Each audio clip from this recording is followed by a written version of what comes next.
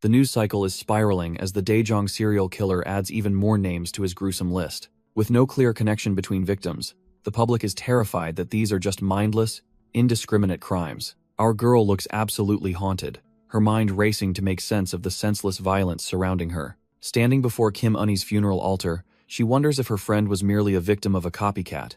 Outside, the city remains indifferent, with people going about their lives while a predator hides in plain sight. She returns to the WBC headquarters, hoping the familiar grind of work will dull the sharp edge of grief. With a soft click, she sets down her ID, trying to reclaim her identity as a professional journalist. The sound of typing fills her office as she stays fueled by caffeine, hunting for a hidden pattern. News of a slaughtered family surfaces, proving the killer isn't planning on stopping his trash-tier spree anytime soon. Her chair creaks as exhaustion hits her, making her realize how deep this rabbit hole actually goes. Saya La is hitting a wall, her head throbbing from the sheer weight of the investigation. It feels like the entire world is spinning out of control while she drowns in her own thoughts. Suddenly, a voice snaps her back to reality, leaving our girl completely dumbfounded and wide-eyed. Her colleague Yoon Yohan looks worried, asking if those nasty headaches are starting to act up again. Turns out they aren't at the office, but grabbing a meal in a loud, crowded restaurant. She tries to play it cool, waving him off and claiming she was just lost in thought. Yohan isn't buying it, reminding her that the last time she said that, she ended up losing her lunch. Another coworker chimes in, noting that it's only natural considering the trauma she faced just weeks ago. Even with good food and drinks on the table, the atmosphere remains heavy and suffocating. Sayla stares off, knowing that some scars from this job just don't heal with a simple meal. Sayla flashes back to a happier time, sharing drinks and laughs with her dear friend and Johan. Her friend was always the life of the party, laughing without a single care in the world. But that laughter was silenced forever when Sayla had to identify her cold, battered body. The medical examiner asks for a final confirmation, his clinical tone making the nightmare feel all too real. Through her tears, she confirms the identity, heartbroken by how pale her once vibrant friend has become. The horror intensifies as she notices a cryptic number carved right into the back of the victim's hand. This is the work of Number, a trash-tier monster who treats human lives like a simple tally. Back at the table, Johan wonders aloud exactly how many people have fallen victim to this psycho. Their coworker grimly adds that the death toll has officially crossed 40, including all the sick copycats. Another colleague laments how the world is going crazy, wondering why the police are so utterly useless. Her colleague vents his frustration, downing his drink while wishing those bastards would just face a firing squad already. Sayla remains cold and numb, pointing out that even a death sentence won't bring her friend back. The group falls into a heavy silence as the weight of the tragedy crushes the mood at the table. She reflects on how useless it is to just react to crimes after the damage is already done. Gripping her head, she wonders if they need a fundamental way to weed out future criminals before they strike. Her gaze turns predatory as she considers the dark idea of hunting down killers before they draw blood. Johan watches her closely, sensing that something dangerous is brewing behind her intense, unwavering stare. She admits to the group that these dark thoughts have been the only thing occupying her mind lately. The city streets feel colder and more unforgiving as the group finally leaves the restaurant for the night. Johan tries to break the tension, calling out to Sayla as they step into the dim night air. Johan tells our girl to take the bright path home since it's packed with security cameras for safety. He pauses for a second, looking like he's got something heavy on his mind before stopping her. Our boy shoots his shot, suggesting she find someone nice who might be closer than she thinks. Sayla just laughs it off, thanking him for the concern without realizing he's talking about himself. He watches her walk away with a bittersweet smile, clearly hoping his message actually landed this time. Little do they know, a pair of dark boots is dangling from a rooftop right above their heads. The killer, known as Number, watches from the shadows, his cold gaze fixed on the unsuspecting pair below. Back at the office, the case files show there's absolutely no connection between any of the recent victims. La grinds through the night, obsessed with the ritualistic numbers carved into every single cold body. Even the profiler, Kim Deok-gi, is dumbfounded, admitting they have no clue if they're even chasing one person. Sayla flips through gruesome case files, her heart sinking at the sheer amount of blood spilled. She realizes these random killings are happening on a scale the city has never seen before. However, a glimmer of hope appears as she finds records of two people who actually survived facing Number. The first survivor, Lee Ja-yeon, trembles while recalling how she only escaped through pure, dumb luck. During the interview, Sayla listens intently as the girl describes a normal day turned into a nightmare. Tears well up in the survivor's eyes as she struggles to process the trauma of that fateful evening. She vividly remembers the cold steel of a blade pressing against her, certain her life was over. But instead of finishing her, the killer just stood over his other victim, leaving her traumatized. Next, Sai-la meets Choi Chang-won, who insists the path they took was a common route. He explains that he was just hanging out with his crew when the situation suddenly went south. Choi Chang-won recalls the chilling moment he realized the bustling street had suddenly gone deathly silent. As Sai-la takes notes, the survivor struggles to describe the overwhelming sense of dread that followed them. He remembers his crew being cornered in a dark alley, realizing their fate was already sealed by number. Our girl Sai-la can't help but feel dumbfounded by the sheer inconsistency of these brutal encounters. Looking at the blood-stained crime scenes, she wonders what possible criteria the killer uses to spare some. Standing behind the police tape, she questions why a ruthless predator would risk leaving any witnesses alive. Lee Ja-yun breaks down, recalling the terrifying voice that whispered to her while she prepared for death. The poor girl was backed against a wall, certain that the hooded monster was about to strike. But as she looked into that glowing blue eye, the killer seemed to be searching for something specific. After hearing the killer was looking for someone else, Sai-la wakes up gasping from the haunting nightmare. Sai-la is losing her mind because the police are gatekeeping the victim's numbers, leaving her completely in the dark. She lies there, wondering how a predator this bold can even operate within the borders of Korea. The killer is so brazen he doesn't even hide the bodies, almost like he's mocking the entire system. Back at her desk, she stares at the blank screen, desperate for any shred of evidence to surface. Our girl is dumbfounded to find her tip mailbox completely jammed with messages from the public. Her eyes widen as she spots something that looks far more serious than the usual trash-tier rumors.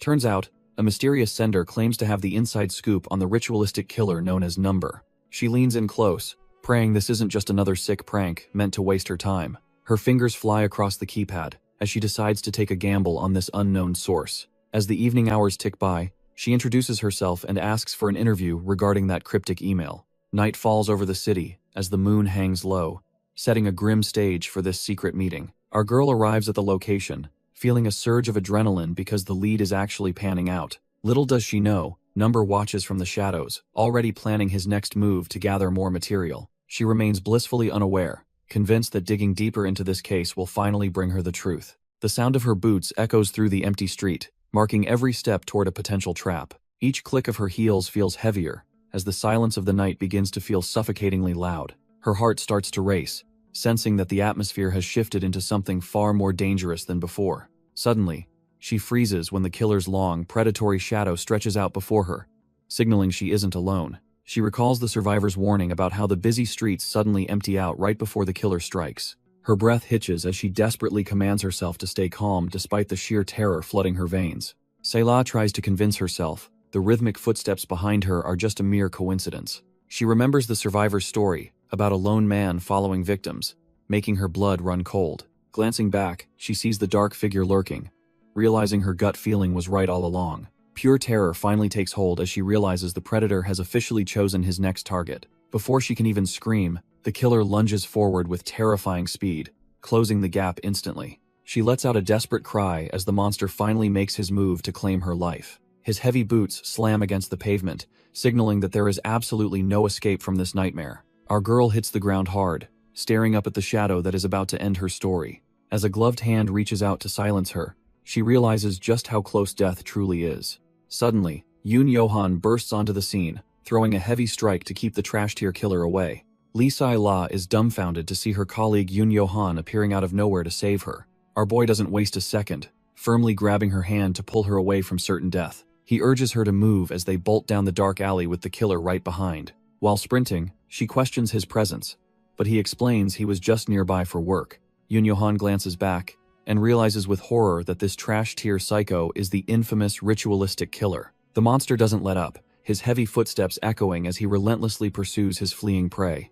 Lee Sai-la knows they need witnesses and suggests heading toward a place packed with people. Yoon Yo-han agrees, hoping the crowded restaurant district will finally force the killer to back off. Spotting a narrow shortcut, they realize it's their best chance to reach the safety of the main street. She rounds the corner at full speed, desperate to escape the nightmare lurking in the shadows. Lee Sai-la stops dead in her tracks, her eyes wide with a sudden, chilling realization. She scans the area desperately, but the safety of the main street is nowhere to be found. Confusion washes over her as she realizes the shortcut didn't lead where she expected at all. Our girl is trapped in a trash-tier dead end, surrounded by nothing but cold, unforgiving brick walls. She spins around to warn Yoon Yo-han, screaming that they have run straight into a lethal trap. Instead of helping, Yoon Yo-han swings a heavy pipe with a terrifying, cold expression in his eyes. A sickening crack echoes through the alley as the metal connects, sending blood spraying across the pavement. Her strength vanishes instantly, and she collapses onto the hard ground like a broken, discarded doll. Lying in a pool of her own blood, she stares up, utterly dumbfounded by this horrific betrayal. Yoon Yo-han casually brags about delivering her properly while the hooded killer finally catches up to them. Yo-han looks around and notes that this camera-free alley is the perfect spot for a little murder. Our girl Se-la can barely breathe, gasping out a desperate question as to why he'd betray her. The hooded killer scoffs, admitting he almost lost his cool because both sisters were way too perceptive.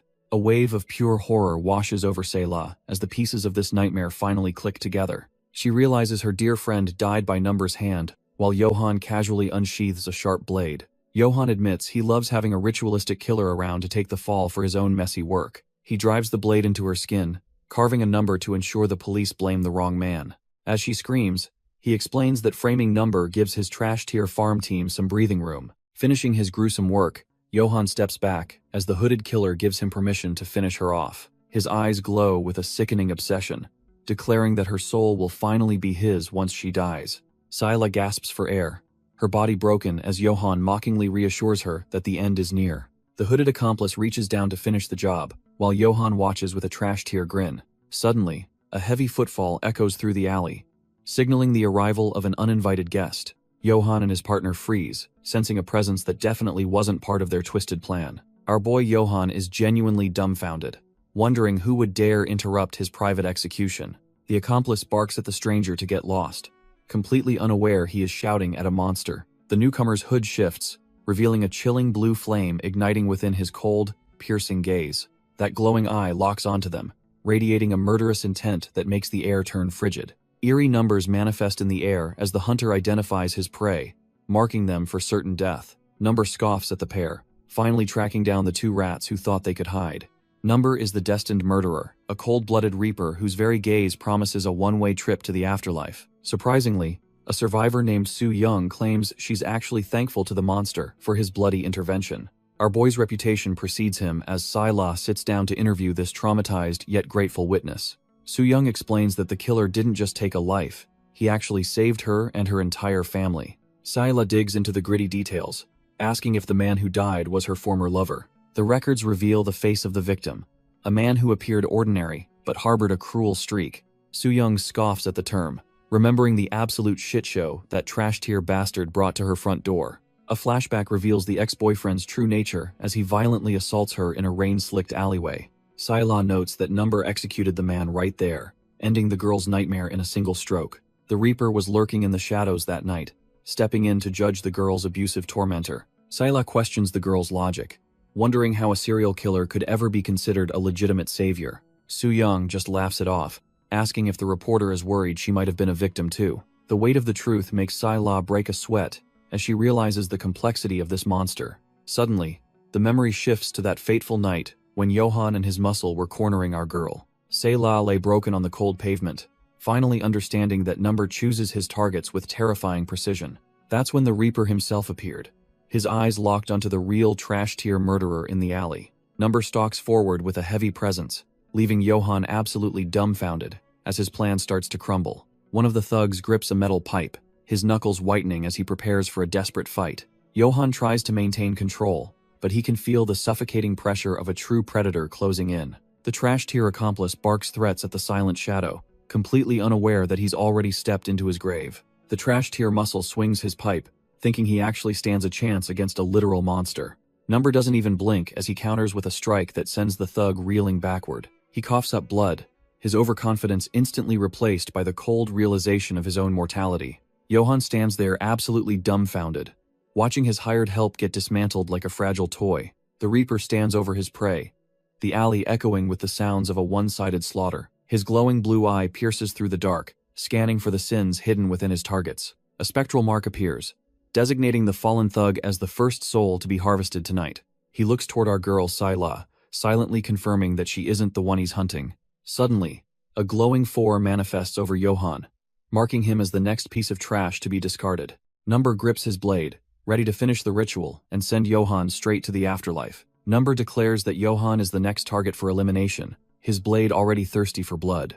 Johann can barely breathe, realizing the legendary ritual killer is actually standing right in front of him. Before the traitor can even beg for mercy, Number lunges forward with the speed of a predator. Johann tries to react, but he's outclassed as the killer's glowing blue eye tracks his every move. Eerie spectral numbers begin to manifest in the air, signaling the start of a grim, supernatural execution. Our boy, Number, effortlessly weaves through Johann's desperate, trash-tier counterattack like he's dancing through raindrops. The realization of his impending doom finally hits Johann as he sees the Reaper closing the distance. With a surgical strike, Number drives his curved blade home, proving deception can't save you from steel. Johann lets out a guttural scream, his blood painting the alley as the ritual reaches its peak. The glowing numbers shift and settle, marking the successful harvest of another corrupted soul. Our boy doesn't just rely on steel, launching a devastating kick to keep the momentum going. The trash-tier accomplice gets folded like a lawn chair, realizing too late he's completely outclassed. Scylla watches from the dirt, her mind racing as she counts the grim tally of the ritual. Standing between the two traitors, Number finally has the rats exactly where he wants them. With his blue eye flaring, he truly looks like the destined murderer everyone has been whispering about. Scylla is left dumbfounded, finally connecting the dots about the monster standing right in front of her. She remembers how the case files were a mess, with victims having absolutely nothing in common. This killer stayed a ghost for years, effortlessly slipping through every police net they tried to cast. Every survivor's testimony pointed to a terrifying pattern of him appearing exactly when the chaos peaked. It's as if he possesses a supernatural foresight, knowing exactly how every bloody encounter will end. Soo-young explains that after the killer vanished and the cops swarmed in, they found something truly disturbing. Looking back at the crime scene, it turns out the dead man wasn't just some random street thug.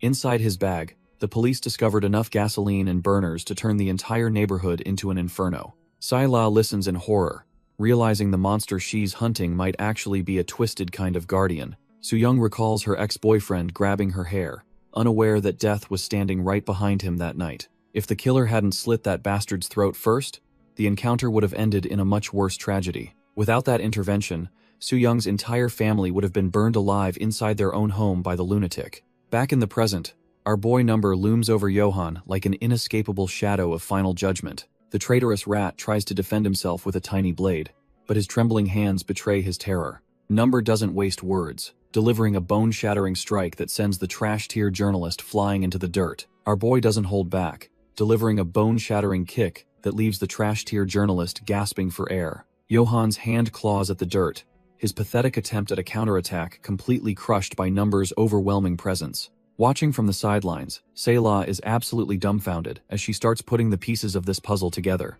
An outrageous thought crosses her mind, one so insane she can't seem to shake it off no matter what. She wonders if it's possible that this monster can actually see the future and the murderers yet to strike. In this blood-soaked alley, the hierarchy is clear, as Number stands tall over the human garbage he just dismantled. The realization hits her that the numbers represent a tally of future crimes this vigilante is destined to stop. He looms over his prey with cold indifference, looking like a god of death ready to deliver final judgment. With a sharp click, he activates a recorder to ensure every bit of the traitor's downfall is documented forever. He calmly notes the date and time, marking the exact moment Johann's miserable life reached its inevitable dead end. Number checks the ID, confirming our boy Johann is officially the 4th target on his hit list. He explains that taking out this trash-tier traitor will save 4 innocent lives from a grisly fate. The cold steel of a blade presses against Johann's throat, signaling the end of his deceptive games. Number pins him down and calmly asks if he has any last words or final wishes before dying. He even offers to grant a small request or deliver a message if it's within his power. Johann can only choke on his own blood, his body failing as the reality of death sinks in. The traitor just laughs, mockingly asking who would ever go to their grave willingly, like a coward. Number stands over him like a silent reaper, completely unmoved by the dying man's pathetic attempt at defiance. As Johann's eyes begin to glaze over, Number simply acknowledges the man's final, bitter sentiment. He stares down one last time, confirming if those spiteful words are truly how Johann wants to go. Johann stares up in pure shock, finally realizing that his silver tongue can't save him from this reaper. The sharp edge of the blade presses deep, signaling that the time for games and deception is officially over. Panic floods his eyes as he tries to stutter out a plea, desperately hoping for a moment of hesitation. Number doesn't hesitate for a second, letting the steel do the talking as blood sprays across the dark alley. The traitor can only choke and gag, his body failing as the cold reality of death takes hold. He reaches out with a trembling hand, pathetically begging for just one more chance to live through the night. Number looks down with total indifference, calmly explaining that showing mercy to someone like him is simply impossible. A final, violent splash of red marks the end of the man who thought he could play everyone for fools. The curved blade drips with fresh blood, having fulfilled its purpose in purging the trash-tier traitor from the world. As the killer disappears into the shadows, Selah stands frozen, watching the man who betrayed her finally pay. Number drags the trash-tier traitor deeper into the shadows to finalize the grim details of his ritual. He leans over the body with cold indifference, his blade ready to leave a permanent mark of judgment. With steady hands, he carves the number 4 into the skin, officially cataloging his latest kill. Selah watches, dumbfounded, and asks why he is letting the other accomplice escape without a chase. Our boy calmly explains that some people simply aren't targets, viewing his violence as a necessary balance. She struggles to process his twisted logic, where killing one person serves to save another somewhere else. It is a dark game of chess where every piece taken is a calculated move for the greater good. Number remains silent as the weight of his philosophy hangs heavy in the damp alley air. While his logic is impossible for any normal person to accept, Selah begins to understand his perspective. Looking at the carnage, she realizes the killer is strictly bound by a set of his own rules. Selah steps forward, desperately offering to help because she can no longer ignore the world's rot. The haunting memory of her friend's brutal murder flashes back, reminding her why she started this hunt. She believes that if she can identify these monsters early, she can finally stop the cycle of blood. Recalling past scenes where the law arrived too late, she realizes traditional justice is often just a facade. She offers her skills as a reporter, promising to either hide his tracks or amplify his dark message. Our boy stands over the traitor's corpse, silently judging if this reporter is actually cut from different cloth. He coldly questions if she truly shares his twisted mindset, or if she is just another trash-tier talker. Selah is momentarily dumbfounded by the sheer pressure he radiates as he moves closer to her. Sensing her resolve might be real, he decides that using words will be a faster way to proceed. With a sharp click, he prepares to reveal the truth that will change her life forever. Number towers over Selah, coldly asking if she has any final words before he decides her fate. Selah is completely dumbfounded, her mind racing as she tries to process the killer's sudden, chilling question. A dark, suffocating pressure begins to leak from him, signaling that he is no longer playing games. As his killing intent flares, he prepares to explain the twisted logic behind his ritualistic bloodbath. He believes that in this trash-tier world, the only absolute truth is that every single life is equal. While the law struggles to define justice, our boy ponders which souls actually deserve to keep breathing. If he cannot distinguish good from evil, he will simply erase the numbered targets that cross his path. His mission is simple, yet brutal, as he aims to save as many innocent lives as humanly possible. To protect those who can still be saved, he has fully embraced his role as a necessary monster. Meanwhile, the media reports that his ritualistic crusade is unfortunately inspiring a wave of pathetic copycat killers. The news reports a grim discovery on the night of the 14th, involving a sudden police dispatch. Yang Soo-young listens as the anchor claims Number has supposedly claimed 2 more victims in cold blood. The truth is far filthier, revealing a conspiracy where Yoon Yo-han used a hired thug for murder. It is officially labeled a pathetic copycat crime, leaving the waitress frozen as she processes the deception. These trash-tier criminals tried to mask a personal conflict by mimicking our boy's ritualistic style. Unbeknownst to the public, the real killer is right there, calmly sketching in his private journal. He drinks his coffee in silence, seemingly bored by the media's desperate attempts to understand him. While the media asks for a professor's insight on the killings, the real predator just listens. His records go back over a decade, proving he is cut from a much darker cloth than copycats. He focuses on the specific details of his caramel-drizzled coffee, his mind already hunting the next target. He notes that the simplest thing on the menu is a cranberry chicken sandwich. Even the side of waffles and eggs feels like a calculated part of his routine. Our boy times his meal perfectly so he can finish right as his coffee runs out. He always picks the second seat by the window to maintain a perfect vantage point. From here, he watches every worker and customer, memorizing their movements like a predator. The busy intersection outside provides a constant stream of potential targets for his next ritual. He stares out the glass, his mind disconnected from the peaceful atmosphere of the cafe. Suddenly, his blue eye flares up as he activates his supernatural perception. He can feel the life force of everyone nearby, locking them all into his sights. The entire street is now just a map of prey, each soul marked by his dark intent. Number scans the room, mentally labeling a girl with a choker as his second priority target. He shifts his focus, noting that another target is usually near the government complex exit. This man with the slicked back hair is fourth on his list, just another soul waiting for judgment. Even the waitress, Yang Su-young, is part of his mental map, though she isn't his primary focus today. Our boy wonders if these few are really the only marks left in this entire district. Suddenly, he catches a glimpse of something unexpected that completely shifts his priorities. His eyes lock onto a man in a suit whose ritualistic number is flickering with intense energy. Meanwhile, Yang Su-young returns with his order, only to find the seat unexpectedly vacant. She stands there dumbfounded, wondering how her customer could have vanished into thin air so quickly. All that remains is a full cup of coffee and enough cash to cover the bill. A rowdy group of thugs clinks their glasses, celebrating another day of being absolute trash-tier humans. The Hanshin gang is out in full force, making sure everyone in the bar knows exactly who they are. Right across from them sits the Gugjae gang, another group of lowlifes cut from the same cloth. The atmosphere turns toxic as the two groups start a shouting match, completely ignoring the terrified civilians nearby. The poor waiter approaches with a trembling heart, hoping to de-escalate the situation before things get bloody. Suddenly, a bottle flies through the air and shatters, sending shards of glass toward the innocent bystanders. One of the thugs just sneers, clearly enjoying the chaos he is causing while looking for a fight. Realizing the situation is spiraling out of control, the other customers scramble to escape the inevitable brawl. The waiter stands there frozen, realizing that his polite requests for quiet are falling on deaf, violent ears. The lead thug just demands more beer, proving that some people are just born to be trouble. Our boy from the Hanshin gang brags about how his expensive lawyers landed him a sweet probation deal. He smirks while drinking, knowing he narrowly escaped a heavy sentence for his recent drunk driving stunt. Turns out, he left a young girl bleeding out on the asphalt after a brutal hit and run. Instead of feeling remorse, this trash-tier human wonders why people expect him to fix what is already broken. He recalls the girl's father wailing in the hospital, begging for justice, while his daughter lay there crippled. The thug just felt annoyed, thinking the old man should just accept their bad luck and move on. He laughs, explaining that a little physical intimidation from his crew finally shut the grieving father up. After downing an ungodly amount of soju, the group is finally ready to call it a night.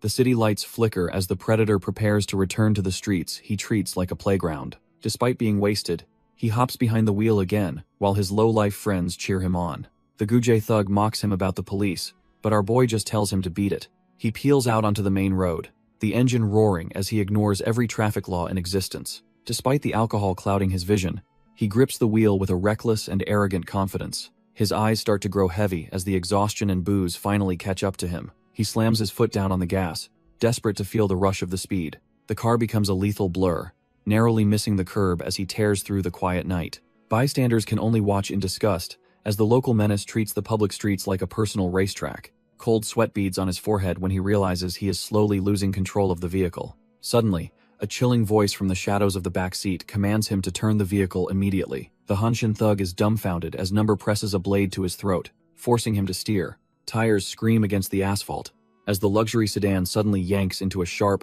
violent turn. Pedestrians dive for cover, terrified by the reckless driving that turns the quiet street into a death trap. Inside, our boy Number keeps his blade steady against the Hanshin thug's throat, maintaining absolute control. He coldly dictates the route, ordering the trash-tier gangster to head toward the outskirts without hesitation. The thug can only curse his luck, realizing he's trapped with a monster who isn't playing games. A strange blue light flickers, a supernatural signal that only those tied to the ritual can truly sense. Number explains that this flickering is a grim omen, proving the thug's time is rapidly running out. The gangster's eyes widen in pure terror as he realizes his fate is already sealed by a higher power.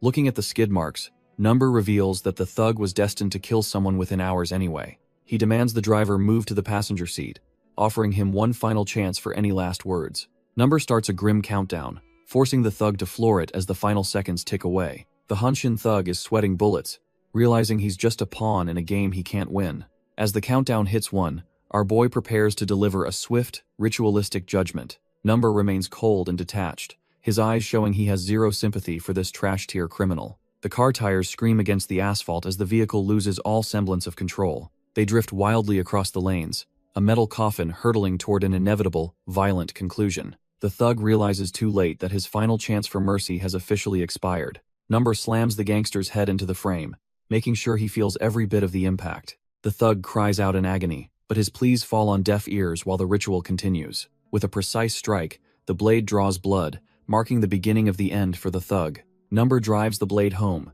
ensuring this trash-tier thug finally pays for his crimes in blood.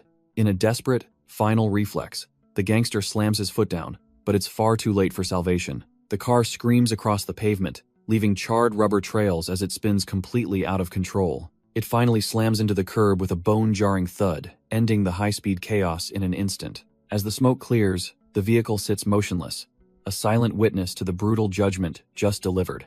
Our boy effortlessly takes the wheel, looking completely unfazed while the thug bleeds out beside him. He checks the time with cold precision, noting that the flickering has stopped but the ritual remains. The dying gangster coughs up blood, desperately gasping to know who exactly sent this monster after him. Number realizes that even if he delays the inevitable, the predestined count for these criminals never changes. Without a hint of hesitation, he swings his blade one last time to complete the grim ritual. The thug screams in defiance, but our boy's blade is faster, ending his pathetic struggle for good. He stares back with glazed eyes, finally understanding that there's no escaping this grim and predestined fate. With the ritual complete, the blood-soaked car sits idle as the life drains from the trash-tier gangster. Number calmly checks his phone, ensuring everything is proceeding according to the plan before fading away. He peels away from the curb, leaving the scene of judgment behind in the quiet of the night. The city remains oblivious to the justice served in its dark corners as the sun begins rising. Later, he stops by a cafe where Soo-young greets him warmly, completely oblivious to his recent bloody work. He leaves the payment on the counter, keeping his interactions brief and his presence as ghostly as ever. As he descends the stairs, he finds Sai-la waiting, her eyes searching for the truth he hides. Looking at her, he realizes it's finally time to make a decision that will settle things very soon. As Number heads down the stairs, he nearly runs into Soo-young, who is struggling with heavy boxes. She offers a quick apology while trying to squeeze past, unaware of the killer standing right there. Our boy pauses, his supernatural perception kicking in as he visualizes her role in the grand design. Suddenly, a sharp sting of pain shoots through her head, making her flinch at the worst possible moment. Her foot slips on the cold metal step, and she realizes she is about to take a nasty fall. The boxes fly into the air as she loses her balance, gravity finally winning the battle. Number just watches with a cold, indifferent expression, showing no intention of helping the poor girl. She tumbles backward while the ritualistic number 26 glows faintly, signaling her place in the sequence. His eye reveals a hidden mark, proving that every movement here is dictated by the ritual's dark rules. The boxes crash against the floor with a loud bang, echoing through the stairwell as she hits the ground. Soo-young winces as a sharp pain flares up, her body reacting to the ritual's dark influence. She looks back in a panic, certain that gravity is about to win this clumsy battle.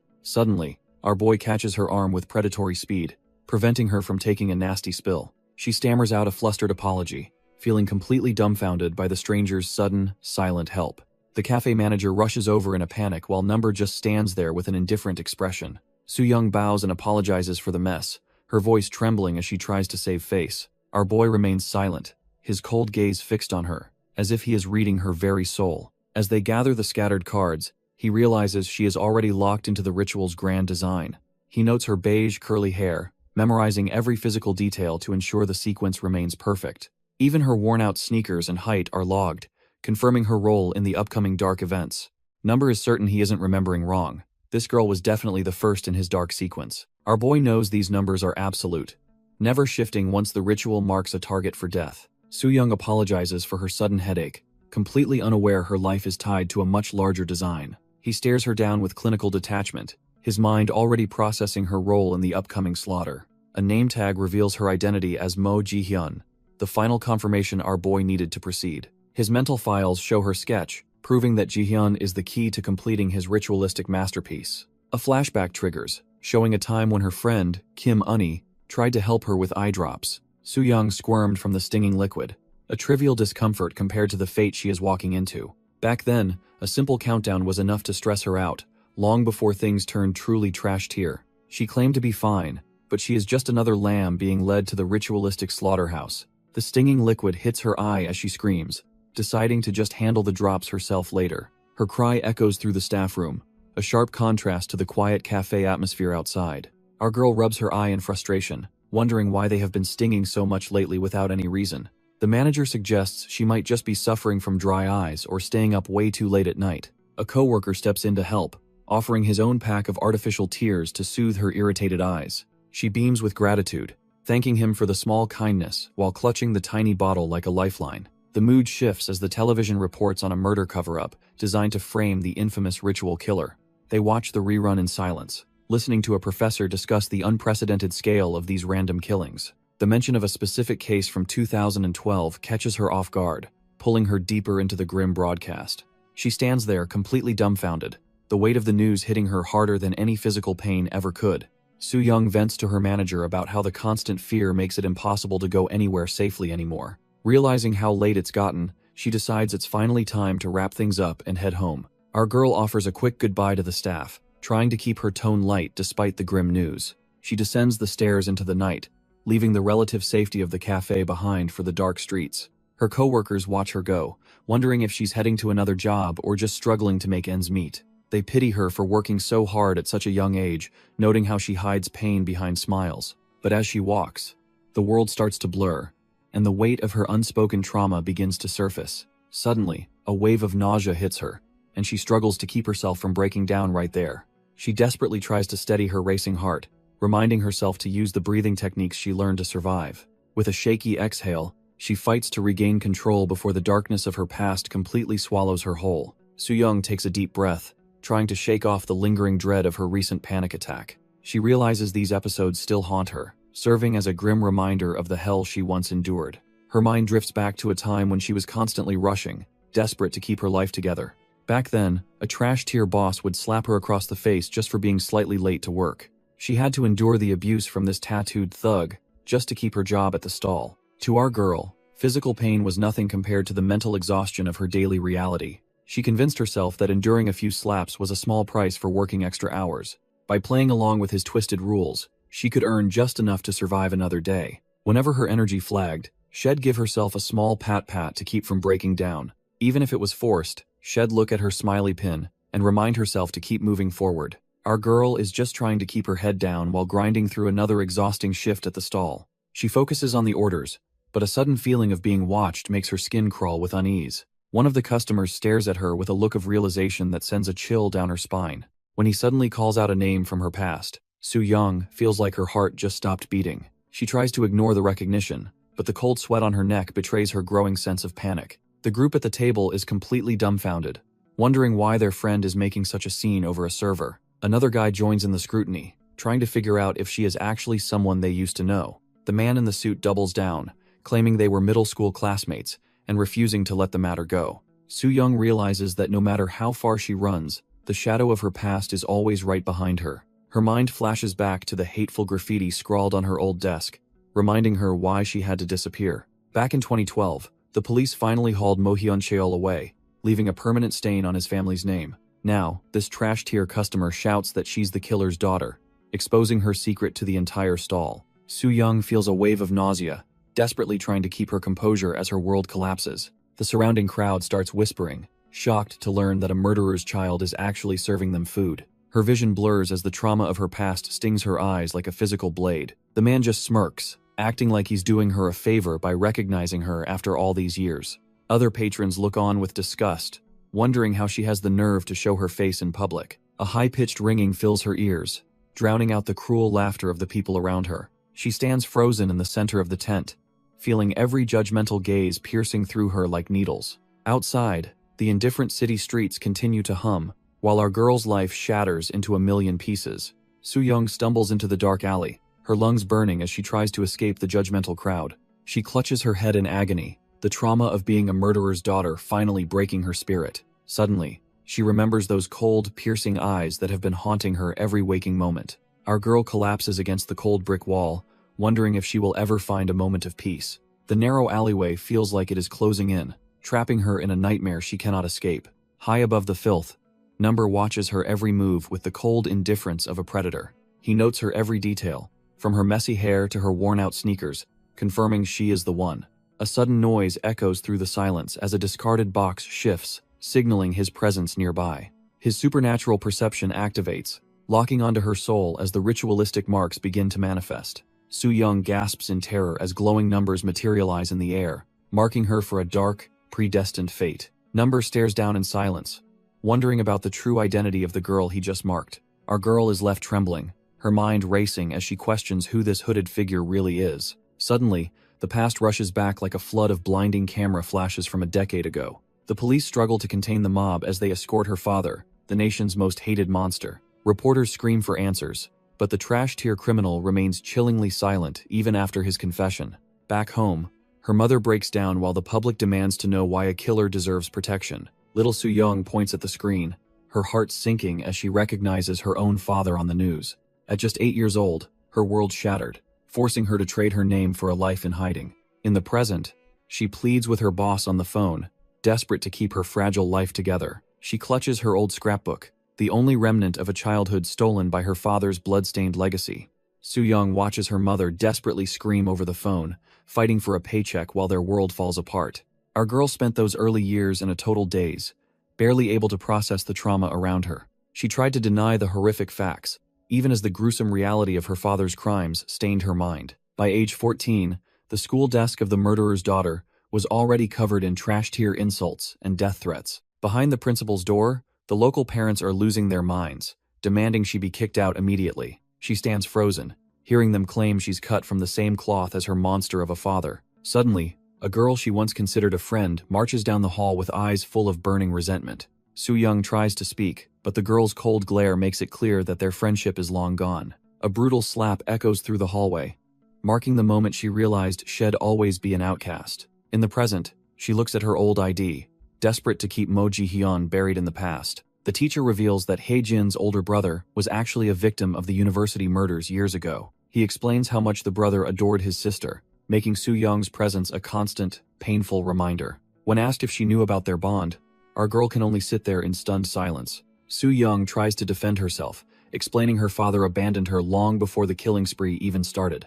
She recalls only seeing his face on the news, surrounded by a swarm of cameras and police officers. The teacher coldly dismisses her, warning that her lack of knowledge just sounds like a trash-tier excuse. She stares back, completely dumbfounded that her own abandonment is being used against her like this. The word excuse echoes in her mind, cutting deeper than any physical slap ever could. She finally snaps, questioning if she's truly a villain just for the crime of being born. He remains unmoved, stating that those who are grieving will never have room for her personal grievances. The teacher just shrugs her off, claiming that her miserable circumstances are simply a matter of bad luck. Our girl wishes she had the vocabulary to express the sheer intensity of the resentment boiling inside her. Her hand trembles as she clenches the desk, a single name echoing like a curse in her mind. It is the name of the monster who destroyed her life, Mo Hee-han Cheol, the father she truly despises. Later, the world continues its peaceful pace in a park, oblivious to the girl's internal devastation. She sits isolated on a bench, watching the happy crowds while feeling completely disconnected from humanity. Suddenly, a sharp pain flares in her eyes as her reality begins to distort into something supernatural. The pedestrians are suddenly branded with glowing numbers, revealing the hidden timers of their impending deaths. She gasps in pain, her head throbbing as she struggles to process this terrifying, ritualistic insight. Exhausted, she slumps back on the bench, haunted by the realization that her life is becoming a nightmare. Soo-young is reeling, wondering if this supernatural nightmare is actually her new reality. She starts figuring out the trick, realizing that squinting her eyes brings those haunting numbers into focus. The numbers vary in size and intensity, making her realize this isn't just a simple clock or timer. She collapses on a bench, desperately hoping this is just some weird, rare disease and not something worse. The weight of it all makes her want to scream as she tries to make sense of the chaos. Just then, our boy Baek-min shows up, casually asking if she's drowning in worries again. She brushes him off as a mere baby, though he reminds her she's only a month older than him. Even though she called him there, she keeps up the prickly attitude while they sit in the park. Suddenly, he tosses a small box her way, catching her completely off guard.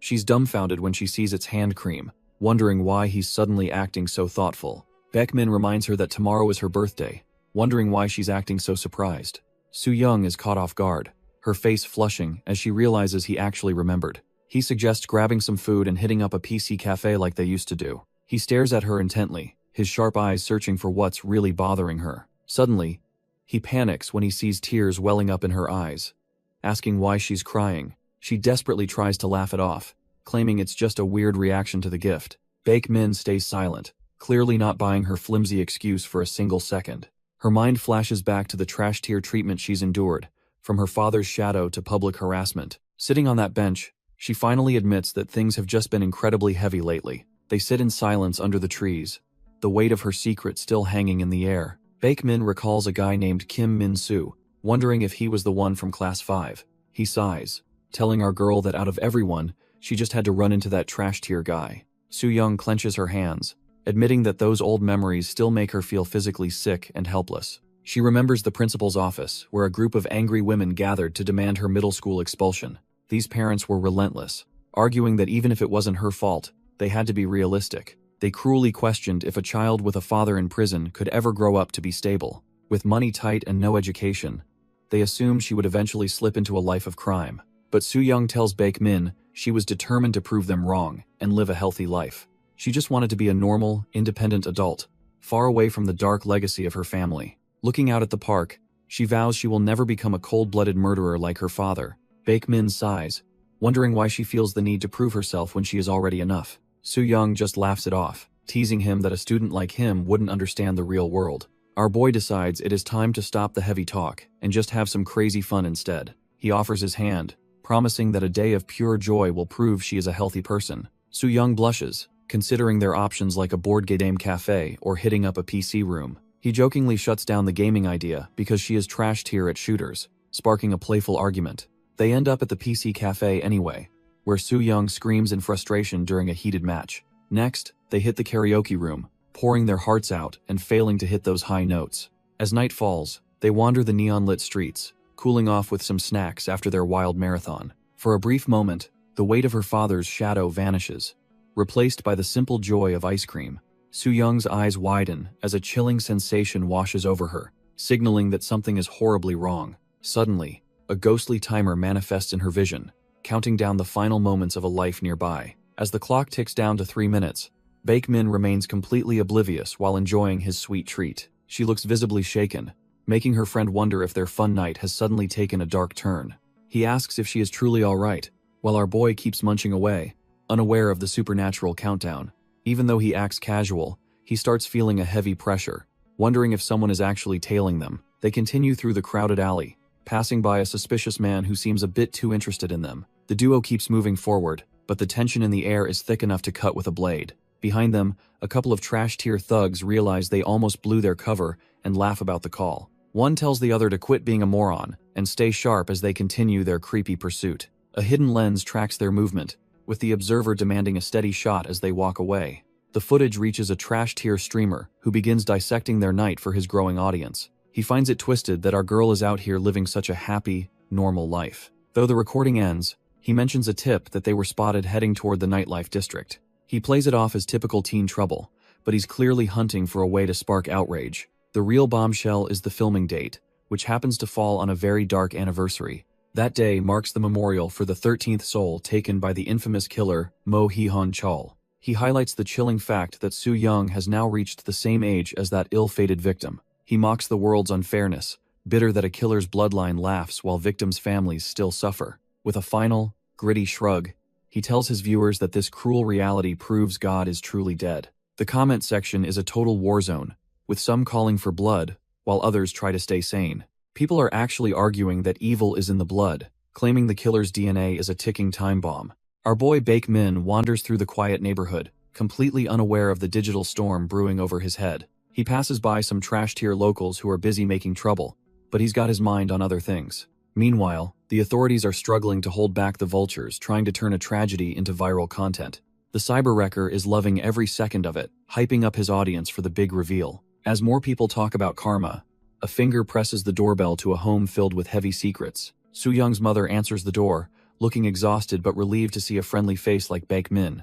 She welcomes him into their cramped home, immediately asking how her daughter is holding up these days. Little do they know, the internet is already deciding that Soo-young deserves whatever misery comes her way. Baekmin finds Soo-young trembling under a blanket, her face lit by the toxic glow of her phone. He asks if she hid her face properly, which only adds to her overwhelming sense of dread. She worries that if they were filmed together, the internet would claim they're hooligans or living together. Baekmin is dumbfounded that these people know nothing about her, yet they judge her so harshly. She remembers how those creeps from the tent followed her home, proving they were hunting for drama. Our boy tries to calm her down, insisting she shouldn't give those bastards the satisfaction of a reaction. He promises the vultures will eventually move on, but Soo-young knows the world isn't that kind to her. She confesses that she feels most betrayed by the concept of inherited karma, destroying her chance at a future. People have always cruelly whispered that she would never grow up normally, and would eventually follow her father. It breaks her heart that the world curses her for trying to live a healthy and happy life.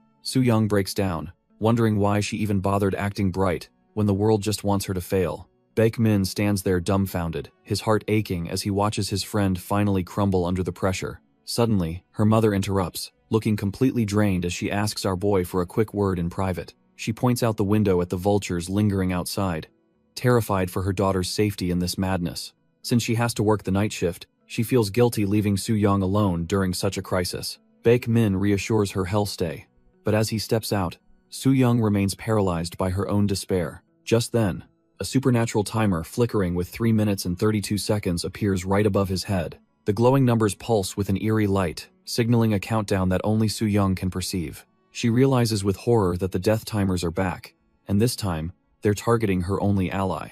As the clock ticks down, our boy remains oblivious to the literal death sentence hanging over his head. Soo-young is absolutely desperate, pleading with him not to step outside into the gathering darkness. Outside, the neighborhood settles into a deceptive quiet as the sun dips below the horizon.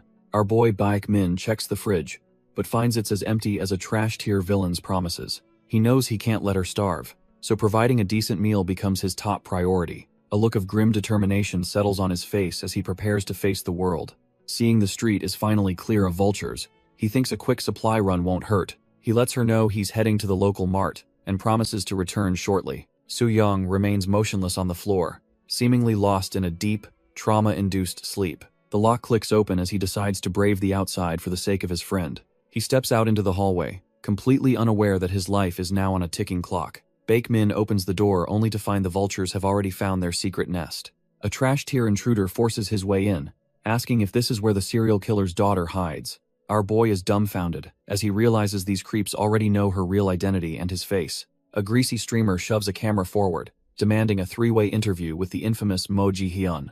Inside, Soo-young remains lost in her nightmare, completely unaware that the real monsters are at the door. Baek-min tries to stand his ground, shouting that they're trespassing and threatening to call the cops. These vultures aren't budging, planting their feet firmly to ensure the door stays wide open for their content. A heavy hand slams against the frame, cutting off any hope of a quick escape.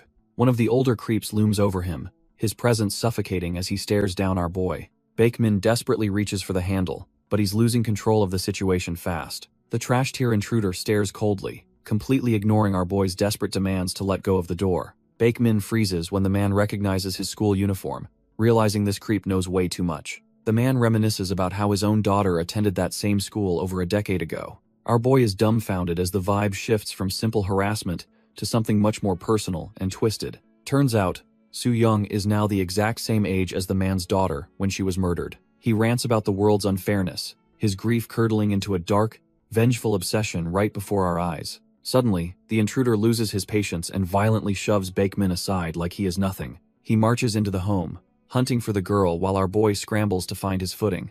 The creep relishes the irony of the killer's daughter being within reach, his shadow swallowing the room. He pulls out a heavy hammer, deciding it is finally his turn to deliver some sick, vigilante justice. The intruder swings his hammer with a sickening thud, letting years of bottled-up hatred finally explode. Baek-min collapses instantly, his head split open as the other trash-tier thugs watch the vigilante justice unfold. Hiding just inches away, Soo-young trembles while watching her only protector's life leak onto the floor. The man looks utterly possessed, demanding to know why anyone would risk their life for a killer's daughter. He drags our boy up by his shirt, unaware that a glowing death timer is counting down his final moments. While he rants about settling the score, Soo-young stalks behind him, her fear replaced by a sharp, murderous intent. Baek-min's eyes grow heavy as the timer hits its final stretch, the world blurring into a haze of pain. In that moment of peak trauma, Soo-young's vision finally snaps into focus, revealing the hidden truth of the ritual. She recalls seeing these numbers before, realizing now that every second of their friendship was a ticking time bomb. It turns out the fate of everyone around her has been written in these glowing digits all along. Baek-min's life is literally ticking away, with barely a minute left before the ritual claims him. Soo-young realizes the world only sees her as a monster's spawn, a target for the cyber wrecker's lens. The internet's trash tier comments prove they just want someone to blame for their own miserable losses. If the world wants a villain, she decides she might as well give them exactly what they're asking for. She grips the kitchen knife, ready to end the cycle of pain by becoming the monster they fear. Suddenly, a cold hand clamps down on her wrist, stopping her from throwing her life away so easily.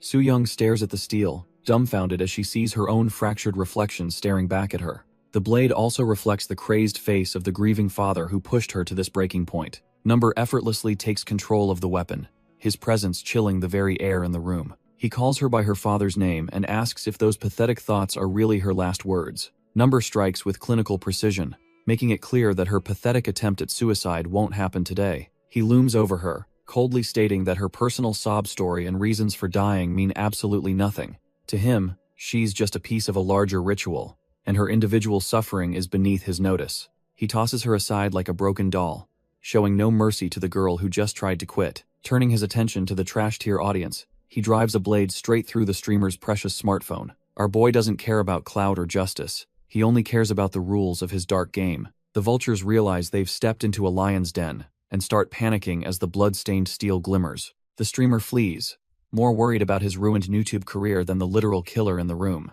Even the grieving father is left dumbfounded, realizing his quest for revenge just hit a supernatural wall. Soo-young collapses, her lungs burning as she realizes she's been granted a terrifying reprieve from the abyss. Soo-young is completely broken, her mind fractured as she stammers in absolute terror. The grieving father loses it, screaming that he is going to end her life right then and there. She just lies there, bloodied and dazed, waiting for the final blow to land. Suddenly, our boy steps out of the shadows and puts the old man in a lethal chokehold. Number coldly informs the man that he is not the only one who plays by these rules. With a sickening crunch, the life drains out of the father as he realizes he messed with a monster. The threat is neutralized, leaving Soo-young staring at the dark figure standing over her. She looks up with glazed eyes, desperately trying to figure out who this masked savior actually is. He does not offer comfort, just a chilling gaze that makes her wonder if she is truly safe. He notes she is still breathing, and that her ritual numbers have not vanished from his sight yet. Soo-young lies there absolutely dumbfounded, her mind racing as she tries to process the chaos around her. She suddenly realizes that the terrifying numbers floating above everyone's heads are visible to more than just her.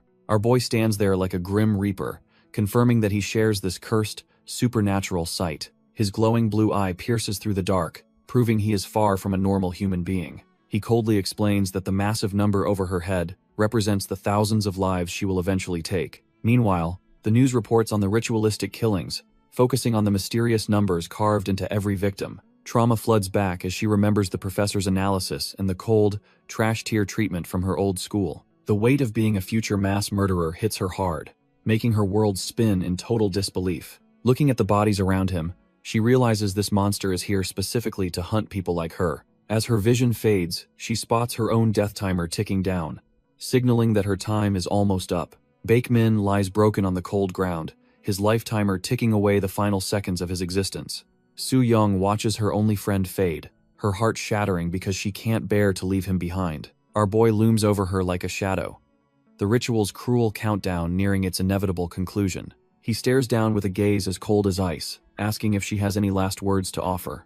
Gathering the last of her strength, she prepares to speak even as her vision begins to blur. She desperately asks why he spared the man who tried to murder her friend so ruthlessly. It's a question fueled by a confusion so deep, she can't even make sense of it herself. Number finds her bizarre, questioning why she's worried about a killer's life while she's currently dying. He coldly reveals that those marked with number 1 aren't targets, no matter who they kill. The harsh reality of the ritual leaves her dumbfounded as the darkness finally starts to take over. Soo-young finally understands the twisted logic of the ritual as her strength completely fails her. Her hand falls limp against the cold ground, the light in her eyes finally beginning to dim. Our boy tightens his grip on his blade, ready to finish what the ritual started.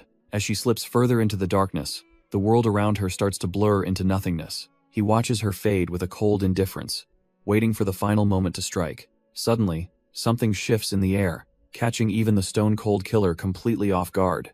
A massive blue number manifests with a heavy metallic clank, shattering the silence of the night. Countless glowing digits begin to swarm around her unconscious form like a digital storm. Number is left speechless as the ritual's energy surges around him in a way he never expected.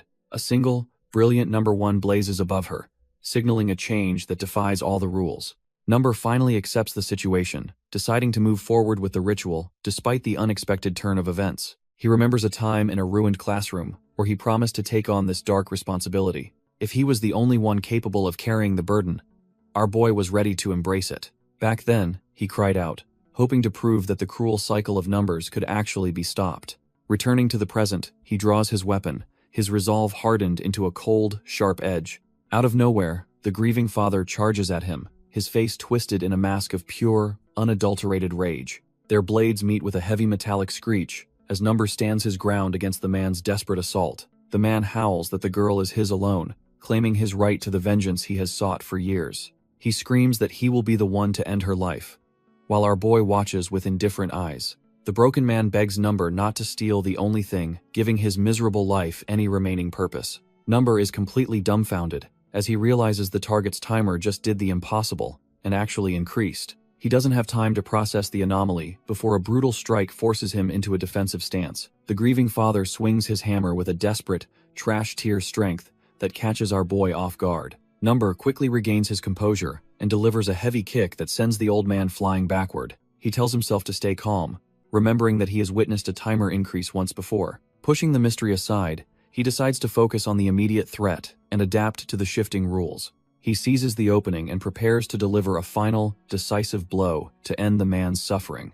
Standing over his opponent, our boy knows he must fulfill his role regardless of the strange circumstances. As the hammer connects, a fleeting image of the man's lost daughter flashes through the dying man's mind. The broken father gasps out a final, tearful apology to his daughter before the light leaves his eyes. Police sirens scream through the darkness, signaling that the authorities are finally closing in on the bloody scene. The wailing sound echoes across the city as the law prepares to deal with the ritual's latest aftermath. Our boy stands amidst the carnage, looking down at the broken bodies of the girl and her protectors. Baek-min gasps for air, his life force fading fast as he pays the price for his loyalty. Soo-young lies battered and bloodied, her survival a miracle considering the trash-tier violence she just endured. Number finds the situation fascinating, his cold mind analyzing the strange anomaly he just witnessed with her timer. He wonders what makes this girl so special, especially after seeing her numbers fluctuate so wildly against the rules.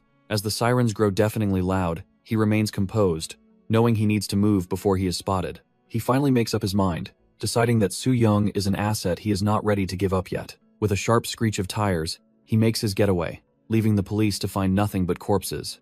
Our boy peels away from the scene, keeping a close eye on the unconscious girl in his passenger seat. Soo-young looks like she's been through hell, her body finally giving in to the sheer exhaustion and trauma. The van disappears into the night, heading far away from the prying eyes of the local authorities. Suddenly, her eyes snap open as her survival instincts finally kick back into gear. She finds herself trapped in the back of a moving vehicle, surrounded by strange equipment and shadows. The girl groans in agony, desperately trying to figure out where she is and how she got there. Touching her neck, she feels the fresh bandages and realizes someone actually bothered to patch her up. She tentatively steps onto the cold floor, her mind racing with a million questions about her mysterious savior. Stepping outside, she's completely dumbfounded to find herself standing in the middle of a massive, decaying warehouse. She remembers being safe at home with Baek-min, making this nightmare feel even more surreal and terrifying.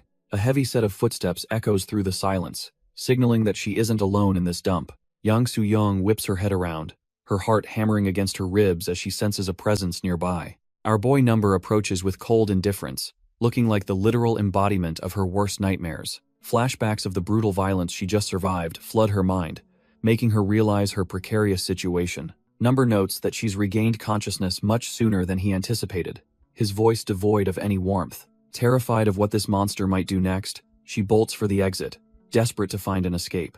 Suddenly, a thick cable snaps taut, cutting off her flight before she can even make it 10 feet. Young Soo-young lets out a pained cry as the tether jerks her back, realizing she's effectively a prisoner. Looking back, she sees she's literally leashed to the van like a stray while Number prepares to leave. Number coldly orders her to quit wasting her energy and get back inside if she wants to survive. Number sits back, his presence alone heavy enough to crush the air out of the van. He starts tinkering with his gear, calmly promising her safety as long as she keeps her mouth shut. Yang Soo-young can barely breathe, the cold reality of her situation sinking in as she clutches her tethered wrist. The van rattles with the sound of metal on metal, a grim reminder of the tools he uses. Trapped in this mobile chamber of horrors, She realizes there is nowhere to run from this silent predator. Catching his reflection, she feels his gaze even when he isn't looking, making her skin crawl with dread. Suddenly, a memory clicks into place, and she realizes she has seen this man before at her old job.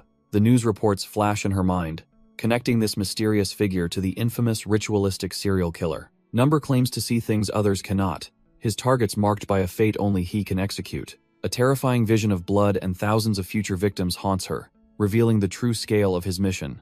Soo-young is shaking, her mind racing as she tries to process the sheer scale of the coming slaughter. She mutters under her breath, terrified by the thought of him really ending 4,000 lives. Our boy doesn't miss a beat, casually correcting her with the exact figure of 4,326. The precision of his count sends a fresh wave of horror through her as she sits frozen. While sharpening his blade, he ominously notes that the number was only the count before things recently changed. She looks back, her voice trembling as she asks for the terrifying meaning behind his past tense correction. He runs a finger over the cold steel, his focus entirely on the tools of his grim trade. He explains that those marked with the number 1 are safe from his blade, unlike the other targets. A memory of her own brush with death flashes back, reminding her of the thin line she walked. He admits that after she answered him, it felt like she knew exactly how to stay alive. Young Soo-young is dumbfounded by his casual tone, as if surviving the ritual was just some simple task. Our boy drops a bombshell, revealing that her friend Min is only breathing because of her actions.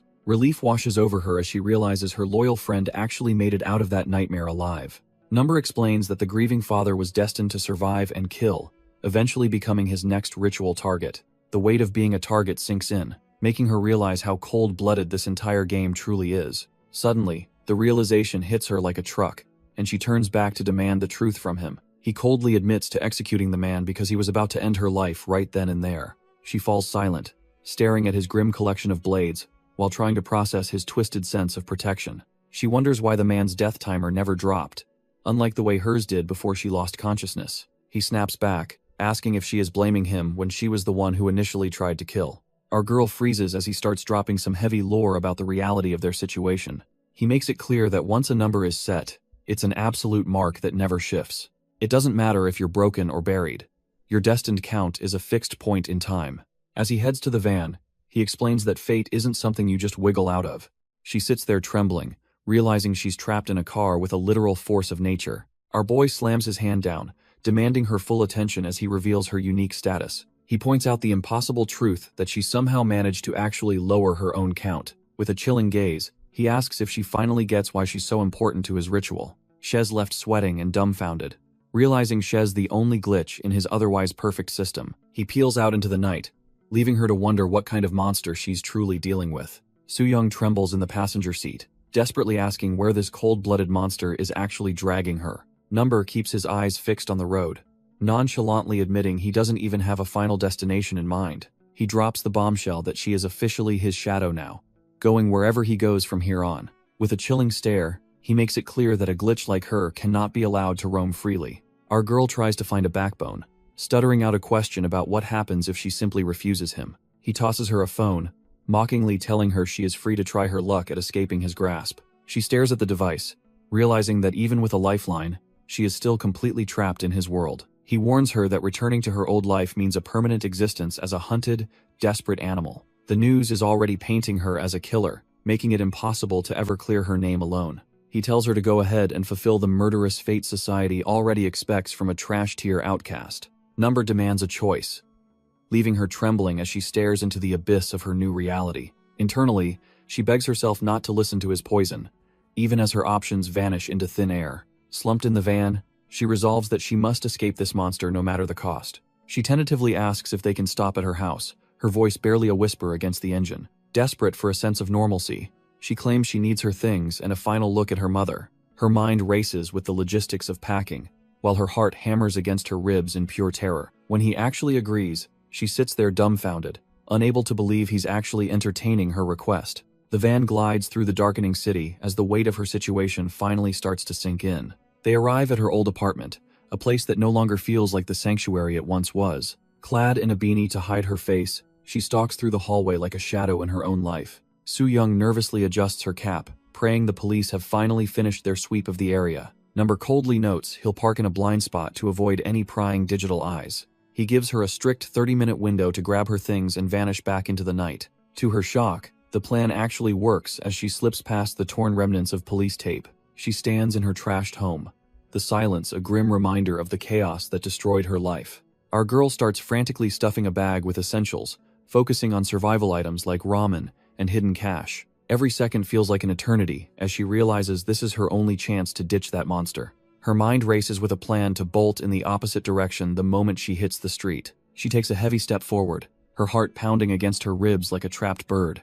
But as the reality of being a fugitive sets in, she wonders where she can even run to. A cold eye watches from the shadows, ensuring she doesn't try to slip away during her errand. Outside, his black van waits like a silent predator, ready to whisk her away to the next nightmare. He warns her that if she actually returns as ordered, she might just pass his twisted little test. Soo-young is visibly shaken, realizing her survival now hinges on the mercy of a calculated killer. He makes it clear that any thought of escape will be met with a swift and permanent end. Suddenly, a crazed figure emerges from the shadows of her trashed home, clutching a jagged, broken bottle. She spins around in pure terror, her heart hammering as she realizes she isn't alone in the apartment. The grieving father lunges at her with a desperate roar, his mind completely consumed by a murderous rage. She screams and shields herself, certain that this is where her luck finally runs out for good.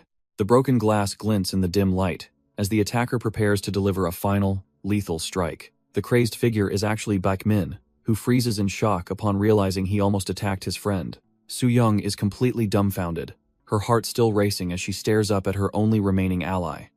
He nearly breaks down with relief, expressing how grateful he is to find her alive and well. Still shaken, she asks what he is even doing back in this dangerous, trashed-out apartment. She points out the jagged bottle, forcing him to sheepishly apologize for nearly taking her head off. He explains he only crept back to grab a bag he had left behind once the police vanished. Finding the door wide open made him think someone was inside, so he grabbed the first weapon available. He admits he was terrified those trash-tier bastards from the mob had returned to cause more trouble. Her relief turns to guilt when she notices the fresh, heavy bandages covering his battered face. He tries to hide his injuries, but the physical price of his loyalty is written all over him. Soo-young is eaten alive by guilt, realizing her friend paid a bloody price for just knowing her. Our boy tries to play it cool, acting like his mangled face is just a tiny scratch. He immediately demands to know where she's been hiding while the entire city was turned upside down. Relief washes over him, yet he warns her that her disappearance sparked a firestorm of nasty rumors. Shay's left speechless when he explains that everyone now thinks Shay's actually working with the ritual killer. Hoping to fix this mess, he starts digging around for a way to get her some real protection. He presents a detective's business card, hoping she can use it to silence the trash-tier media vultures. He stops mid-sentence when he finally notices the heavy luggage sitting in the middle of the room. A heavy silence falls between them as he realizes she isn't just visiting. She's planning a permanent exit. He finally finds his voice, questioning why she's packed up like she's never coming back to this life. Soo-young stands in heavy silence, her mind racing with the weight of her next move. Our boy Baekmin tries to snap her out of it, clearly sensing something is dead wrong. When she grabs her bags to leave, he desperately asks where she thinks she's going. She finally turns back, her eyes cold as she asks why he's still pretending everything is fine. She drops a bombshell, reminding him that he saw the moment she was stabbed. Baekmin is left completely dumbfounded, the harsh reality of her trauma finally sinking in. He recalls the warnings against using violence, even as his world continues to spiral into chaos. Sitting in his hospital bed, he stares at his phone, convinced that revenge is the only answer. The footage reveals Soo-young was ready to strike, proving she's cut from a much darker cloth. Suddenly, the screen cuts to black, leaving him alone with his twisted thoughts of retribution. Baekmin is left reeling as the examiner asks what happened after the footage cut out. The man casually plays with a yo-yo, showing a chilling level of indifference to the chaos. He explains that the phone was trashed, meaning the live stream ended right at the most incriminating moment. Our boy learns that the internet sleuths are already pinning the whole mess on the mysterious killer number. The examiner admits they have no clue if Soo-young is even alive or where she's hiding. Since the video stopped there, the public is already branding her a monster and placing the blame. He pressures Baekmin to find and convince her to talk since Number remains a total ghost. Footsteps echo through the quiet streets as the memory of that fateful night begins to resurface. In a flashback, Soo-young tries to vanish into the night before the cops can swarm the area. Baekmin desperately screams after her, needing to know if she really took a life that night. Baekmin demands to know why she's running if she's innocent, but Soo-young can barely look at him. Number coldly reminds her that choosing to flee means a lifetime of being hunted like a cornered animal. The internet is already tearing her apart, proving the court of public opinion has zero mercy for her. Our boy Baek Min refuses to believe she's a born killer, screaming that she shouldn't have to prove anything. He tells her to ignore the trash tier comments, insisting he knows she would never actually hurt anyone. Soo-young finally snaps, letting out a raw scream of denial that echoes through the cold, empty alleyway. Baek Min stands there dumbfounded, completely caught off guard by the sheer intensity of her sudden emotional breakdown. She collapses under the weight of her secret, whispering that this isn't about proving innocence to the world. Covering her face in shame, she begins to admit the dark truth about her motivations during that night. In a chilling flashback, she confesses that her actions weren't meant to stop the attacker or save him. Soo-young admits she wasn't trying to be a hero, she just purely wanted to end that man's life. Looking into her own soul, she fears she's truly cut from the same cloth as her killer father. Our boy Baek Min stands there dumbfounded, unable to process the dark confession spilling out of her. She views herself as a destined murderer, a realization that makes her connection to the killer feel inevitable. She realizes that without the killer's intervention, her own dark impulses would have consumed her entirely. Taking a final, heavy step away, she prepares to leave her old life and her only friend behind.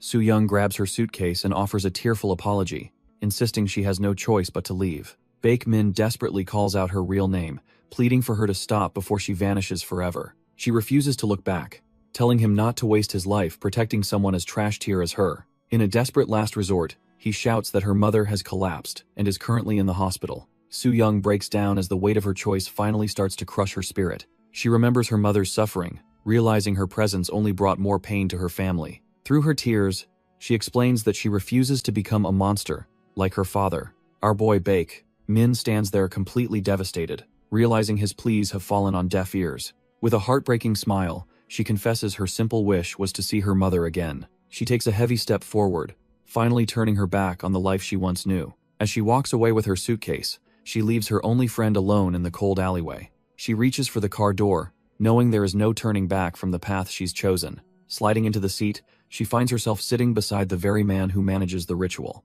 Number coldly remarks that she's late, admitting he thought she might have actually run away.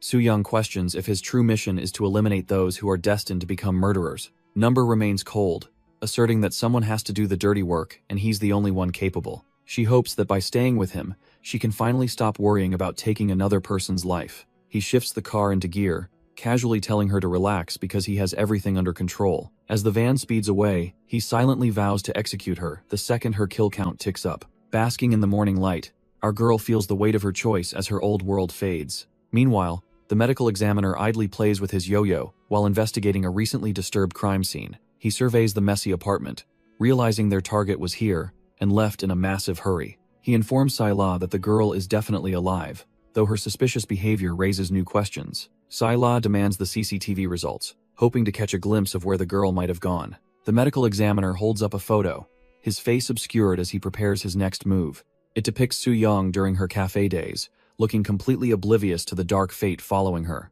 His eyes narrow with a cold intensity, urging his team to move faster before the trail goes cold. Meanwhile, Soo-young sits in the car, her eyes welling up as she realizes there is no turning back. The narrative shifts to a chillingly quiet hallway, where a past tragedy began to unfold. A terrified victim frantically dials emergency services, her voice trembling as she begs for someone to save her. She desperately provides her address, hoping the police can reach her before the monster outside breaks in. Tears stream down her face while she whispers that the killer is standing right outside her apartment door. Number stands there like a silent reaper, a dark silhouette waiting patiently for the ritual to begin. She bites her nails in a panic, wondering why the law is failing to stop this living nightmare. The victim's voice cracks as she begs the operator to explain why the law won't protect her. The police coldly remind her that loitering isn't a crime, leaving her completely defenseless in that dark hallway. She screams in pure desperation, asking if they really plan to wait until she's dead to finally act. Right outside her door, the killer waits with a chilling patience that would make anyone's blood run cold. Fast forward to the present, and a lone car winds through the mountains, far away from the city's chaos. 9 hours have passed, and Soo-young finds herself mindlessly eating just to keep her strength up. While she munches on her meal, Number sits in the back of the van, focused on his mysterious notes. The cereal is bland and soggy, a perfect reflection of the hollow life she's now forced to lead. She finally breaks the silence, asking our boy if there's anything else to eat besides this trash tier breakfast. Number doesn't even look up, his cold focus remaining entirely on the ritualistic plans laid out before him. Number tells her to check the second drawer if she wants something other than her usual trash-tier breakfast. Soo-young just feels dizzy thinking about the endless cycle of eggs and chicken breasts she's forced to endure. She finally asks our boy if he ever gets tired of living off nothing but soy milk and cereal. He coldly retorts that he has variety, but honestly, the taste is the last thing on his mind. For a guy like him, the routine is everything, because it's the only thing that can be repeated. As she begrudgingly eats, he admits that unexpected variables are the only things that actually manage to bother him. It's now November 24th, marking the 4th day she's been traveling alongside the nation's most infamous serial killer. She realizes that while they are technically together, she's basically just dead weight doing absolutely nothing of value. Number warns her to stay hidden since the cops already know her face and are likely hunting her. He gives her a cold ultimatum, stating that if he isn't back by 1 a.m., she's on her own. Soo-young sits in the dark van, realizing that Number's routine is as cold and calculated as his kills. Our boy blends into the shadows, hunting for his next target among the crowd with terrifying, silent precision. She remembers him visiting her old workplace, realizing he was always there, watching her like a silent ghost. Back then, her life was simple, serving families and living a normal existence far from this ritualistic nightmare. She even shared laughs with her manager and coworkers, back when her biggest worry was just a shift. The weight of her reality hits her hard, as she lets out a heavy, trembling sigh in the silence. Clenching her fist, she's haunted by the crushing doubt of whether siding with a killer is actually right. Looking at the van tucked away in the grime, she wonders how her life became this trash-tier nightmare. Under the cold, indifferent night sky, she realizes there is absolutely no turning back from this dark path. Soo-young dozes off in the van while our boy looms over her like a dark, silent omen. She suddenly jolts awake, her heart hammering against her ribs as the reality of her situation rushes back. Number stands there, drenched in fresh blood, looking like he just crawled out of a literal slaughterhouse. He carelessly tosses his ruined, gore-stained shirt aside as if the lives he took were just minor inconveniences. The metallic stench of death fills the cramped space, making her stomach churn with pure, unadulterated dread. Trembling, she asks about his body count for the night while he settles into the seat beside her. He coldly confirms he took out 2 targets because their ritual numbers were reaching a critical, dangerous threshold. Even if force was required, he insists it was necessary, leaving her speechless and drowning in moral doubt. Suddenly, a searing pain spikes through her eye, signaling that her cursed gift is acting up again. Number immediately senses her sudden change in demeanor and turns his attention toward her. He asks what is happening while Soo-young struggles to hide the agonizing pressure building behind her eye. As she finally turns around, her vision shifts and her eye begins to glow with an eerie light. A massive, glowing timer suddenly manifests right next to Number, leaving her absolutely paralyzed with shock. Everything starts to make sense as she finally deciphers the horrifying meaning behind these cursed, floating digits. She realizes these numbers are actually death timers, counting down the seconds until a person's life is extinguished. The tension peaks when Number coldly addresses her by her real name, Mo Ji-haeon, shattering her facade. He looms over her with an intense stare, pressuring her to reveal exactly what her supernatural eyes see.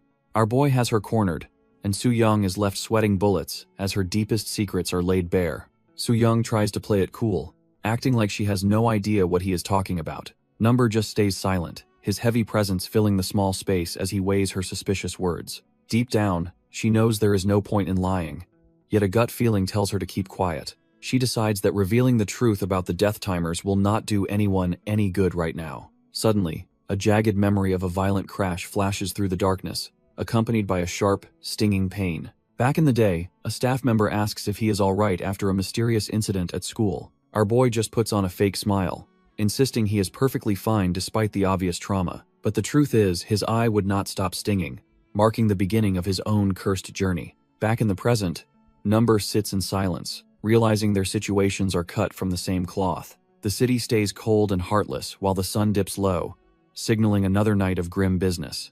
Our boy ducks into the shadows, ditching the van in a cramped alley to keep a low profile. Number tells Yang Soo-young he is heading out for supplies and claims he will be back soon. Sitting alone, she remembers the simple days at the cafe before her life turned into this nightmare. Suddenly, her golden eye sparks to life, dragging her back into the world of those cursed death timers. She watches the glowing numbers haunt every pedestrian, realizing everyone is just a walking corpse on a clock. Yang Soo-young starts piecing the puzzle together, noticing the units on the timers change at a different rate. It turns out the numbers shift from minutes to hours depending on how much time the victim has left. She figures if the gap is wide enough, the timer even tracks the days until their final breath. Soo-young realizes the timers can stretch into years, making her wonder about the fate of everyone she knows. Our girl's mind drifts back to a time when her family was still whole, before everything went south. She remembers standing with her parents, just a normal kid, unaware of the monster lurking right beside her. Suddenly, the vision shifts, and she is left dumbfounded by a chilling realization about her own past. Her mother looked so worn down back then, clearly hiding a mountain of stress behind a fragile mask. Young Soo-young asks if she is doing all right, sensing that something is deeply wrong with her mother. Her mother just laughs it off, teasing her about not eating enough while she is living on her own. But those eyes did not lie, reflecting a deep-seated exhaustion that no amount of fake smiles could cover. The peaceful memory shatters as a violent pounding on the door echoes through her mind. Soo-young cowers as the sound of violent banging echoes through the thin walls of her memory. A voice outside snarls, threatening to make her pay if she ever dares to report him again. Huddled under her blanket, our girl desperately hopes that her threats of mutual destruction will keep the monster away. The door handle rattles violently as the aggressor challenges her to actually try and stop him. She trembles in total darkness, realizing that her words are useless against someone who has completely lost it. The face of her tormentor looms large, screaming that he will slaughter her and everyone she loves. Suddenly, a golden timer appears in the air, ticking down with a mechanical precision that chills her bone. She sees the same cursed numbers hovering over every single person passing by in the street. Back in reality, Soo-young is left completely dumbfounded as her golden eye reveals a terrifying new truth. Yuna spots the trio and is dumbfounded to see their countdown numbers are identical. She can't wrap her head around what's happening as she stares in disbelief. Looking closer at the flickering numbers, she realizes they aren't ticking down like mere seconds. It hits her that they only have 8.5 hours left before disaster strikes. As the group heads off for shopping, our girl wonders if she should actually tail them. She hesitates, remembering a fallen comrade and feeling like there's nothing she can do to help. For a moment, she just sits there in silence, weighed down by the grim reality of it all. Suddenly, she throws the door open, decided that she can't just sit back and watch. She sprints after them, screaming internally that she's putting everything on the line right now. Her sudden movement catches the eye of a mysterious man who seems to sense her desperation. Yuna bolts through the streets, unaware that her desperate sprint is being tracked by a pair of sharp eyes. The mysterious man realizes she isn't just running away. She is actively hunting someone through the crowd. As she navigates the busy walkway, our boy keeps a safe distance, lurking like a predator in the shadows. A strange blue flame ignites in his eye, signaling that his supernatural senses are locked onto his target. He finally closes the gap, satisfied that he has finally tracked her down after all this time. Meanwhile, deep inside a bustling shopping mall, the atmosphere is far less intense but equally tense. Unseo tries to relax while the little girl picks out clothes, but she can't shake her frustration. Suddenly, her phone starts ringing incessantly, cutting through the mall's noise and putting her on edge. She stares at the screen in disgust, while the older man beside her watches her irritation with concern. When he suggests calling the police on her stalker, she simply sighs and admits it is someone different. Unseo vents about how that trash-tier stalker is leaking her number in public restrooms and chat rooms. Her phone is a mess of spam, with reservations for funeral homes and skincare shops piling up. The older man is dumbfounded, asking why anyone would go to such lengths to harass her like this. Unseo admits she has no idea, her mind flashing back to a grim memory of a past tragedy. She decides to hide out here for now, begging him not to tell anyone else about her situation. Nearby, Yuna is shamelessly eavesdropping while sipping her drink, her eyes widening as she hears the juicy details. It finally clicks for our girl that the woman at the next table is being stalked by someone dangerous. She looks over at the little girl shopping, terrified that the stalker might target the innocent family too. Yuna feels a surge of panic, thinking it is utterly unfair for such a young kid to be involved. Suddenly, our boy looms over her, coldly confirming that there are indeed 3 targets, including the kid. Yuna nearly jumps out of her skin, her heart hammering, as our boy suddenly demands the absolute truth. He wastes no time, pressuring her to reveal the exact numbers she saw hovering over the 3 targets. It is pointless to play dumb now since he knows she followed them specifically because of those timers. She clenches her fists tightly in her lap, feeling completely cornered by a man who sees through her. Trembling, she finally cracks and asks how he could possibly know about the secret ability she keeps hidden. Our boy explains he recognized her internal struggle and saw her staring at the space above his head. He notes how odd it was that she accepted such a supernatural reality without a hint of doubt. Even while staring death in the face, she treated those impossible numbers like they were perfectly normal. Yuna realizes she cannot stop the coming disaster alone, and contemplates finally sharing her heavy burden with him. Their conversation is cut short as Yunseo and the kid prepare to leave, forcing them back into action. Yuna jumps up in a panic, realizing they can't let the target slip away while they're just sitting there. She finally gives in to his pressure, shouting that she'll cooperate because this trash tier situation is getting out of hand. As they rush through the mall, she promises to explain the mechanics of her weird ability while they move. Our boy processes the grim news that the family only has until 10 tonight before they're all dead meat. She mentions the family was being harassed by a stalker, suspecting that Creep might be the cause of everything. While she's convinced the stalker is the culprit, our boy already seems to be one step ahead of her. She's left dumbfounded by his confidence and asks how he could possibly know who the real threat is. He points toward the balcony at a suspicious man, noting he's literally labeled with the number 3. Yuna freezes in shock as she realizes that number perfectly matches the count of the intended victims.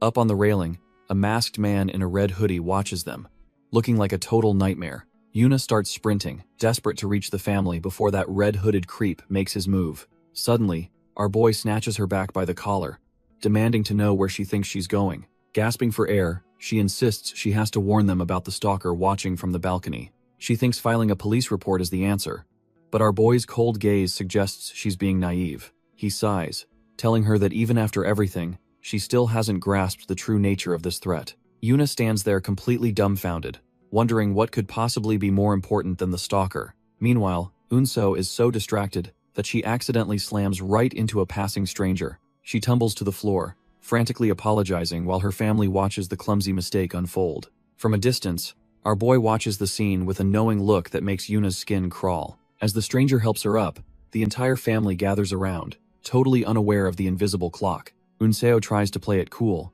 but the stranger's presence feels suffocatingly close as she looks up. Suddenly, her eyes widen as she realizes something is horribly wrong with this supposedly accidental encounter. She lets out a blood-curdling scream, catching the stalker off guard as he watches from the stairs. The stalker clicks his tongue in annoyance, realizing his cover is blown before he could even strike. Trembling, she points him out to her family, desperate for them to see the monster in the red hoodie. From the shadows, Yuna watches the chaos unfold, wondering how the stalker could be so incredibly bold. Our boy stands beside her, his cold gaze fixed on the scene as if he expected this mess. He notes that she finally got what she wanted, though his tone suggests a much darker outcome. Yuna frantically checks the air, her special sight searching for any change in those cursed death timers. Her heart sinks when a massive golden clock appears, proving that the countdown to their demise has accelerated.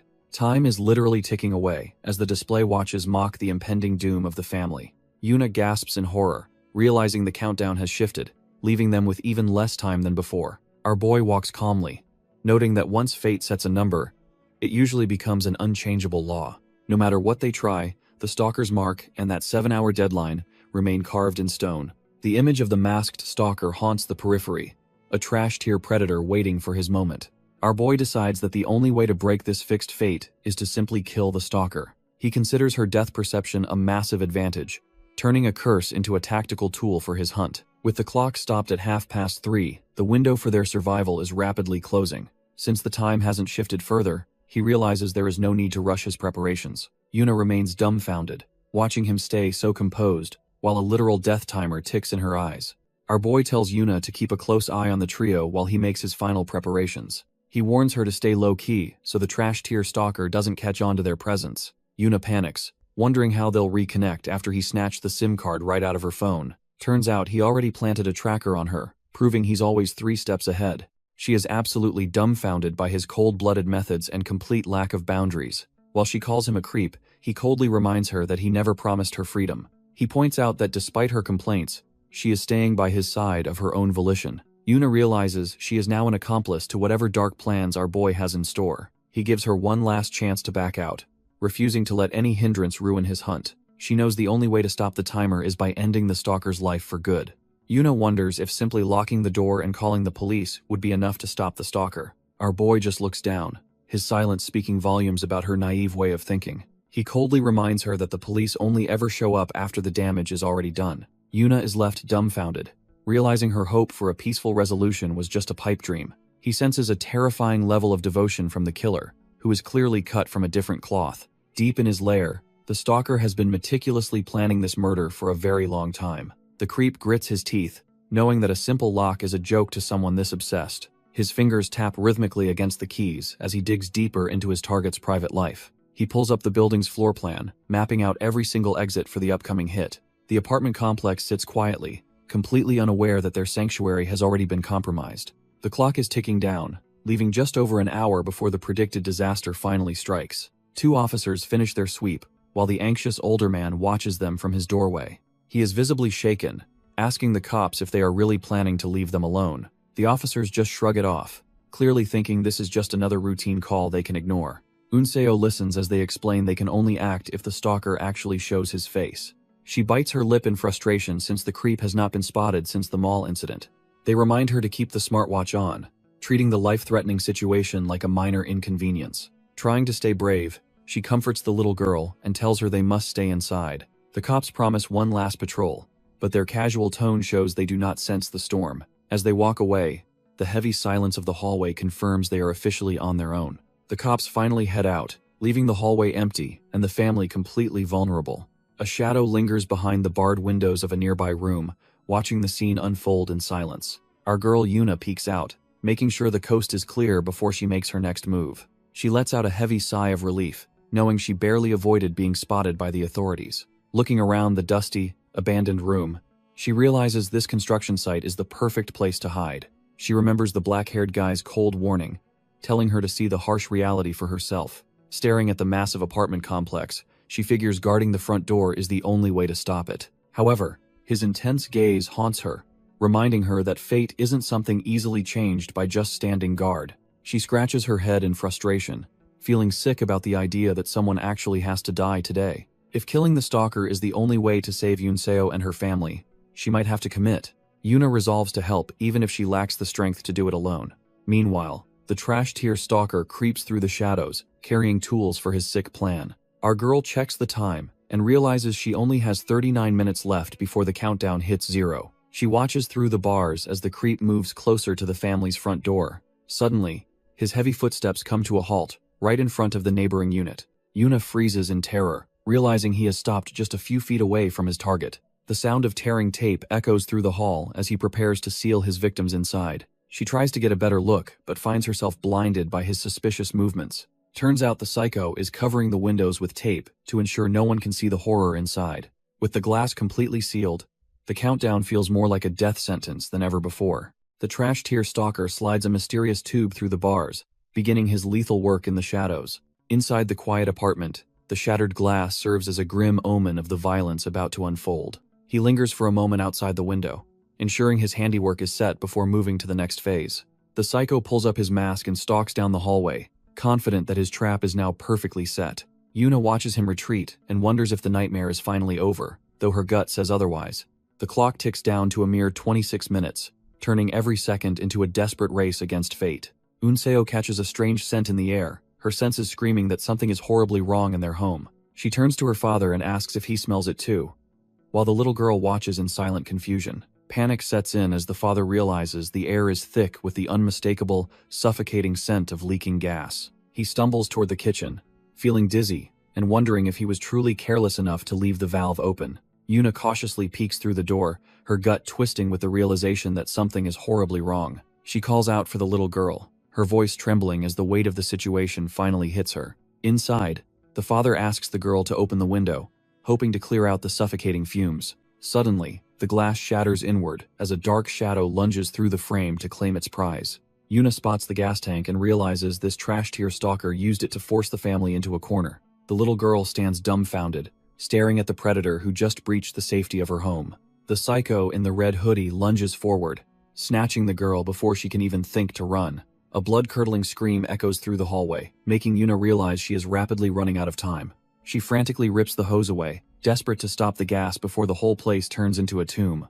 Our girl starts pounding on the door, screaming for them to open up as the nightmare turns real. Yuna gasps for air, her mind racing as she realizes the nightmare has officially breached the front door. She watches in horror as the stalker stands over a wounded Mincio, holding the little girl captive. The psycho just chuckles behind his mask, acting like this bloody reunion was a long time coming. He mocks them for trying to escape, claiming they should be on their knees, begging for mercy instead.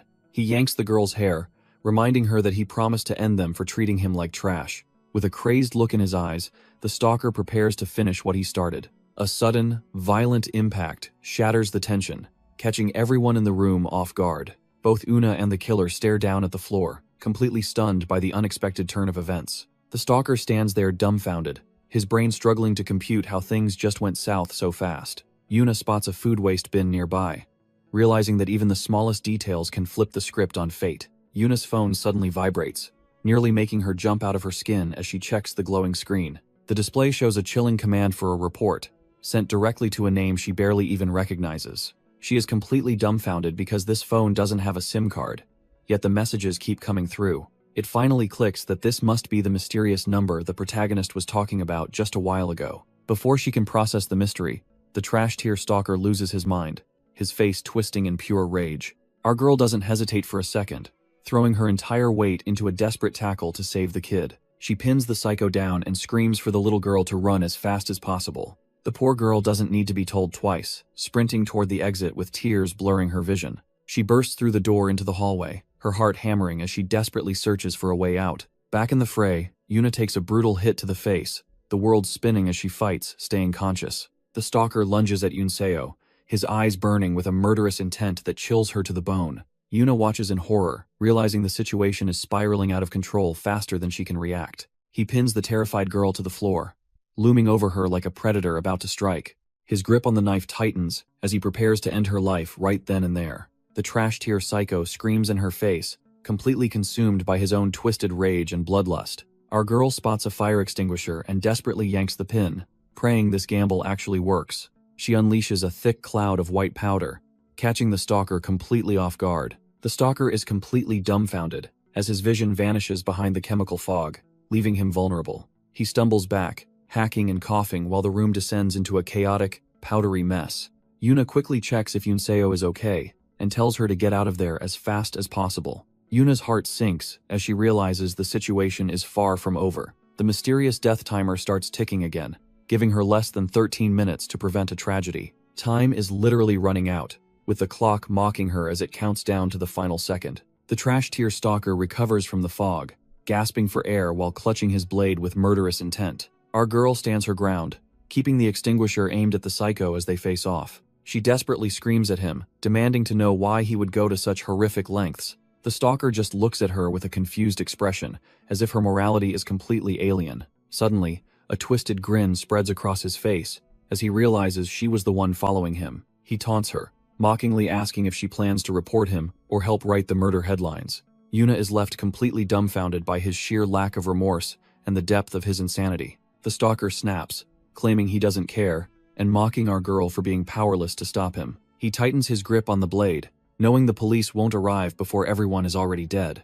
With a murderous roar, he lunges forward, determined to finish the job before help can ever reach them. Una barely has time to react as the psycho crashes into her with terrifying force.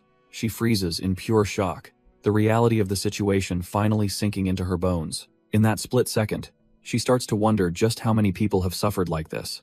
Visions of other trash-tier scumbags flood her mind, highlighting the endless cycle of suffering they cause. Una stumbles back in a daze while the stalker pursues her like a relentless shadow. The deranged man screams for her to return, his voice echoing with pure, unadulterated malice. Above them, a single light fixture flickers, bearing silent witness to the unfolding nightmare. The trash-tier stalker stands in the hallway, unaware that the mysterious man is watching his every move. He looks absolutely deranged, his face slick with sweat as he tries to maintain his grip on reality. Suddenly, the flickering light above him buzzes, adding a layer of tension to the suffocating silence. The creep starts scanning the area, feeling a sudden chill as if someone is breathing down his neck. The hallway stretches out before him, dark and empty, yet he can't shake the feeling of being hunted. He pauses in total confusion, wondering if his mind is finally starting to play tricks on him.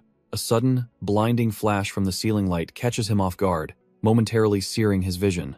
The stalker is left dumbfounded, staring up at the fixture while trying to process what just happened. He eventually shakes it off, muttering to himself about whether the whole thing was just his twisted imagination. As the shadows deepen around him, the stalker remains oblivious to the fate creeping closer in the dark. Our boy finally makes his move, emerging from the darkness like a literal nightmare to corner the trash-tier stalker. He doesn't hesitate for a second, landing a heavy strike that sends the creep reeling back in pure shock. The masked hunter follows up with a series of brutal slashes, making sure the stalker pays for his crimes.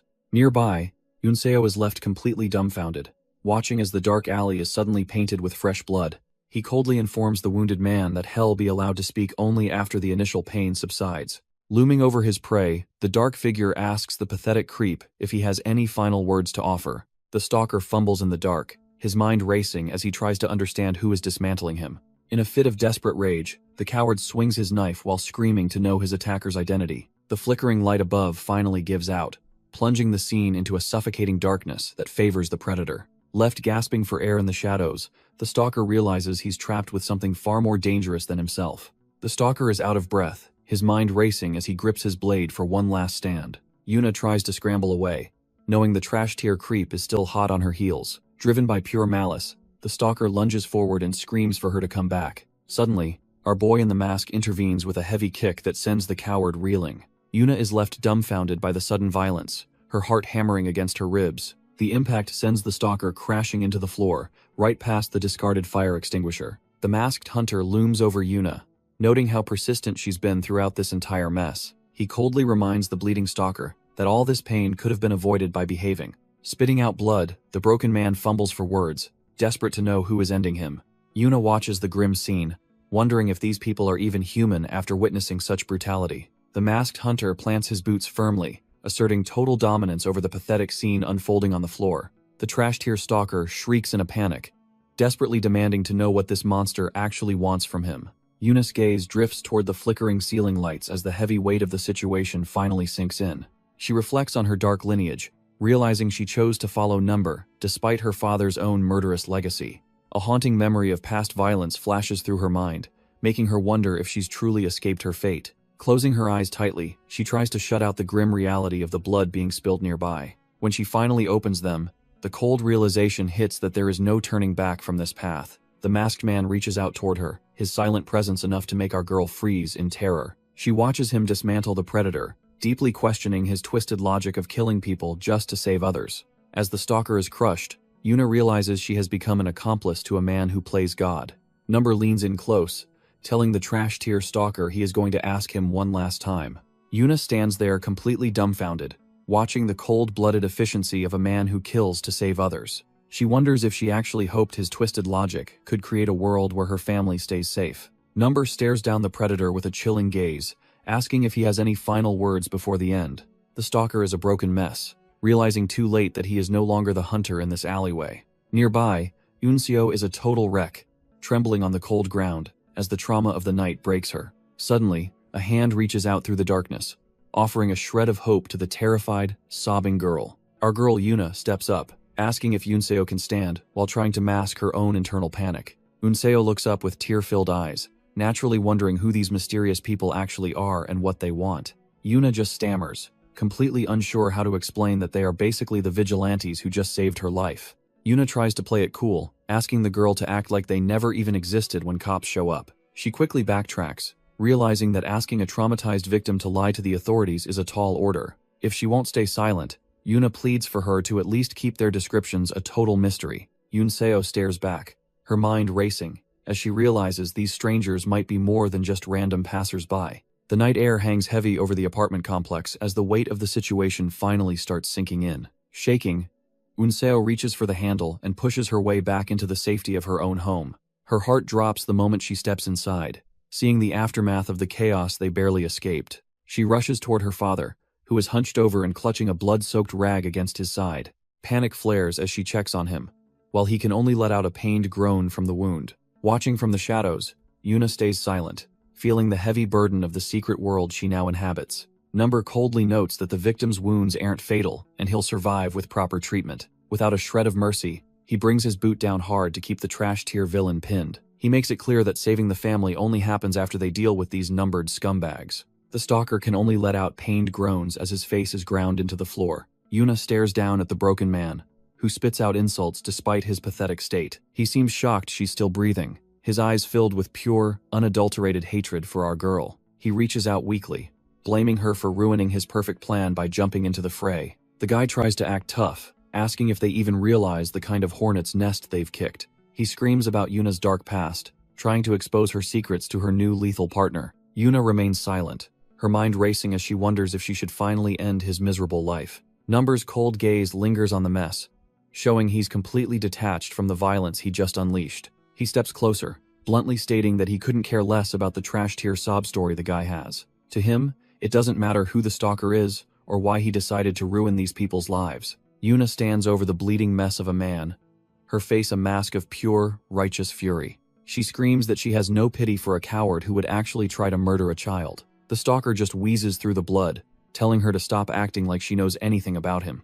Yuna is dumbfounded that the guy is still acting tough even when he's literally 1 foot in the grave. She warns Number that the police are closing in and they need to vanish before things get complicated.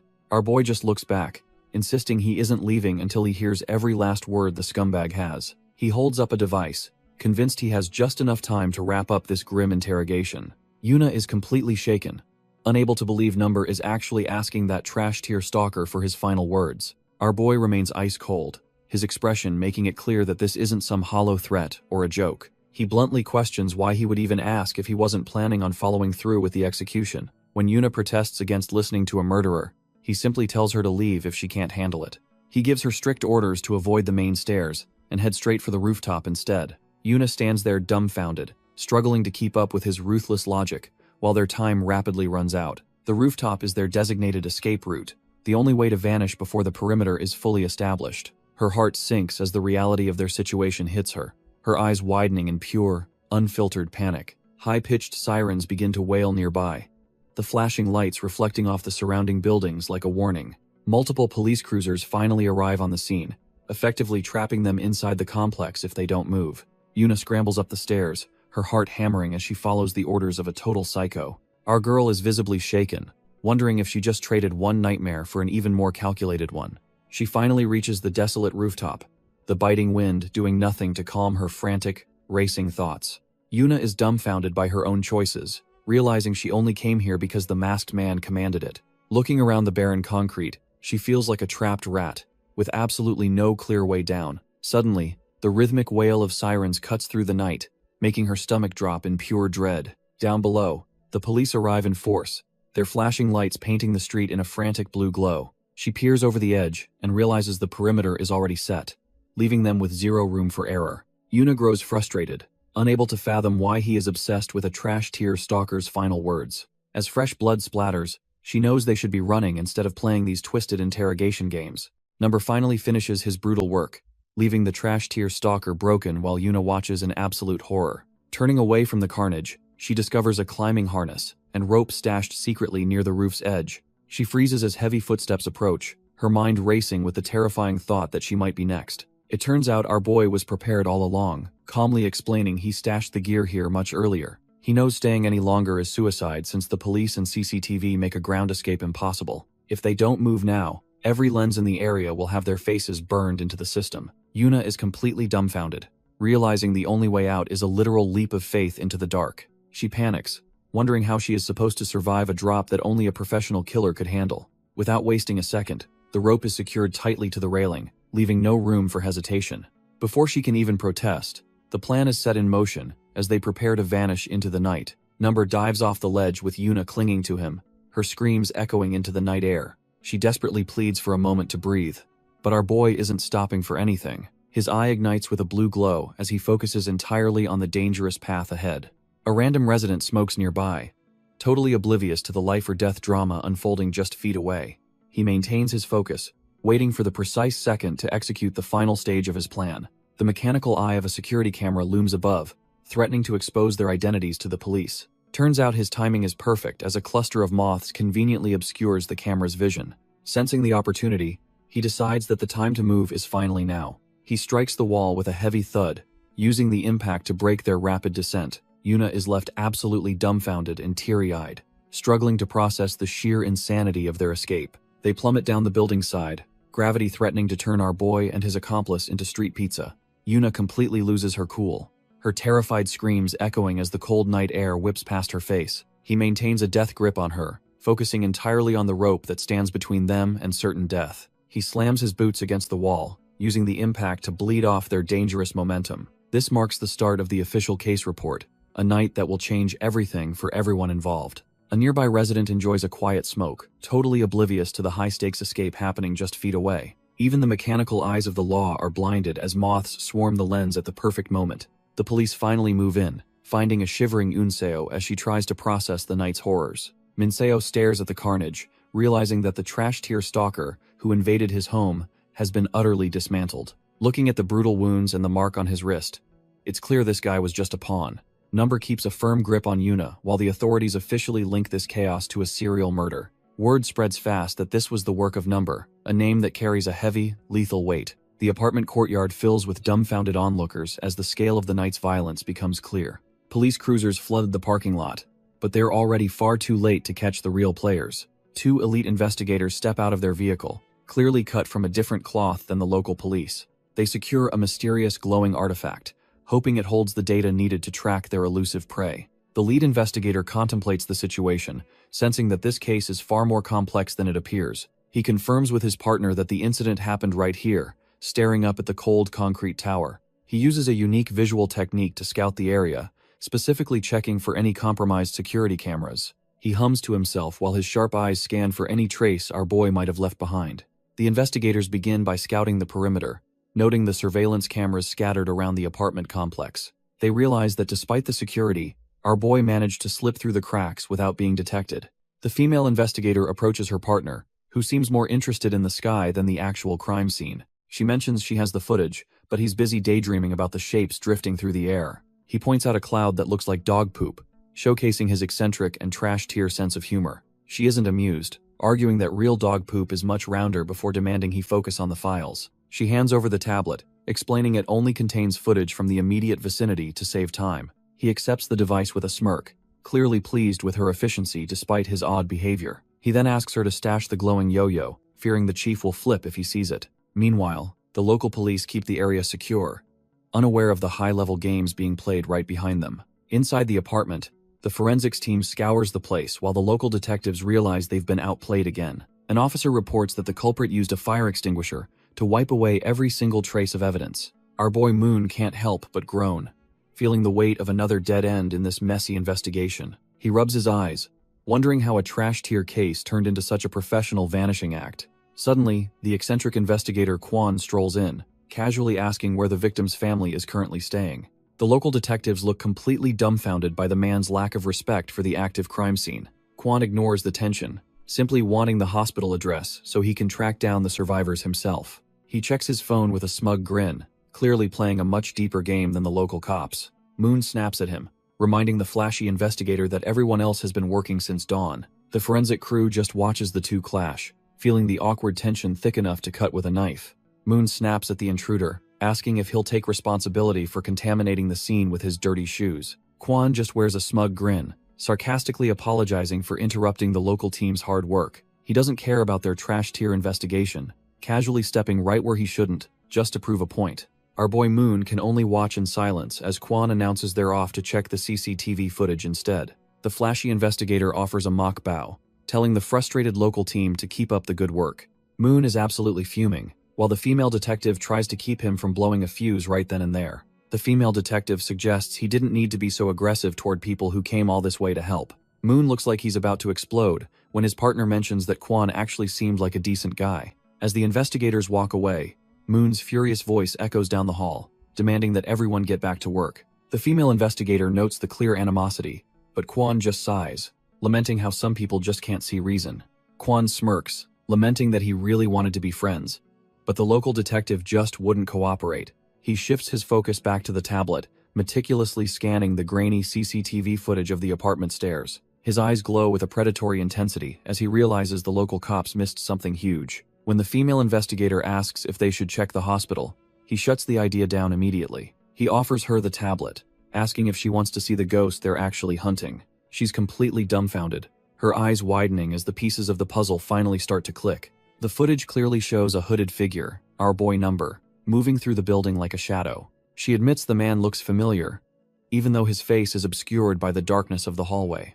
The timestamp confirms he entered the building at exactly 22:11, right before the chaos erupted. The real kicker is that he never actually left, meaning he vanished right under the police's noses. Quan smirks and asks her if she can guess exactly where their target ended up. She ponders for a second before correctly guessing that the rooftop was his only real exit. He explains that while a lower floor exit was possible, the building's layout makes it highly unlikely. Looking at the security map, it's clear the blind spots are the only way out for a pro. Suddenly, they find a fresh scratch on the railing, proving someone definitely climbed over the edge. Kwon is thrilled, pointing out the evidence while she realizes just how bold this ghost really is. She's still skeptical, wondering how he could rappel down without being spotted by the lower floor cameras. If he dropped past the 4th floor, the sensors would have caught his movement instantly. Kwon just grins and suggests they take a closer look at the actual video files. As the footage plays, the grainy screen reveals the quiet exterior, where their target supposedly vanished. The apartment complex looks peaceful, but the swarming moths are the first clue to a master plan. The female investigator is left dumbfounded when she sees a strange flash of light on the security footage. Kwon leans in, realizing their target didn't just get lucky. He orchestrated the entire environment. He breaks down how the ghost accounted for every camera angle and the exact position of every witness. Every frame of the stairwell confirms that the security system was practically blind to his movements. While a resident enjoyed a smoke, our boy was rappelling right past him, like a literal phantom.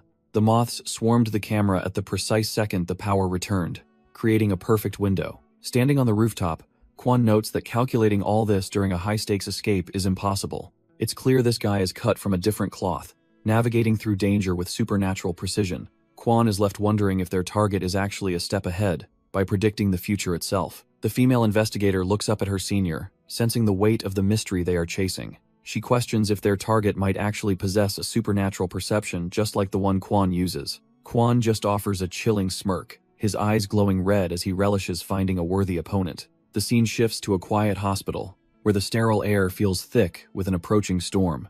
Yuna wanders the halls looking like a total wreck, clearly haunted by the blood on her hands. Suddenly, a hand waves from the side, snapping her out of her dark thoughts and back to reality. Turns out Kwon is waiting for her, acting way too casual for a man hunting a killer. He tells her to relax, claiming he just wants to clear up a few things with some questions.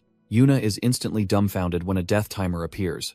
Realizing the Reaper is already knocking on the door, Kwon leans in close with a predatory gaze, asking how she is feeling while he dissects her reaction. Yuna tries to play it cool, stammering that she is fine and feeling much better now. But the death timer above her head keeps ticking down, mocking her desperate attempt to hide the truth. Kwon just stares at her, simply acknowledging her words while his sharp mind likely sees right through her. His eyes flare with a sinister red glow as he warns her to stop lying and answer honestly. Terrified and cornered, our girl can only offer a shaky agreement, while her heart hammers against her ribs. On the table sits a notebook containing a grim photo, a silent reminder of the blood already spilled. Yuna reflects on how many lies a person tells daily, wondering if it is just a handful of times. Turns out some studies claim people lie hundreds of times a day just to get through the routine. She swallows hard, realizing lies are often just a survival tool used to navigate a sudden, dangerous situation. Yet, as Kwon watches her with that trash-tier smirk, she knows some lies are born from poisonous malice. Yuna realizes that because everyone lies differently, standard statistics are basically useless in this grim world. Kwon's red eye glows with intensity as he claims he can see right through any deception. He possesses the terrifying ability to estimate the exact number of future lies a person will tell. The investigator decides to verify the facts, pulling up a tablet to cross-reference her shaky story. He shows her a grainy capture, asking if the physique matches the man she witnessed that night. Our girl nervously confirms the height, but insists she never actually caught a glimpse of his face. She doubles down on the lie, claiming the darkness made the mysterious man's features too fuzzy to remember.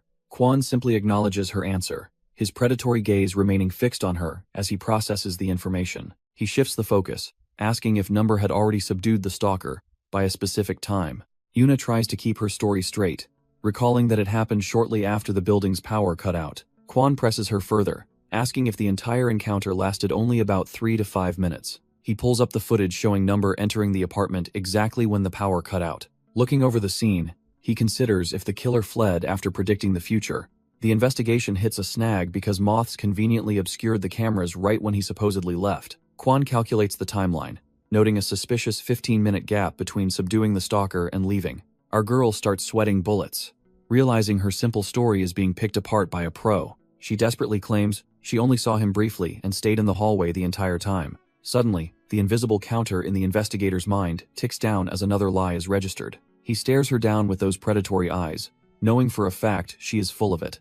His ability confirms she was actually inside with Number, exposing her trash-tier acting. Kwon realizes she was hiding something from the cops and wonders what her real motive was. He pivots the interrogation, asking if she was actually the one being stalked this whole time. Our girl is visibly shaken, her trauma resurfacing as the pressure from the investigator becomes unbearable. He brings up the specialized gear found at the scene, noting how prepared the attacker seemed to be. Her hands tremble as she tries to deflect, questioning why any of these details even matter right now.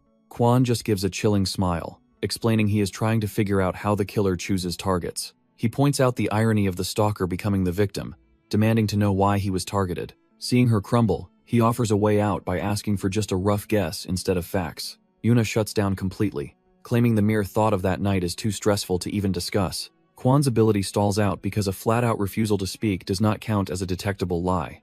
Kwon realizes he's hitting a wall and decides to change his tactics to break her resistance. He slides a photograph across the table, claiming he has one final question for our girl. It's a photo of Unseo, the girl Yuna saved from that trash-tier stalker just nights ago. Yuna is completely dumbfounded, her heart racing as she realizes the police are closer than she thought. She vividly remembers telling the girl to keep her mouth shut and pretend they never even met. Trying to stay calm, she claims she only recognizes the face from a recent news report.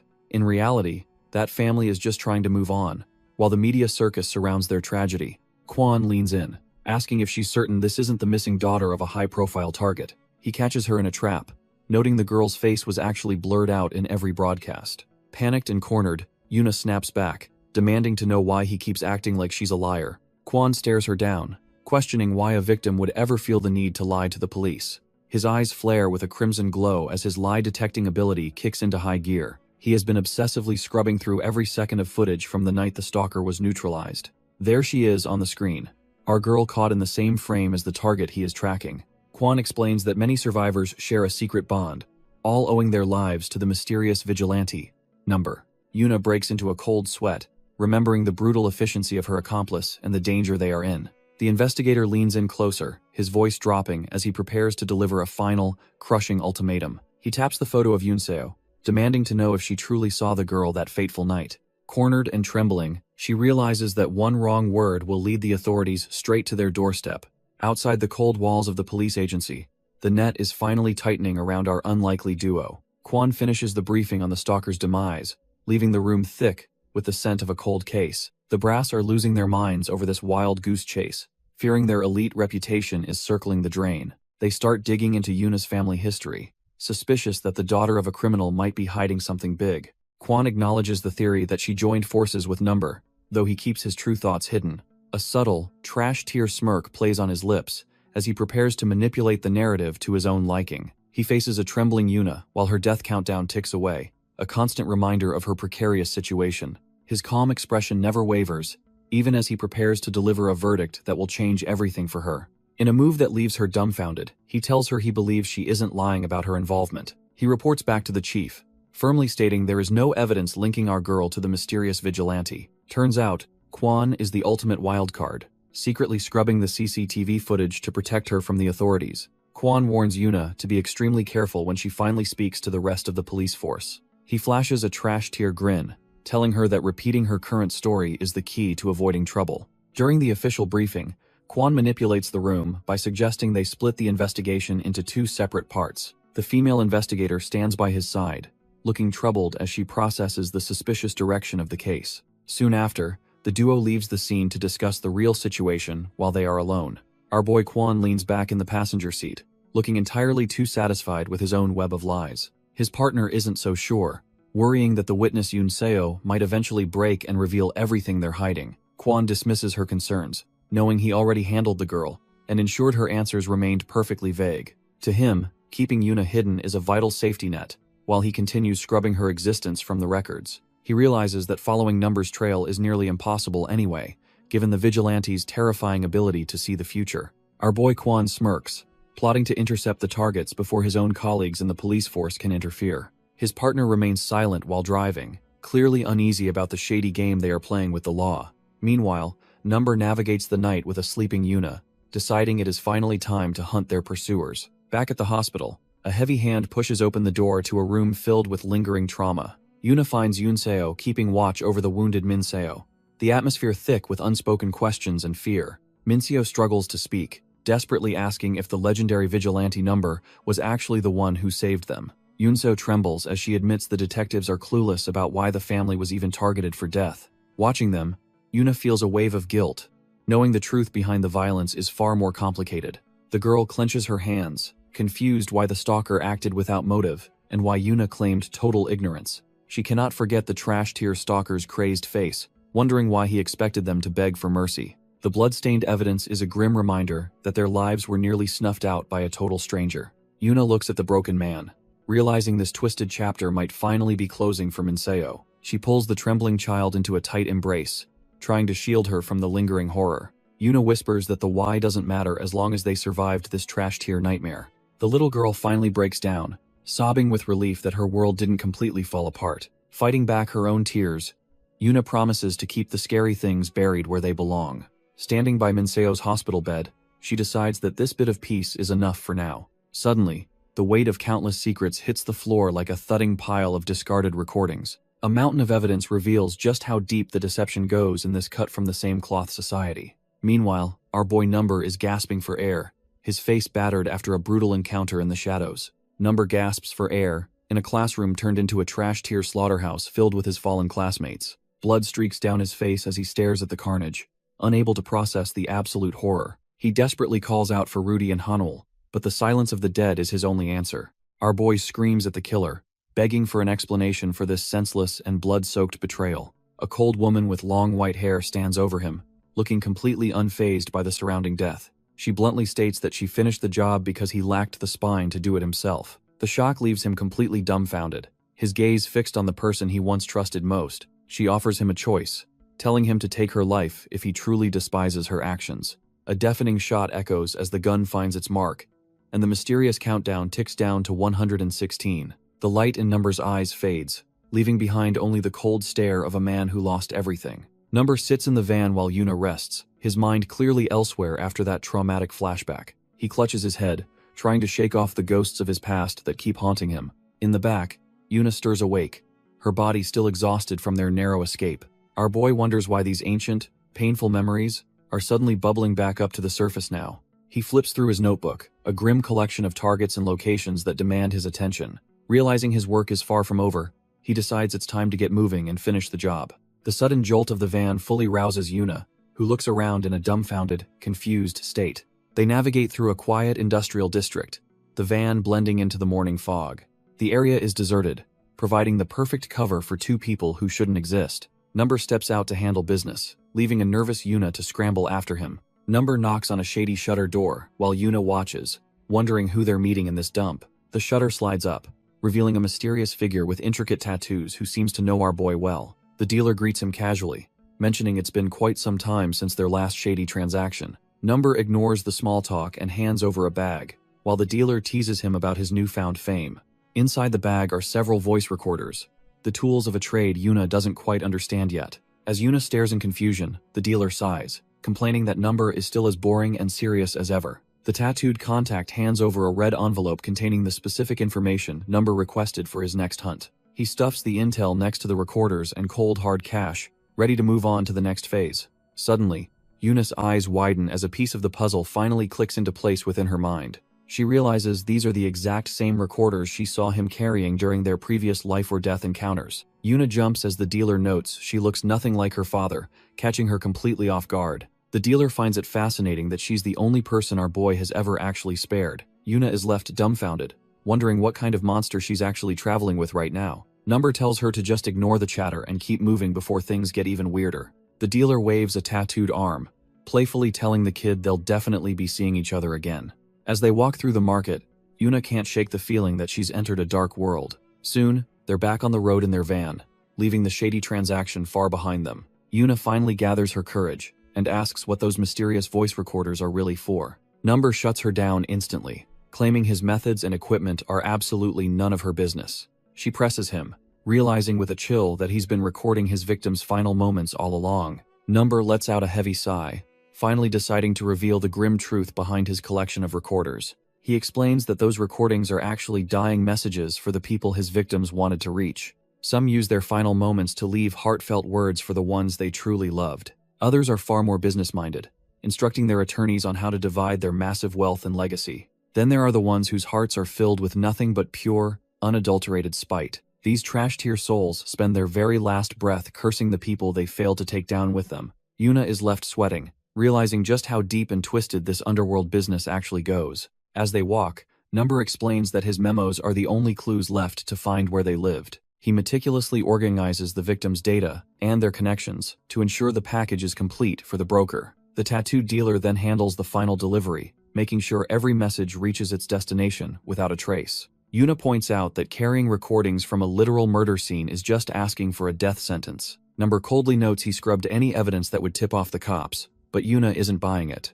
Our girl just sighs, feeling like she's talking to a brick wall with this guy's logic. As they climb the stairs, she asks why he bothers with messages if his goal is just killing scum. She really doesn't see the point in being a postman for the dead, especially for trash-tier criminals. Yuna reminds him how close the police came last time because of one of these dying messages. She demands to know why he keeps taking these risks, but Number just stops and says they've arrived.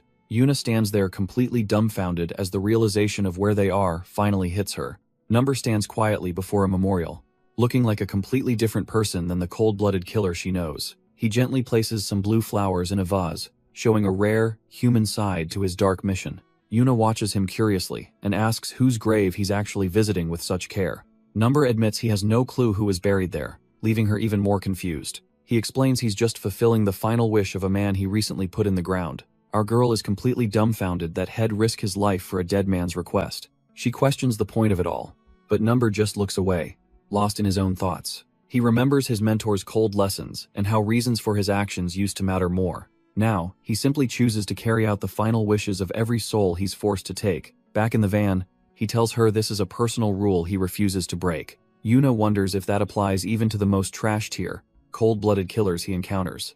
Number coldly states that morality doesn't matter, because a promise is a promise, regardless of evil. Number doubles down on his code, claiming he'll honor a dying wish even for a future murderer. Our boy is dead serious about sticking to this path, leaving Yuna completely speechless in the back. She can't wrap her head around it, thinking his logic is absolutely ridiculous and twisted. She previously assumed he was some dark hero saving families from trash-tier stalkers like Number 3. Yuna starts to worry if he even cares about the morality of the people he's hunting down next. Looking at his cold silhouette, she wonders what kind of trauma in his past forged such a monster. As the van rolls through the night, she questions what truly drives a cold-blooded killer like him. The silence breaks when Number bluntly tells her they've arrived and orders her to get out.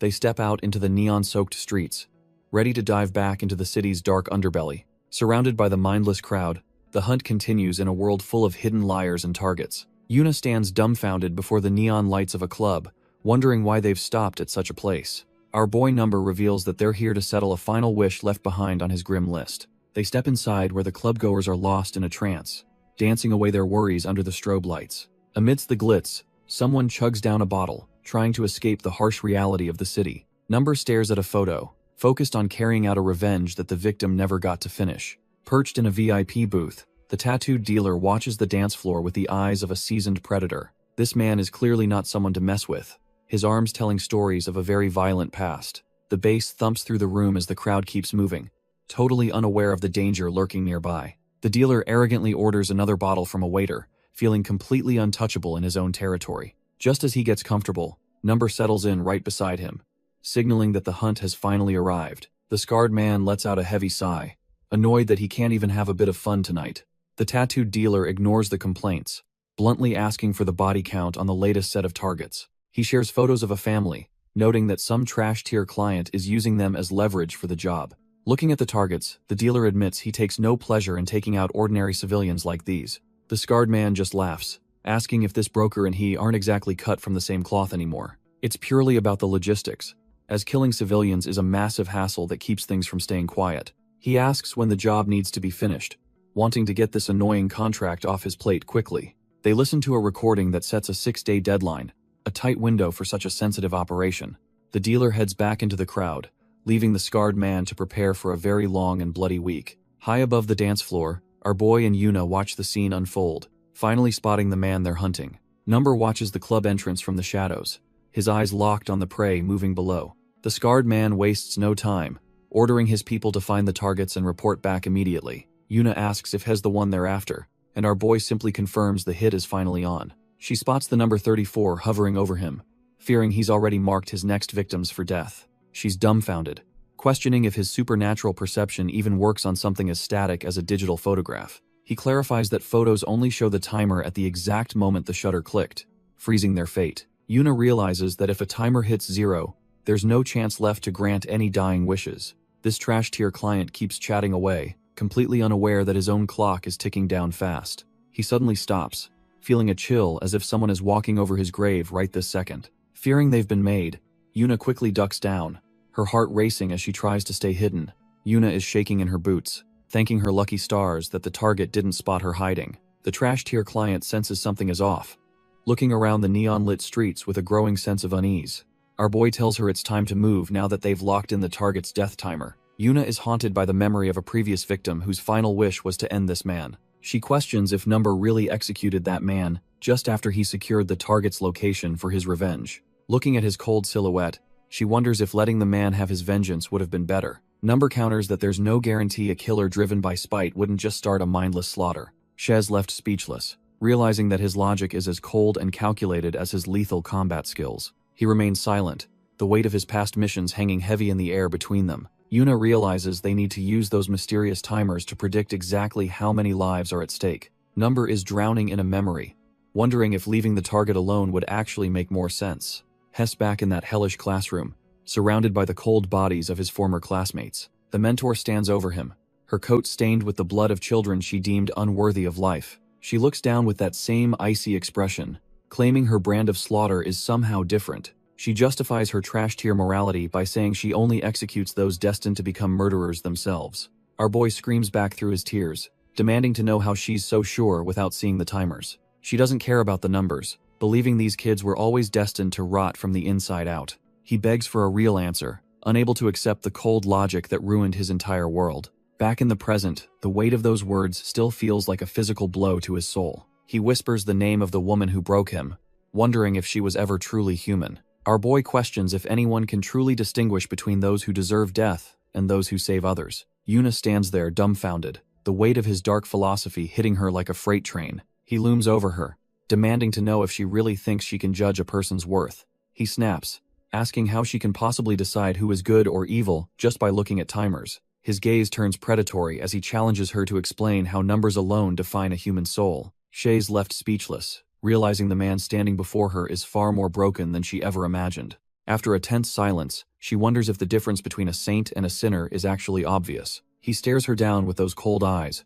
waiting for a justification that might never come. She firmly believes a trash-tier hired killer like him could never actually make a positive impact. Her mind drifts back to her childhood, where the streets were filled with the stench of smoke and decay. Yuna remembers how the toxic smoke from her childhood neighborhood used to make her throat and nose burn. She compares that stinging sensation to identifying bad people, claiming it really shouldn't be that complicated. Number just sighs in frustration, feeling like she's completely missing the point of his grim world. He tries to stay calm, dismissing her as just a clueless child who hasn't seen real darkness yet. Realizing it's a waste of breath, he decides there's no need to get worked up trying to convince her. He pivots, demanding a simple yes or no answer to a much more brutal hypothetical question. He asks if she'd kill one monster to save 33 innocent people from becoming his future victims. Yuna hesitates for a moment before finally admitting that she would indeed choose to end that man's life. Our boy simply accepts that answer, noting that her resolve is more than enough for what comes next. With their ideological clash settled for now, they arrive at the neon-soaked entrance of the Benia Club. Number tells Yuna she needs to step up, because her current skills just aren't cutting it yet. Our boy mentions taking her special eyes to the next level, leaving Yuna completely stunned by the prospect. They retreat to a secluded warehouse where the real training, or rather a twisted test, is about to begin. 2 identical pistols are laid out on a crate, looking cold and indifferent to the life or death stakes. Yuna stares at the weapons, her mind racing as she wonders why things just took such a dark turn. She tentatively asks what the point of this is, her voice trembling in the quiet, dusty air. Number casually presses a barrel to his temple, explaining that one gun is empty while the other is loaded. He sets the lethal gamble back down, making it clear that this isn't some trash-tier game of pretend. The ultimatum is simple. She picks a gun, and he will pull the trigger right against her own head. Yuna is left dumbfounded and sweating, realizing that her mentor is dead serious about this insane game of chance. Yuna is absolutely reeling, desperately hoping this is just some sick joke our boy is playing on her. Number remains cold, explaining that picking the empty barrel is her only ticket to walking away unscathed. However, if she slips up and grabs the loaded one, her lifetimer hits 0 instantly. He points to his temple, reminding her that her unique eyes are the only thing that can save her. The realization hits Yuna like a freight train, leaving her completely dumbfounded by the weight of the choice. She suddenly recalls the terrifying sight of her own death timer ticking down to nothing during her darkest moments. Number notes that while the logic is simple, it's going to burn through every last one of her brain cells. Her mind starts racing as she tries to piece together how her perception of death actually functions. She flashes back to a time she saw her own countdown, a memory that still haunts her very soul. Number pokes her forehead, snapping her back to the grim reality of the life or death gamble sitting before them. Number tells her to lock in and visualize those death timers right in front of her. Our girl shuts her eyes tight, desperately trying to manifest the supernatural sight she usually can't control. Suddenly, a golden countdown flickers into existence, proving her powers are finally responding to her will. She gasps in disbelief, realizing the terrifying numbers are back and clearer than ever before. Yuna describes the timers as floating on invisible glass, while Number keeps the pressure on her to focus. With the mood turning cold, Number demands she make a choice between the two lethal options. 2 identical pistols sit on the crate, one being a ticket to safety, and the other a death sentence. She finally stammers out her choice, picking the left gun, while her eye glows with a strange intensity. A 7-second timer appears as the cold steel of a barrel presses firmly against her temple. Number confirms her choice, ready to pull the trigger and see if her intuition was actually right. Yuna screams in pure terror as the countdown hits the final seconds with a gun to her head.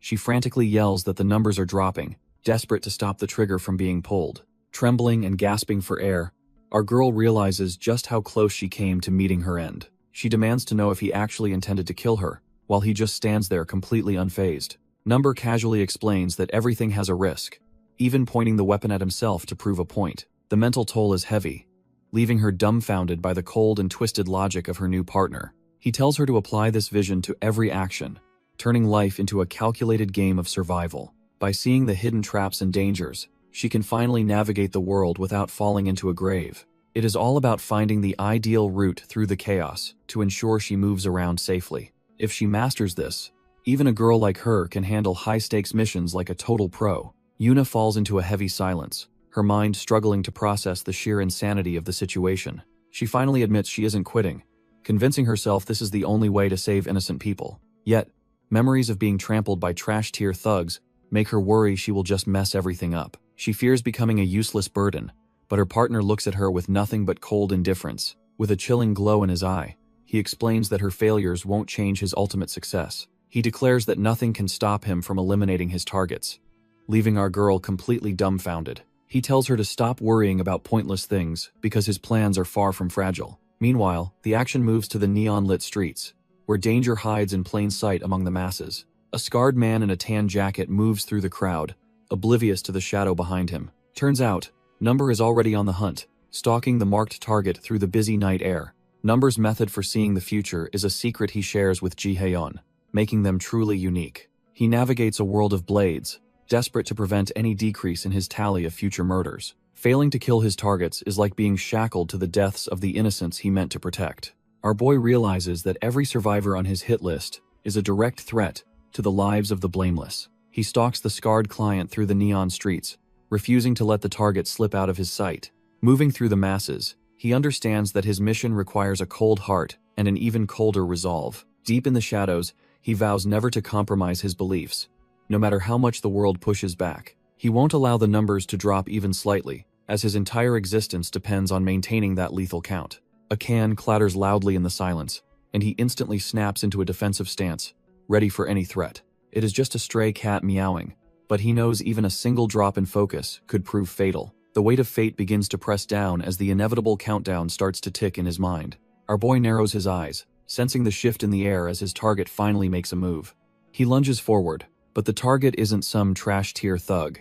He's a professional who counters with lethal precision. Surprised by the speed, he barely manages to draw his karambit as the situation spirals out of control. The tattooed dealer smirks while trading blows, clearly enjoying the sudden dance of death in the alleyway. He mocks our boy for actually managing to dodge, Realizing this isn't just another random stalker, the dealer admits he sensed a small fry following him but acknowledges that Number is surprisingly skilled. Suddenly, the atmosphere turns heavy as a lethal deadline manifests between the two killers. Brandishing his own blade, the dealer demands to know the identity of the masked man hunting him. Number steadies his breathing, realizing this is only the second time he's ever faced a true deadline. The door bursts open with a thunderous crash, signaling the arrival of a new nightmare. These trash-tier thugs are completely dumbfounded, their faces pale as they realize their hideout is compromised. The tattooed dealer steps in coolly, confirming with his crew that they've finally reached the right spot. Feeling the room is a bit too crowded, he coldly orders his men to wipe everyone out.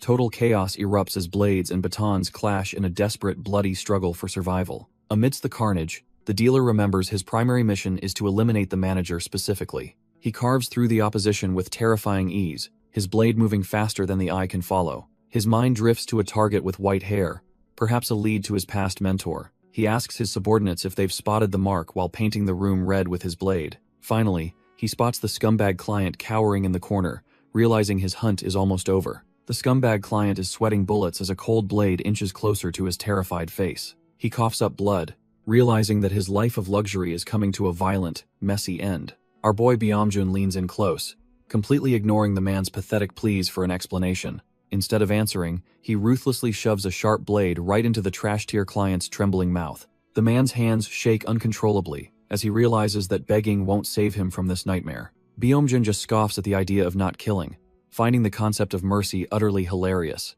He stares into the client's soul, mocking the very thought that a snake like him deserves mercy. He calls the man an interesting specimen, while practically feeding him the cold steel of his knife. Tears stream down the client's face as he continues to beg for a second chance he'll never get. Byomjun remains unfazed, his cold gaze fixed as blood sprays across the room, finally ending the hunt. A man in glasses commends Byomjun for the clean hit, leaving the messy cleanup in his capable hands. The manager curiously asks about the identity of the trash-tier thugs currently littering the blood-stained floor. Our boy Byomjun doesn't even blink, his cold expression showing he couldn't care less about the lives taken. Surveying the carnage, he scoffs and dismisses the fallen men as just another random, low-effort job. Meanwhile, the night deepens over a suspicious building, where more dark business is brewing in the city shadows. Outside a club, a couple of unsuspecting targets loiter around, completely unaware that their time is running out. Yuna captures their every move on her phone, marking them as the next names on her lethal list. Our girl breathes a sigh of relief after counting 7 targets, feeling the heavy weight of her mission. Looking at her screen, she darkly muses that gathering these targets feels like a twisted game of collecting monsters. She knows some are still hiding inside, but realizes they'll eventually have to step out into the cold night. Yuna sits alone on the stairs, frustrated that her new ability hasn't kicked in after a full day. She stares at the unchanging numbers, realizing that simply following the ideal path isn't enough to trigger progress. While snacking, she recalls Number's advice about taking risks to force the numbers to finally shift. Suddenly, the memory shifts to our boy Number locked in a high-stakes clash with a lethal opponent. He moves with surgical precision, throwing a heavy strike to keep his enemy off balance. Number realizes Byomjun is cut from the same cloth, a true pro who won't go down easily. Locking eyes with his rival, he acknowledges that he's dealing with a professional killer just like himself. He muses that whether it's sports or mind games, everything boils down to a single, brutal truth. Every system with winners and losers is just a desperate scramble to seize the upper hand. It's all about the perfect timing, knowing exactly when to launch an attack or brace for defense. Number calculates exactly where to strike, visualizing the vital points needed to end this quickly. In the heat of the alley brawl, every environmental factor and combat choice becomes a split-second calculation.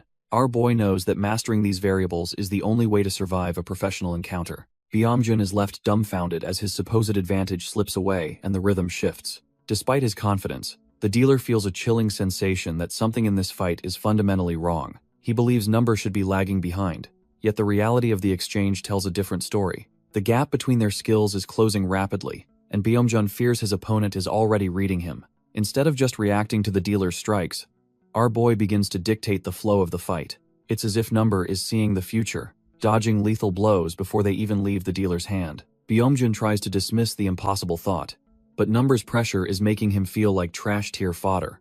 Our boy's perception sharpens as that familiar blue glow begins to dominate his focus. He understands that survival is a simple game, where hitting 0 means the path is wrong. Now, he applies this cold logic to every movement, operating with the precision of a lethal machine. While Yuna still relies on her eyes to track the countdowns of those around her, Number knows that for them, the most important numbers are processed entirely within their own minds. His brain calculates every decision and its future consequence in a matter of mere milliseconds. This allows him to find the ideal path even as Byung-jun desperately tries to land a hit. Once that path is visualized, the outcome becomes a fixed reality that cannot be altered. A single, decisive strike cuts through the air, proving that the dealer's fate was sealed long ago. Number lands a nasty slash, leaving the dealer reeling as blood sprays across the room. Our boy doesn't give him a second to breathe, catching the dealer's pained expression in his sights. He follows up with a brutal kick to the chest, completely shattering the dealer's remaining defenses. The force sends Byung-jun crashing into the junk behind him, proving he's just another trash-tier obstacle. With his eye glowing blue, Number reveals his name is Choi Chang-hyuk and his target count. He explains that taking Byung-jun out is the only way to save 33 innocent lives today. Instead of fear, the dealer just grins, finally connecting the dots about who he's actually fighting. He starts laughing like a madman, claiming that everything finally makes perfect sense to him now. Comparing him to that cold-blooded albino mentor is a low blow that makes Number's grip tighten. Number is completely dumbfounded by the dealer's words, his mind racing as he tries to process the revelation. He immediately lunges forward, his hand clamping down on the man's collar with a grip like iron. Byung-jun just groans in annoyance, clearly tired of being manhandled by our boy despite the dire situation. Furious, Number demands he repeat himself, his eyes burning with a desperate need for the truth. He presses Byung-jun for answers about the albino mentor and what he knows regarding that mysterious girl. The dealer stays silent for a moment, his smug expression flickering as he realizes he's finally touched a nerve. Outside, the city remains indifferent to the life or death struggle happening within the shadows of the neon-lit skyscrapers. Nearby, the trash-tier thugs Byung-jun previously dealt with lie in pools of their own blood, completely forgotten. Byung-jun's mind drifts back to his days as a rising enforcer. Looking every bit the cold-blooded professional, he recalls the sharp crack of his pistol as he ruthlessly eliminated anyone standing in his way. Byung-jun looks completely dumbfounded as the memories of their first meeting start flooding back to him. He recalls walking into a bloodbath where the mentor had already slaughtered every single target in the room. She looked like a ghost standing among the corpses, her face splattered with the blood of her victims. When he asks who she is, she playfully claims to be a rival who just stole his paycheck. Byung-jun can't help but wonder if she was also sent there to handle the same contract. The mentor explains that she targeted them because they were the type of scum who bullied the helpless. He remembers the images of those trash-tier thugs using senseless violence against terrified children in the streets. The woman notes that since he showed up armed, he must have intended to kill them too. She gives him a haunting smile while asking if he considers himself one of the good guys. Back in the present, Byung-jun remains silent, clearly shaken by the memory of that terrifyingly beautiful monster. Byung-jun mutters about their shared past in China, recalling how they both hunted the same target years ago. Our boy Number stares him down, unimpressed by the trip down memory lane while seeking real answers. Byung-jun claims he has no clue where the mentor is now since so much time has passed. Number's patience finally snaps as he realizes this trash-tier dealer is just stalling for time. He delivers a brutal strike, deciding that physical pain might be a better motivator than polite conversation. Despite the blood, Byung-jun just smirks and asks why Head ever give up her location to him. Number follows up with a heavy kick, determined to break his spirit and get the intel he needs. The force sends Byung-jun tumbling through the alley, his body crashing against the cold, hard pavement. He struggles to catch his breath, realizing that Number isn't playing around anymore. Number's eyes begin to glow with a lethal blue light as he prepares to end this interrogation permanently. The air explodes with a violent red haze as Number finally lets loose his pent-up rage. Byung-jun lets out a gut-wrenching scream, his body buckling under the sheer weight of the strike. Despite the pain, the slippery dealer finds a burst of adrenaline and scrambles toward the ledge to escape. Our boy winces in pain, realizing he strained his supernatural eyes far too much during the brief scuffle. He looks up only to find the rooftop empty, realizing the trash-tier informant has successfully slipped away. His mind drifts back to China, remembering when the mentor first taught them the true meaning of execution. Exhausted, Number slumps against the cold concrete, frustrated that they were both once cut from the same cloth. He focuses his remaining strength, figuring the rat is either heading to his private residence or his office. A black sedan screeches through the city, leaving the scene of the interrogation far behind in the dust. Inside, a battered Byung-jun tends to his wounds, cursing Number for being such a relentless monster. The driver is dumbfounded, asking who could possibly mess up his boss this badly, and Byung-jun simply blames Number, Just as he tries to catch his breath, his phone starts buzzing, pulling him back into the gritty chaos.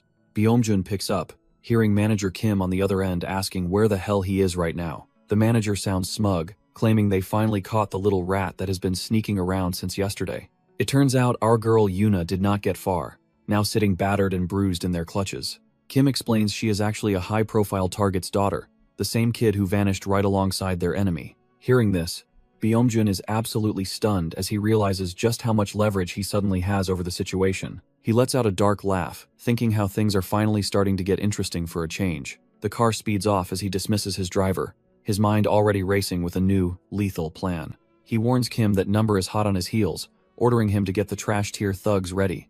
Number rubs his eyes, feeling the heavy strain of his supernatural perception after years of relentless searching. Our boy hunkers down, knowing that letting this hard-earned lead slip away simply isn't an option anymore. He realizes he hasn't been this close to the mentor in years, and vows to finish it.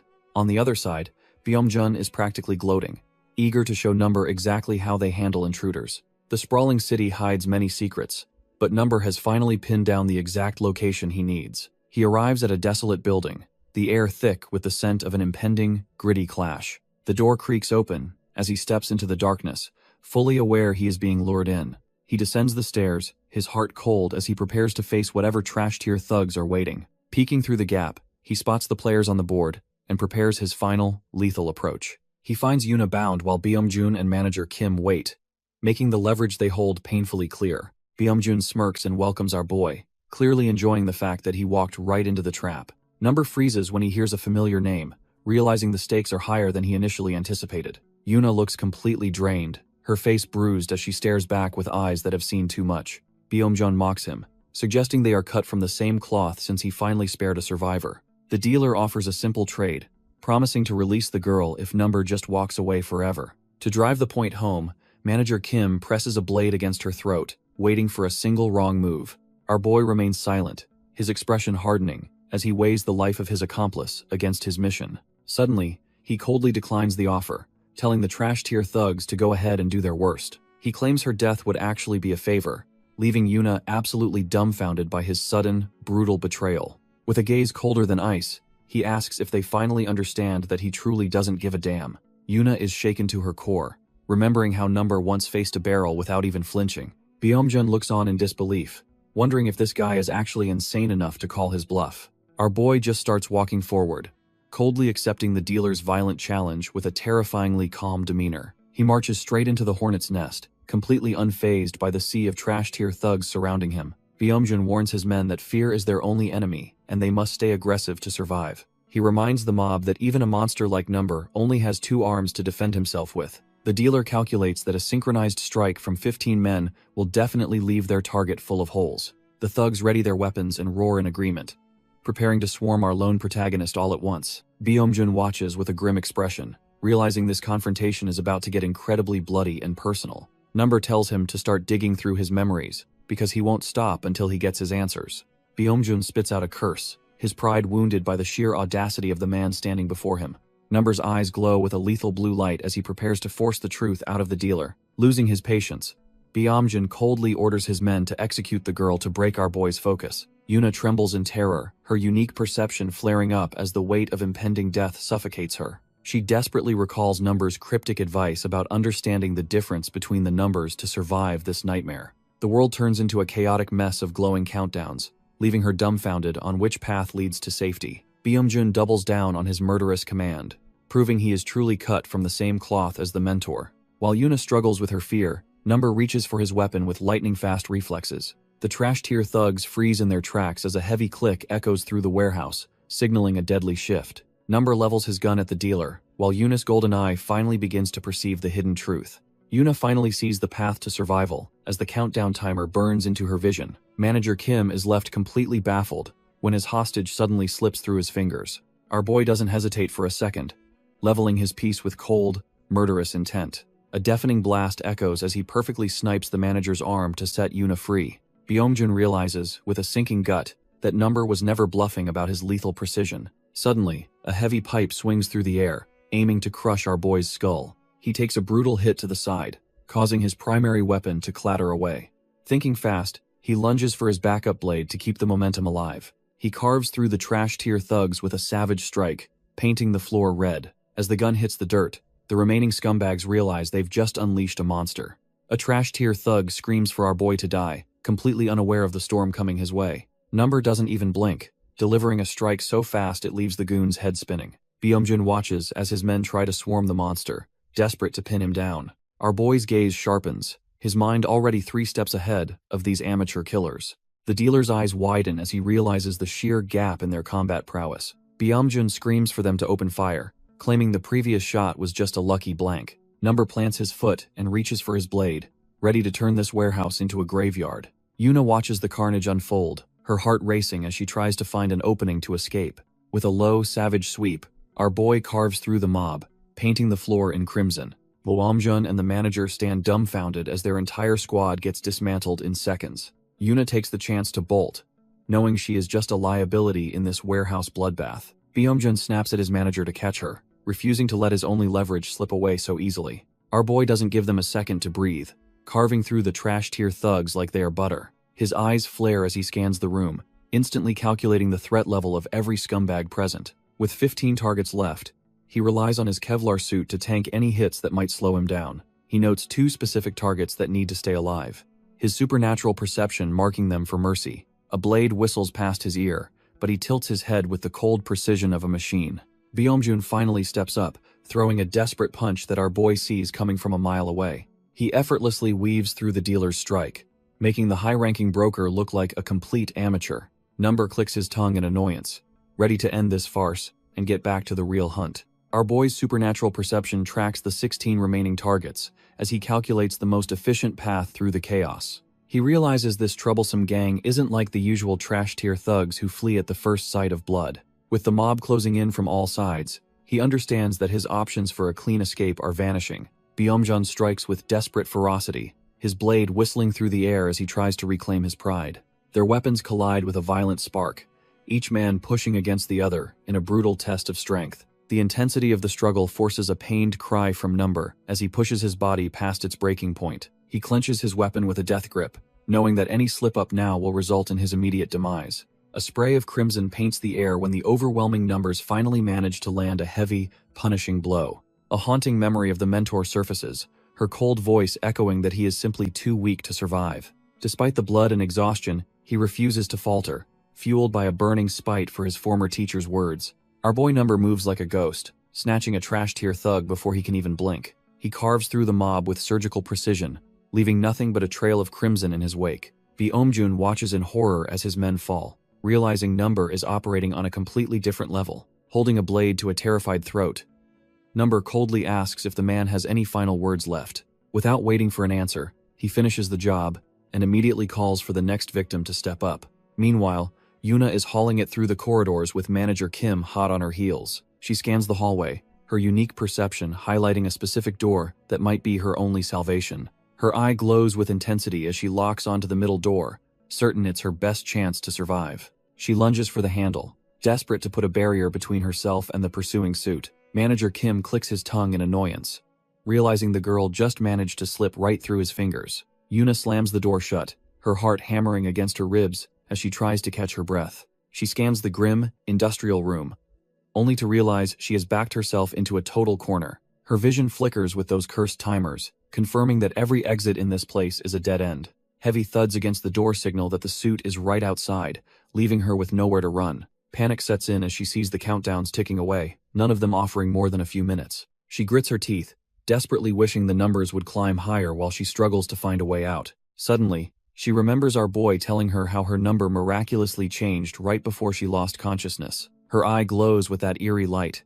as she focuses on the hidden potential within her own strange gift. He had been dumbfounded that she actually managed to change her fate and reduce the time she had left. In that memory, he asks if she finally understands the true weight of her existence in this world. Yuna realizes that if she wants to survive, she has to stop waiting for a miracle to happen. The heavy door suddenly bursts open with a violent crash, ending her brief moment of contemplation. Manager Kim steps into the room, looming over her like a predator who finally cornered its prey. He coldly reminds her that after everything she's seen, there's no way he can let her walk away. The suit mocks her for getting tangled up with a total madman like our boy, who only brings death. He even brings up her dark lineage, sneering about her being the daughter of a notorious serial killer. Something inside her snaps as she refuses to let this trash-tier villain define who she really is. Thinking fast, she lunges for a nearby fire extinguisher, her only hope for a desperate counterattack. Before he can react, she unleashes a blinding cloud of chemicals directly into the manager's smug face. He's completely dumbfounded and blinded, giving her the split second she needs to make a move. Yuna keeps the pressure on, drenching the manager while he struggles to keep his eyes open. She snaps at him, telling the suit to stop laughing because his arrogance is exactly what started this. In her mind, everything that went wrong is the fault of trash-tier humans just like him. The manager tries to shield himself, but the high-pressure spray is relentless and completely overwhelming. He looks up in pure shock, realizing she isn't just trying to blind him anymore. Suddenly, the liquid hits an open fuse box, and the manager realizes he's in deep trouble. Yuna grits her teeth, pouring everything she has into this one desperate gamble for survival. The manager's heart sinks as he realizes the water she's using is about to cause a massive electrocution. A massive surge of electricity arcs through the room as the liquid completes the deadly circuit. He lets out a pained grunt, his body seizing up as the trap finally springs shut. The manager's feet hit the water just as the electricity turns the floor into a lethal trap. Yuna watches the manager convulse, her desperate gamble finally paying off as the circuit completes its deadly work. She remembers how our boy never backs down, even when surrounded by trash-tier thugs in a losing fight. The manager gasps for air, realizing he almost met his end at the hands of a mere girl. It wasn't just about the death timers this time. She finally made a choice driven by pure survival. The sparking fuse box confirms her calculated move was the only way to shut down this predator for good. Somewhere nearby, Number senses the shift in the air, his glowing eyes reflecting a newfound respect for her. The blue energy of fate ripples through the shadows, marking the moment she truly cut herself from his cloth. Byomjun is left dumbfounded by the sudden blackout, realizing his leverage just slipped right through his fingers. He frantically barks at his driver to get a light before the situation gets even more out of hand. Byomjun panics in the dark, screaming for his men to light up the room before they're all slaughtered. Suddenly, a flash of blue light tears through the darkness as Manager Kim gets absolutely wrecked. Byomjun realizes that the blackout was exactly what our boy needed to turn this place into a hunting ground. Manager Kim scrambles back, his only thought being to buy enough time to survive this nightmare. Yuna knows she just needs to stretch her lifespan a few more seconds to change her fate. The manager grits his teeth, refusing to believe he's being cornered by someone he considered trash tier. Yuna strikes with a ferocity that mirrors our boy, finally allowing him to move as freely as he wished. She catches a glimpse of his cold expression, remembering the lessons forged in blood and trauma. Number's eyes burn with a lethal blue light, signifying the end for anyone standing in their way. A final, blinding flash of energy cuts through Manager Kim, sealing his fate in the cold dark. Our boy moves like a ghost, systematically dismantling the trash-tier thugs who dared to stand in his way. Every strike is calculated and lethal, turning the pitch-black room into a graveyard for the disposable muscle. Byomjun stands paralyzed as the screams of his men echo, realizing his entire operation is crumbling around him. The dealer is dumbfounded when a cold gaze locks onto him, realizing he can't escape this predator's reach. A sudden, violent impact sends the dealer reeling, his arrogance replaced by the raw terror of being hunted. As the world fades, the hunter whispers a specific date, marking the final moments of a life forfeit. Watching from the shadows, Yuna is completely dumbfounded to finally learn the true, legendary identity of her savior. The hunter grips the dealer's throat, making it clear that no amount of influence can save him now. Standing amidst the carnage, he offers the broken man a final mercy by asking for a dying wish. He demands a request that is actually within his reach before he carries out the final, lethal sentence. Number gives the dealer a final chance, demanding everything he knows about the mysterious albino figure. Yuna watches from the shadows, her mind racing as she tries to process the intensity of the situation. Byomjun just laughs through the blood, mockingly asking if a simple wish for life would actually save him. Our boy remains cold, explaining that sparing him means 33 more innocents will eventually meet a gruesome end. He believes that wiping out these trash-tier monsters is the only way to ensure the innocent can survive. The dealer hacks up blood, finding the hunter's sense of justice to be nothing more than a sick joke. He sneers that he's never met anyone so clueless about how the real world actually functions. Number stands silent as the broken man questions if this crusade of his truly makes any sense. Byomjun warns that he is merely a tool, and his masters won't stop just because he is gone. If one blade breaks, the people pulling the strings will simply find another to replace it. Number scoffs at the dealer's logic, asking if that's supposed to change his mind. He grabs Byomjun by the head, refusing to let him hide behind excuses any longer. Our boy asks if he's really expected to just watch innocent people die right in front of him. His patience wears thin as he demands to know exactly when that disaster in China went down. While Yuna watches from the shadows, he presses for how the mob knew about her special eyes. The trash tier broker finally cracks, revealing that the mentor has already arrived in Korea. Number is completely dumbfounded by the news, his grip loosening as the weight of it sinks in. Sensing a momentary opening, the dying man reaches for a hidden blade tucked away in his sleeve. He lunges with a desperate strike, hoping to take the hunter down with him in one final move. The steel rings out as the hidden blade is sent flying, ending the dealer's final gamble. Number pins the trash tier broker down, his cold gaze demanding the truth amidst the carnage. Byomjun just smirks through the blood, mockingly warning that the real nightmare is only just beginning.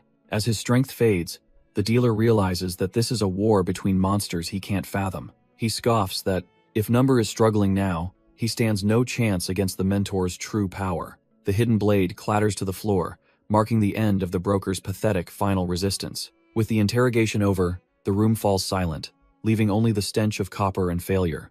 Byomjun collapses in a heap, his role in this twisted game finally reaching its bloody conclusion. Our boy stands there for a moment, the weight of the mentor's return pressing heavily on his soul. He signals to Yuna that they need to move before the situation gets even more complicated. She hesitates for a split second before stepping through the mess, following her lethal protector into the night. Yuna questions the fate of the manager. Remembering his timer meant he wasn't meant to die yet. Manager Kim lies broken on the floor, a trash tier obstacle finally cleared from their path. Seeing him stumble, Yuna anxiously asks if our boy is actually doing all right after that brutal fight. He can barely respond, his lungs burning as he desperately tries to catch his ragged breath. Each step Dwenda stairs is a battle against gravity for his failing, blood-soaked body. He realizes that pushing his supernatural limits has come with a price he might not survive. Yuna is dumbfounded as she spots something terrifyingly wrong with her normally unstoppable companion. Without warning, his strength vanishes entirely, and he begins to tumble down the cold concrete steps. His brain has finally reached its absolute limit, unable to process any more of this lethal reality. As Yuna screams in terror, Number's mind sinks into a dark, silent abyss of total unconsciousness. Our boy sinks deep into the dark, buried corners of a past he tried to forget. He drifts toward the origin of his trauma, where his lethal story truly began. Even as a kid, he was obsessed with stories of violence, searching for a way to survive. A young girl with white hair finds him, her curiosity piqued by the silent newcomer. She seems genuinely thrilled to have a new companion in this dreary, forgotten place. When she asks for his name, the boy can only stare back with hollow eyes. Standing before a rundown orphanage, he realizes he has absolutely nothing to call his own. He admits he doesn't even have a name yet, just a blank slate in a cruel world. He tries to grasp a fading memory of a woman, but the warmth remains out of reach. Turns out his reality started much grittier, among the cold tents of a desolate homeless camp. The memory dives even deeper into the past, back to when life was measured in spare change. Our boy realizes that no matter how hard he tries, his life before this moment is a total blank. A concerned woman leans in, asking if he's okay, while a mysterious biker stands guard behind her. She offers a hand, a rare gesture of kindness in a world that usually just kicks him down. She invites him to leave the cold streets behind, offering a chance at something resembling a real life. He stares back, his hollow eyes searching for a reason to trust a complete stranger in this trash tier world. He wonders if that was the exact moment he chose to reach out and change his miserable fate forever. Later, while exploring his new surroundings, he stumbles upon something that would eventually define his entire existence. Tucked away in a dusty desk is a worn-out book, a hidden treasure in a room full of nothing. As he opens the pages, he finds himself captivated by a story that finally makes him feel alive. The book depicts a gritty world where a hooded vigilante delivers brutal justice to those hiding behind masks. It is a dark, violent story filled with torture and blood, far removed from any typical children's tale. Our boy is completely mesmerized, finding a strange sense of comfort in the chaos on the pages. Every strike and every smash in the story feels like it is speaking directly to his hollow soul. He is so dumbfounded by the intensity that he does not even notice someone approaching him from behind. Suddenly, the mentor leans in with a playful grin, asking if he is actually enjoying the trash tier violence. She laughs at his startled reaction, clearly pleased to find someone cut from the same cloth as her. She points out the rugged hero, mentioning how handsome he looks while dealing out his own brand of justice. Turns out, she snuck the book in herself and knows a secret path hidden from the prying eyes. She leads him to a pile of rubble in the woods where a mountain of forbidden stories awaits them. Number panics, begging her not to snitch because he already got a massive scolding last time. She gives him a steady look and promises that she won't tell a single soul about his secret. Getting curious, she asks for his age, noting that he doesn't seem much younger than her at all. Our boy just stares blankly, the silence confirming he has no idea who he actually is. His file is a total mess, with the staff merely guessing he is around 5 or 6 years old. He sits before the kind woman, feeling like just another nameless face in this trash tier system. The walls are lined with memories of other orphans, all of them just passing through this grim place. She smiles warmly, assuring him that the teachers will eventually give him a name just like the rest. Looking at the decaying hallways, it is clear this environment is far from the sanctuary it claims to be. The mentor walks away, realizing our boy is a perfect blank slate, completely cut from the same cloth. Soa explains she is an outlier here since she still uses the name she had before arriving. She assumes our boy will be placed in the first-floor classroom because he is the newest resident. Since she lives on the second floor, she playfully insists that he should start calling her big sister. Our boy is left completely dumbfounded, repeating the title as he tries to process this sudden social demand. She finally reveals her name is Soa, emphasizing that she is just Soa and nothing more. Looking for a connection, he asks if they can meet up again to share some comic books later. She agrees to the meeting, but only on the condition that he stops being so stiff and formal. Beyond the thick underbush of the facility, the world feels vast and intimidating for a small child. A narrow mountain path winds away from the orphanage, leading toward a quiet and hidden little town. Eventually, our boy stands before a chalkboard while the teacher introduces him to his new, trash-tier life. The facility houses nearly 30 kids, all divided between 2 floors in this secluded, fairy tale-like prison. This isolated dormitory was the only world our boy knew during his formative, trash-tier childhood years. Back then, he went by the name Da-Um, spending his free time clutching onto basic language books. His friend Han-Gyul finds him outside, wondering why he's always buried in those pages instead of playing.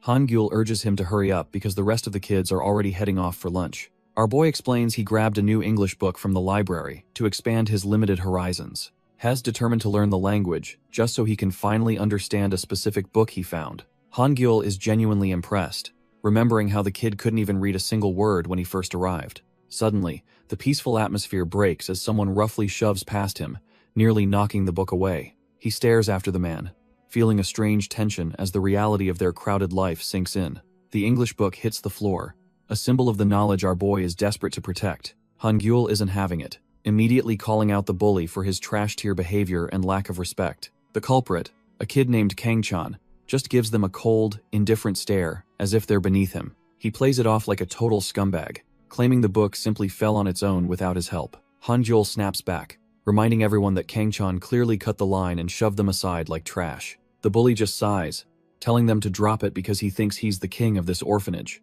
He remains silent for a moment, likely annoyed that these two are actually standing up to his intimidation. At the kitchen, he demands his meal, expecting special treatment despite his earlier stunt in the hallway. However, the girl serving food stands her ground, citing the teacher's strict rules about following the line order. She lists the names of those ahead of him, leaving the bully absolutely dumbfounded by her quiet defiance. Kang-chan freezes, realizing the teacher's rules are the one thing even a trash-tier bully can't ignore. Our boy and Han-Gyul watch silently, savoring the rare sight of their tormentor finally backing down. He eventually slinks away, leaving the duo to celebrate a small victory in this oppressive orphanage. At the meal counter, Han-Gyul praises the girl for her bravery while they collect their food.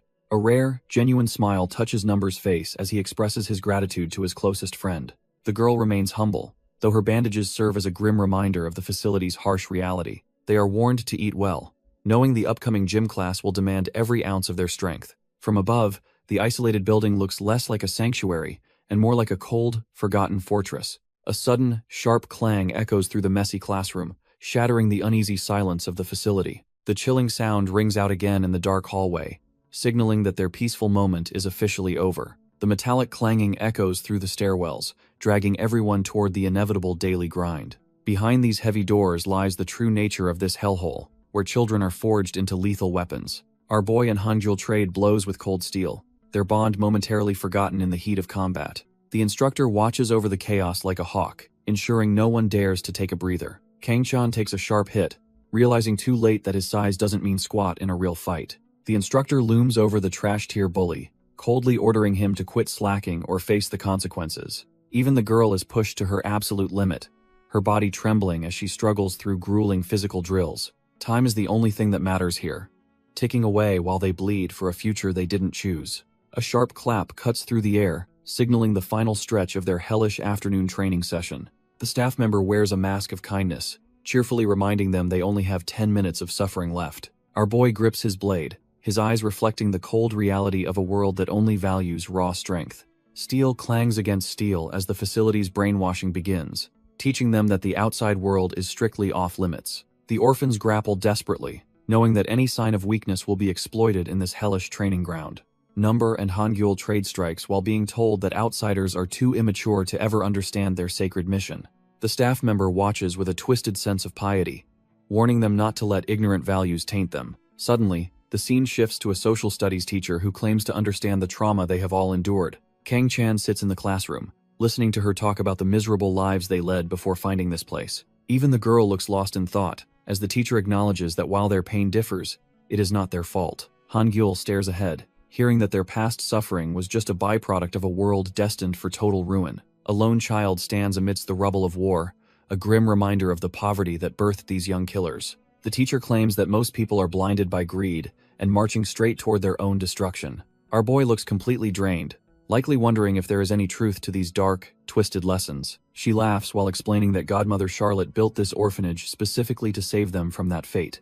Suddenly, the classroom atmosphere shatters, as the cold crack of a revolver rings out during live-fire training. The young mentor-to-be practices her marksmanship, proving these kids are being raised as elite, cold-blooded killers. A facility staff member shows her a target, teaching her that anyone hindering their mission is a heretic. The room is packed with dozens of these hollowed-out students, all being brainwashed into becoming loyal apostles. She tells them they are the chosen ones, kept pure from the filth of the outside world. Even the trash-tier bully Kang Chan looks intense, fully embracing the idea that he is a world-changing hero. Hangul listens as she claims only children with their upright hearts can truly defeat the world's villains. The teacher insists they must obey every word and study hard to fulfill their glorious destiny. When the clock finally hits noon, the morning of heavy indoctrination finally comes to a temporary halt. She dismisses them for lunch with a smile, assigning homework to copy their sacred verses 3 times. Our boy sits there looking completely exhausted, clearly struggling to keep up with the facility's suffocating pace. The dormitories are just as bleak as the classrooms, serving as a constant reminder of their isolation. Treating fresh wounds becomes a daily ritual, though the sting of the antiseptic never gets any easier. Number asks if his friend is okay, but Hangul just brushes off the pain with a tired smile. Even the trash-tier bully Kang Chan is covered in bandages, proving the physical training is absolutely merciless. They only get 1 hour of rest to act like normal kids before the evening roll call begins. Once the lights go out, the staff remains on high alert to monitor their growing collection of apostles. Every exit is bolted shut, effectively turning the orphanage into a high-security cage for these kids. With cameras watching every inch of the perimeter, sneaking out at night is practically a death wish. Our boy lies awake in the suffocating silence, his mind refusing to switch off like the others. Hangul whispers from the bunk above, wondering why his friend is still tossing and turning. Number quietly asks if all that garbage the teachers preach is actually supposed to be true. His friend just yawns, clearly exhausted and annoyed that he's bringing up these deep doubts again. He pictures the classroom full of mindless students, all waiting for their eyes to magically open. Turns out, this grim reality doesn't match the heroic stories he read in his old comic books. Hangul peers down suspiciously, sensing that something is definitely off with his partner in crime. He even accuses a girl from the 2nd floor of poisoning Number's mind with such weird thoughts. A trash-tier villain in a pig mask gets absolutely wrecked within the pages of a gritty comic book. Our boy gets lost in the panels where a hero named Crow arrives to save the innocent. Crow delivers a brutal punch, showing zero mercy to the scum, who prey on the weak and helpless. The pathetic villain tries to buy his way out, desperately offering a cut of his dirty, ill-gotten profits. He even tries to bargain with half the loot, but the hero isn't interested in taking blood money. Crow coldly shuts him down, declaring that villains like him don't deserve a single second chance at life. Young Number stares at the word, wondering who the real villains in his own world actually are. Meanwhile, the teacher screams about their holy mission to purge the world of evil for their godmother. The lecture is suddenly interrupted when he notices Soa standing right in front of his desk. She looks down with a chilling intensity, making it clear that his playtime with comics is officially over. Soa slams the desk with a bang, snapping our boy out of his trance before he gets busted. Da is completely dumbfounded, wondering why his mentor is suddenly acting so aggressive toward him. Turns out, The kind staff member just popped back in because she forgot her bag in the room. She spots them together and asks if they are being diligent students by studying late. The lady smiles and tells them not to skip dinner, while Soa plays the part of a perfect student. The second the door shuts, Soa drops the act and aggressively grabs him by the hair. She scolds him for being a total idiot and nearly blowing their cover over a trash-tier comic book. She warns him that getting caught would lead to consequences much worse than just losing his property. If they get flagged now, their dream of finally leaving this hellhole becomes an impossible task. She complains about the struggle of smuggling gear in, while our boy just tries to recover. Number asks if she can take him along the next time she heads out. Soa is caught off guard, wondering why he's suddenly interested in leaving the facility. He points to the English book, remembering her stories about a place filled with endless knowledge. Our boy admits he's tired of the trash-tier lies from teachers and wants the truth. Soa stays silent, realizing they are cut from the same cloth when it comes to curiosity. She starts counting the days, realizing that the schedule might actually work in their favor. After a brief pause, she decides there's no real reason to keep him cooped up anymore. She suddenly gets pumped and tells him they're making their move this very night. Number is totally dumbfounded, stuttering that he isn't mentally prepared for such a sudden mission. She explains that if they don't strike now, they'll be stuck waiting for over a week. Our boy is completely thrown off by the sudden talk of conditions for their secret midnight escape. The full moon hangs high, signaling that the time for their risky maneuver has finally arrived. He stuffs a basketball under his blanket, hoping this trash-tier decoy keeps the guards from noticing his absence.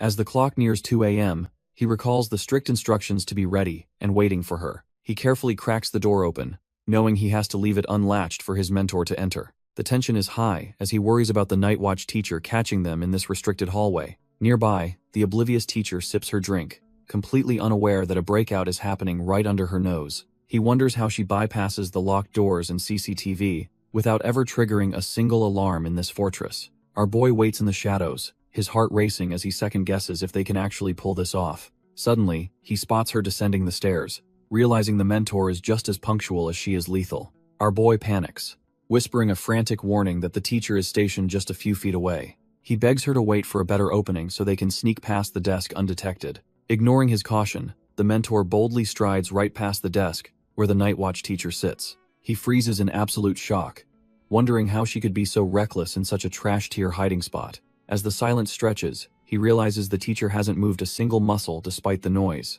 His eyes drift to the mug on the table, sensing something is horribly wrong with this scene. Turns out, the teacher is completely out cold, her life likely snuffed out by the mentor's hand. She calmly beckons him forward, telling him to quit stalling and step out into the hallway. With a chilling smile, she invites him to join her for a little midnight stroll through the facility. He stares at her in disbelief, realizing his mentor is far more dangerous than he ever imagined. The night watch teacher sits there completely lifeless, a trail of drool being the only thing moving on her. Our boy can barely find his voice as he whispers out to her, hoping for any sign of life. His hands tremble with pure terror, realizing the woman who was just guarding them is now just a corpse. He stares into her glazed-over eyes, the cold reality of his mentor's lethality finally sinking into his bones. Soa doesn't even blink, casually telling him to quit wasting time because their exit is finally open. He takes one last look at the tragedy behind him, feeling like a complete monster for just walking away. Every single door in this trash-tier facility is bolted shut, designed to keep the kids trapped like rats. Even the windows are reinforced with heavy padlocks, proving that nobody was ever supposed to leave this place. As they navigate the dark hallway, she explains how the teachers lock every exit to maintain their absolute control. She reaches for the final handle, ready to break the chains of their miserable existence once and for all. Soa points out a forgotten storage window, explaining that the staff's laziness is their golden ticket out. With a sharp snap, the heavy padlock is easily bypassed, proving that no cage is truly permanent. She reveals her genius, explaining how she secretly swapped the real lock for one she could easily manipulate. Looking at the broken metal, it is clear she has been planning this escape for a very long time. Our boy is completely dumbfounded, wondering how a fellow kid managed to pull off such high-level sabotage. Soa just shrugs it off, admitting she has been hoarding useful junk from all over this trash-tier facility. Her stash is a literal criminal starter kit, filled with tools stolen right from under the teacher's noses. As she climbs out, she mentions a basement lab where she found the drugs used on their guards. Number realizes she is not just a survivor. She is a predator who has been studying their captor's weaknesses. Turns out, she even used the social studies teacher as a human guinea pig to test her concoctions. The timing had to be perfect, specifically aligning with the full moon when the guard rotations finally overlap. Soa explains that if they didn't bail right now, they would be stuck in this hellhole for weeks. She pauses for a second, her sharp mind already calculating the next move in their desperate escape plan. Our boy starts getting cold feet, worrying if the drugged-up teacher might actually end up seriously injured. Soa just laughs it off, claiming she has refined her concoction through plenty of trial and error already. The poor teacher is completely out of it, and Soa knows she won't remember a single thing tomorrow. As Number prepares to take the leap, she warns him that the drop is much higher than it looks. Under the cold glow of the full moon, the stakes for their freedom couldn't be any higher. A security camera hums nearby, a mechanical eye that could end their journey before it even truly begins. Soa pulls him back, noting they need to wait out the 3 cameras guarding the perimeter ahead. Soa explains how the cameras rotate to kill any blind spots, requiring perfect timing to slip through. Our boy finally starts to grasp the sheer scale of the security they're up against. He thinks they're clear, but Soa sits back, warning that running now is a one-way ticket to capture. She points out the specific rhythm of each lens, breaking down the seconds with terrifying precision. Number is left completely dumbfounded as she rattles off complex intervals like it's second nature. She calculates the next opening is hundreds of seconds away, leaving him questioning her sanity. Since they have a 3-minute wait, she tells him to get comfortable while he nervously agrees. Hes amazed, wondering just how many times she's practiced this escape to master the math. She starts mumbling numbers under her breath, keeping a rhythmic count that keeps them on track. Turns out she isn't calculating at all. She simply sees the world through these supernatural timers. Soa casually mentions she's been a wanderer since childhood, forcing the facility to ramp up its security measures. She laughs about her explorer's spirit, while our boy just stands there feeling completely overwhelmed by her intensity. Her gaze turns cold as she recalls the facility finally posting night watchers to stop her constant escapes. Number watches in silence, chilled by the way she keeps counting down the seconds with robotic precision. She notices his hesitation and asks if he's still haunted by the state they left their teacher in. He admits that her expression back then was utterly terrifying, marking a shift he never expected from her. They were both raised on the lie that they were all equally blessed by the mysterious godmother. The rules were simple: never fight or hurt those within the orphanage, maintaining a forced sense of peace. Soa keeps counting, reminding him that everyone outside their walls is either a fool or a villain. The brainwashing runs deep, as they were taught to never leave and always obey their teacher's every command. Soa suddenly grabs our boy, catching him completely off guard as he tries to process their situation. She laughs and admits that while their actions were dangerous, she had a very specific reason for it. She questions why the teachers would keep such dangerous drugs in a place where children were strictly forbidden. Number is left dumbfounded, realizing that the sanctuary they lived in was built on a foundation of secrets. She leans in close, asking if he didn't feel that something was fundamentally wrong with the facility too. It turns out his intuition was right all along, which is why he agreed to follow her lead. She compares their situation to a hero like Crow, who isn't considered evil for taking down actual villains. Since the villains struck first, she believes their retaliation is nothing more than a justified response to cruelty. Her expression turns chilling as she explains that the teachers are no different from the trash-tier villains they despise. She concludes that if they are truly dealing with bad people, then any horrific act becomes perfectly acceptable. Our boy is looking completely drained as he processes the weight of the secrets he just learned. Soa stretches casually, noting they only have 20 seconds left before they need to make their move. She points toward the distant trees, instructing him to sprint there within 10 seconds once she signals. Number agrees, though he's clearly exhausted from the mental and physical toll of this supposed sanctuary. Suddenly, she calls him by his name, catching him off guard with a much more personal tone. She reveals a hidden truth about the facility, mentioning there are more than just the standard classes. Apparently, an elite honors class exists for children who possess specific, dark talents that set them apart. She plans to join that class next year, and wonders if he has the same potential. If he makes the cut, she promises to reveal her true intentions and every detail of her plans. Number is left dumbfounded, realizing she's offering him a seat at the table in her dangerous game.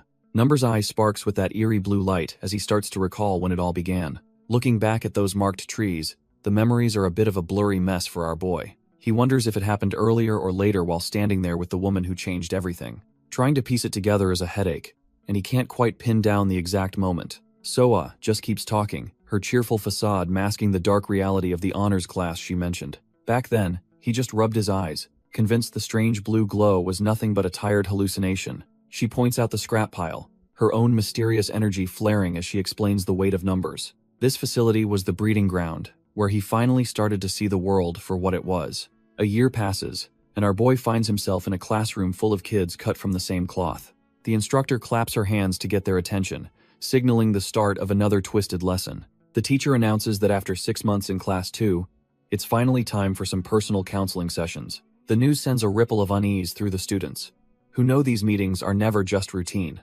Standing beside her, the science teacher prepares to call them in, his cold gaze scanning for any weakness. Our boy watches as the teacher calls for number 1, signaling the start of Han Gyul's turn.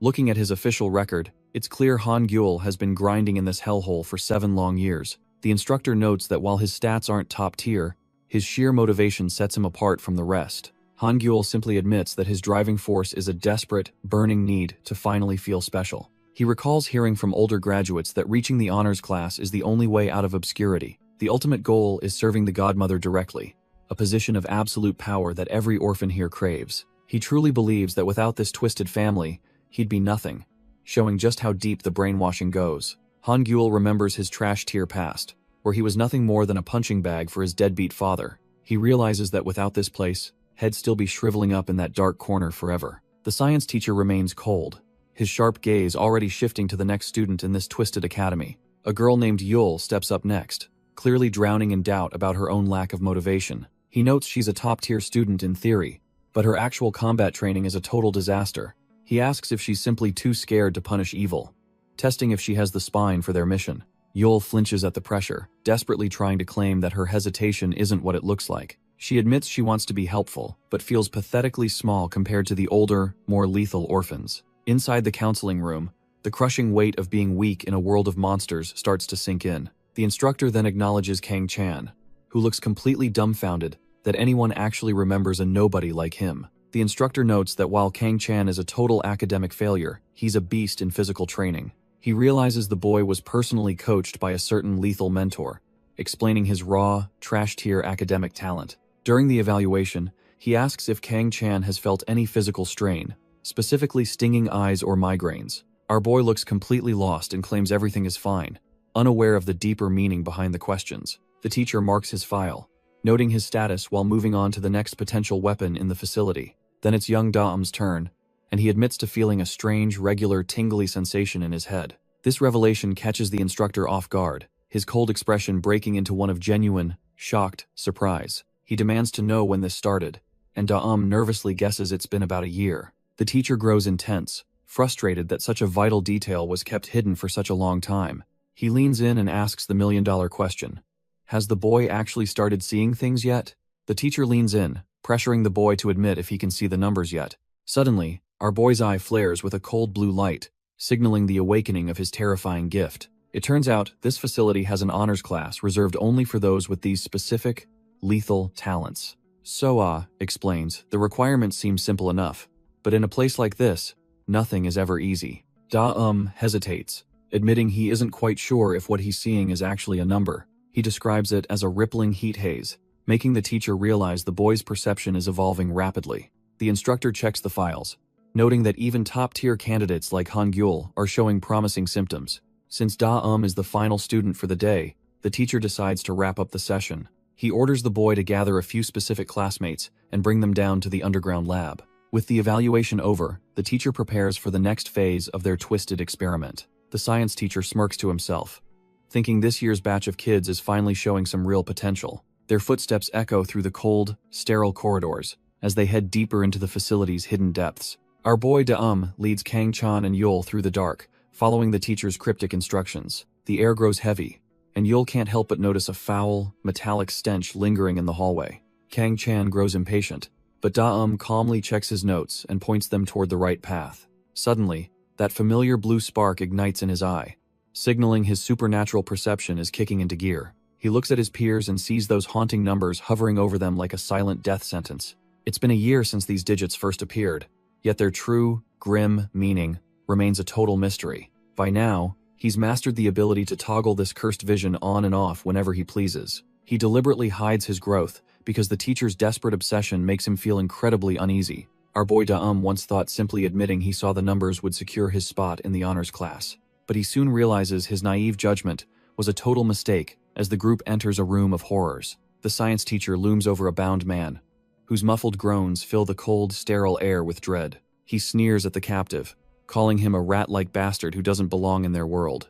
Turns out, this poor soul was caught sneaking into the forest, desperately trying to record the facility's dark secrets. On the table lies the evidence of his intrusion: a camera, a notebook, and a journalist's identification card. The science teacher warns the students that this is why they must remain vigilant whenever they leave the building. With a chilling click, the science teacher readies a handgun, signaling that the real lesson is about to start. He places the weapon on the table, the heavy thud echoing the grim reality of their next task. The deal is simple. The first student to pull the trigger on the captive earns a seat in honors. The kids are absolutely dumbfounded as the weight of the teacher's twisted ultimatum finally sinks in. The poor journalist just sits there, a hooded sacrifice waiting for one of these children to break. The science teacher singles out Yule, reminding her that she claimed to be fearless just moments ago. He forces the cold steel into her trembling hands, demanding she prove her worth by taking a life. He mocks her dreams of being everyone's strength, calling her out for what he thinks is a lie. Yule is on the verge of a total breakdown,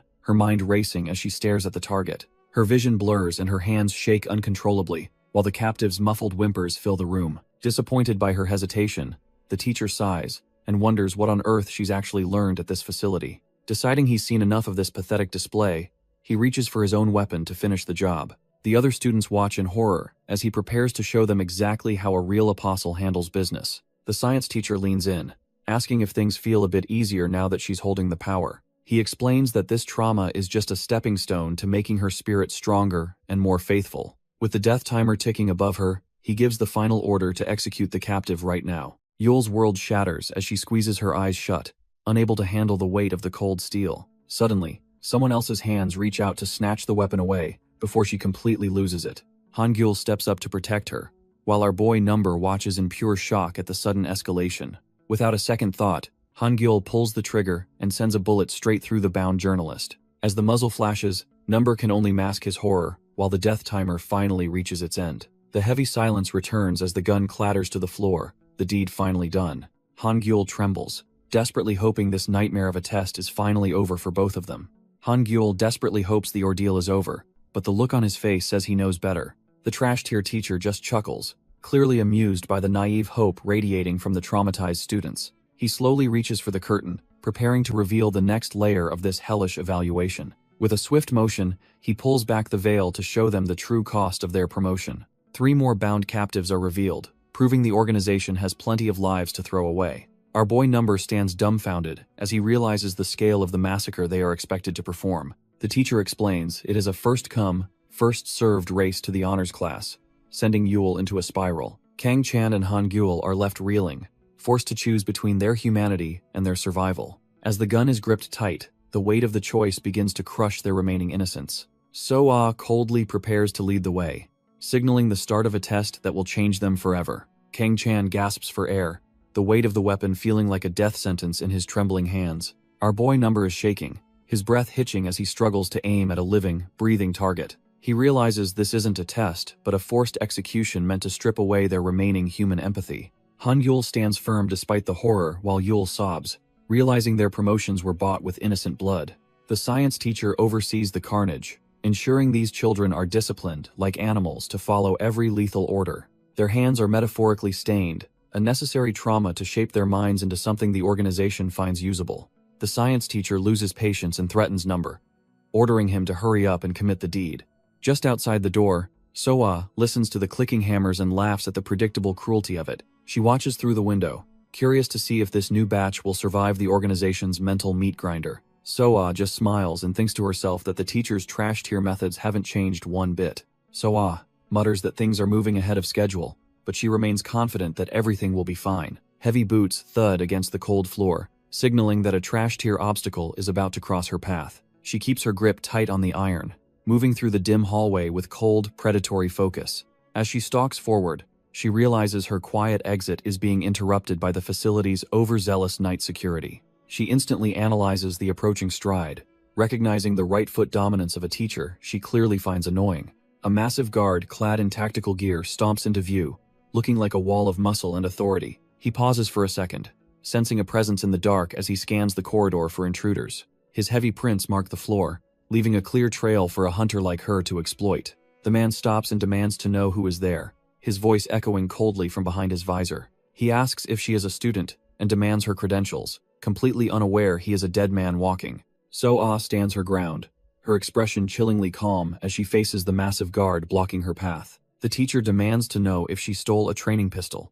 Completely unaware he's facing a natural-born killer, she stays silent, her mind already calculating the exact trajectory needed to end this trash-tier confrontation instantly. With a steady hand, she aims her weapon, while mumbling complex coordinates for the perfect lethal strike. A heavy silence fills the corridor for a heartbeat, as the tension between hunter and prey peaks. Suddenly, she reaches out and clicks the switch, plunging the entire hallway into oppressive, pitch-black darkness. The flickering lights catch her off guard for a split second as the environment shifts into a kill zone. A massive shadow looms through the gloom, signaling that the guard is blindly charging into his own grave. In a blur of violent motion, the darkness is torn apart by a swift strike aimed at the target. She narrows her eyes, her predatory instincts fully taking over as she prepares to finish the job. So-ah pulls the trigger, sending lead into the ceiling to kick off her chaotic diversion. The shots ring out, successfully baiting the facility staff into thinking the situation is under control. The science teacher stops dead in his tracks, completely dumbfounded by the sudden violence erupting nearby. He notices a discarded tactical helmet riddled with holes, assuming the guard met a messy end. It turns out to be a classic bait and switch, as the gear is used to draw his attention. Our girl watches with predatory intensity, waiting for the perfect moment to spring her lethal trap. A massive shadow looms forward, aiming a weapon at where they think the intruder is hiding. The science teacher rushes out, frantically asking what happened to the guard and why shots were fired. Suddenly, a silent dart cuts through the air, launched with the cold efficiency of a true professional. He barely has time to gasp before the toxin hits, realizing he just played right into her hands. The science teacher is completely rattled, demanding to know what on earth just happened in the dark hallway. He peeks around the corner and finds a dark figure looming over a discarded weapon. A thin wire is rigged to the gun, proving this wasn't just some random accident, but a calculated move. Our boy just stares back coldly, claiming that everything is fine and there is absolutely nothing to see. The science teacher tries to pivot, mentioning the upcoming promotion ceremony to the guard standing watch. Behind closed doors, the facility's true nature is revealed as a captive journalist meets a gruesome end. The mentor stands over the carnage, overseeing the traumatized kids as they finish their brutal training session. Yul and the other students look utterly broken, their spirits crushed by the weight of their forced sins. Young Number stands there with hollow eyes, the light of his childhood officially extinguished by the facility's cruelty. He can't even remember the walk back to the dorm, feeling like a thick white film covered his reality. For a whole week after the massacre, the silence between the survivors is heavy enough to suffocate them. Our boy looks like a ghost of his former self, his eyes completely drained of any remaining warmth. Even the mysterious death timers above their heads start fading away as they drift further into the darkness. The sound of heavy footsteps echoes through the derelict halls,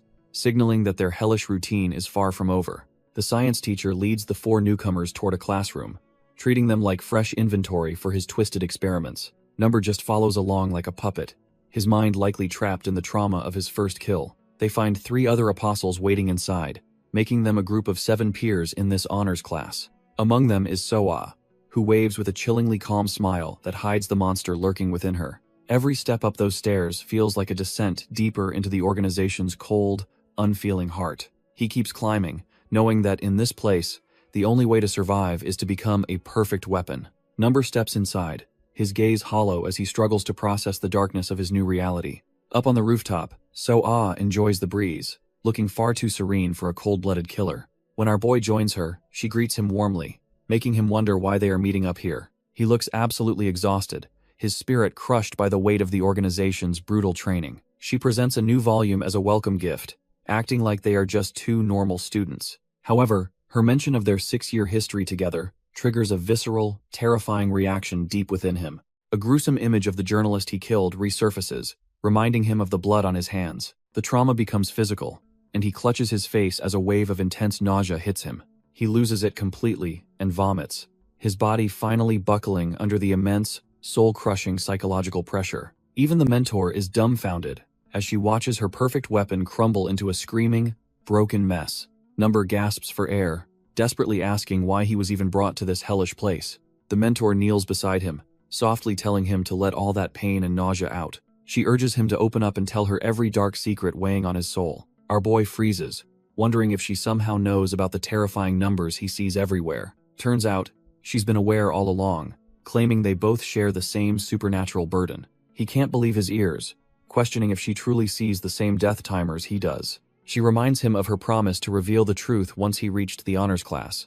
Her eye glows with an eerie light as she explains her power tracks future lives saved. She claims to see the potential for salvation in others, a stark contrast to his own curse. Number is left speechless, struggling to process that his mentor might be cut from the same cloth. So suggests they wipe out the teachers and burn the entire trash-tier orphanage to the ground. She looks completely unhinged while claiming that doing this together will finally make them both heroes. A discarded hero comic lies nearby, serving as the twisted inspiration for her grand, violent plan. Our boy is left utterly dumbfounded, unable to process the dark path his mentor is laying out. He wonders if the numbers she sees really represent the lives they are destined to save. She confirms her vision, pulling him closer to ensure he understands they are cut from the same cloth. So insists their future is bright, filled with thousands of lives they will supposedly rescue through blood. She demands that he finally reveal the specific numbers haunting his own vision. The pressure becomes too much as he realizes her version of salvation is just more murder.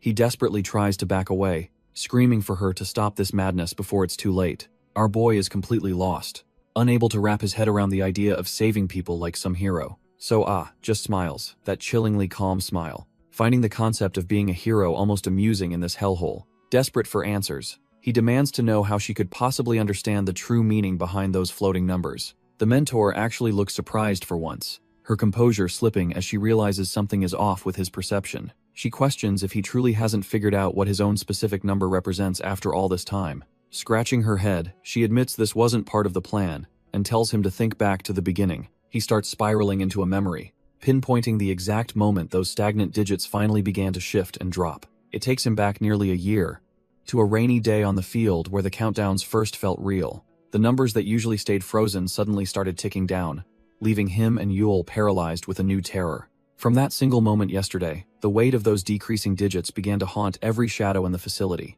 Our boy's eyes flare with that cold blue light as he struggles to process the mentor's cryptic words. She stares him down, asking if anything is finally clicking in that head of his. He can barely breathe as the memory of calling her his sister floods back into his mind. Back on that rooftop, he's absolutely dumbfounded when she suggests they should just kill all their teachers. She just laughs it off, claiming that taking out the staff might actually be easier than he thinks. She explains the facility's sick game of cultivating loyalty by pretending to be a loving family first. They use those fake bonds to make the kids dependent before the real nightmare begins. Once they're hooked, the teachers force them to kill, systematically trampling over their very souls. He feels sick to his stomach, haunted by the faceless victims like the journalist they've already executed. She insists these teachers aren't gods.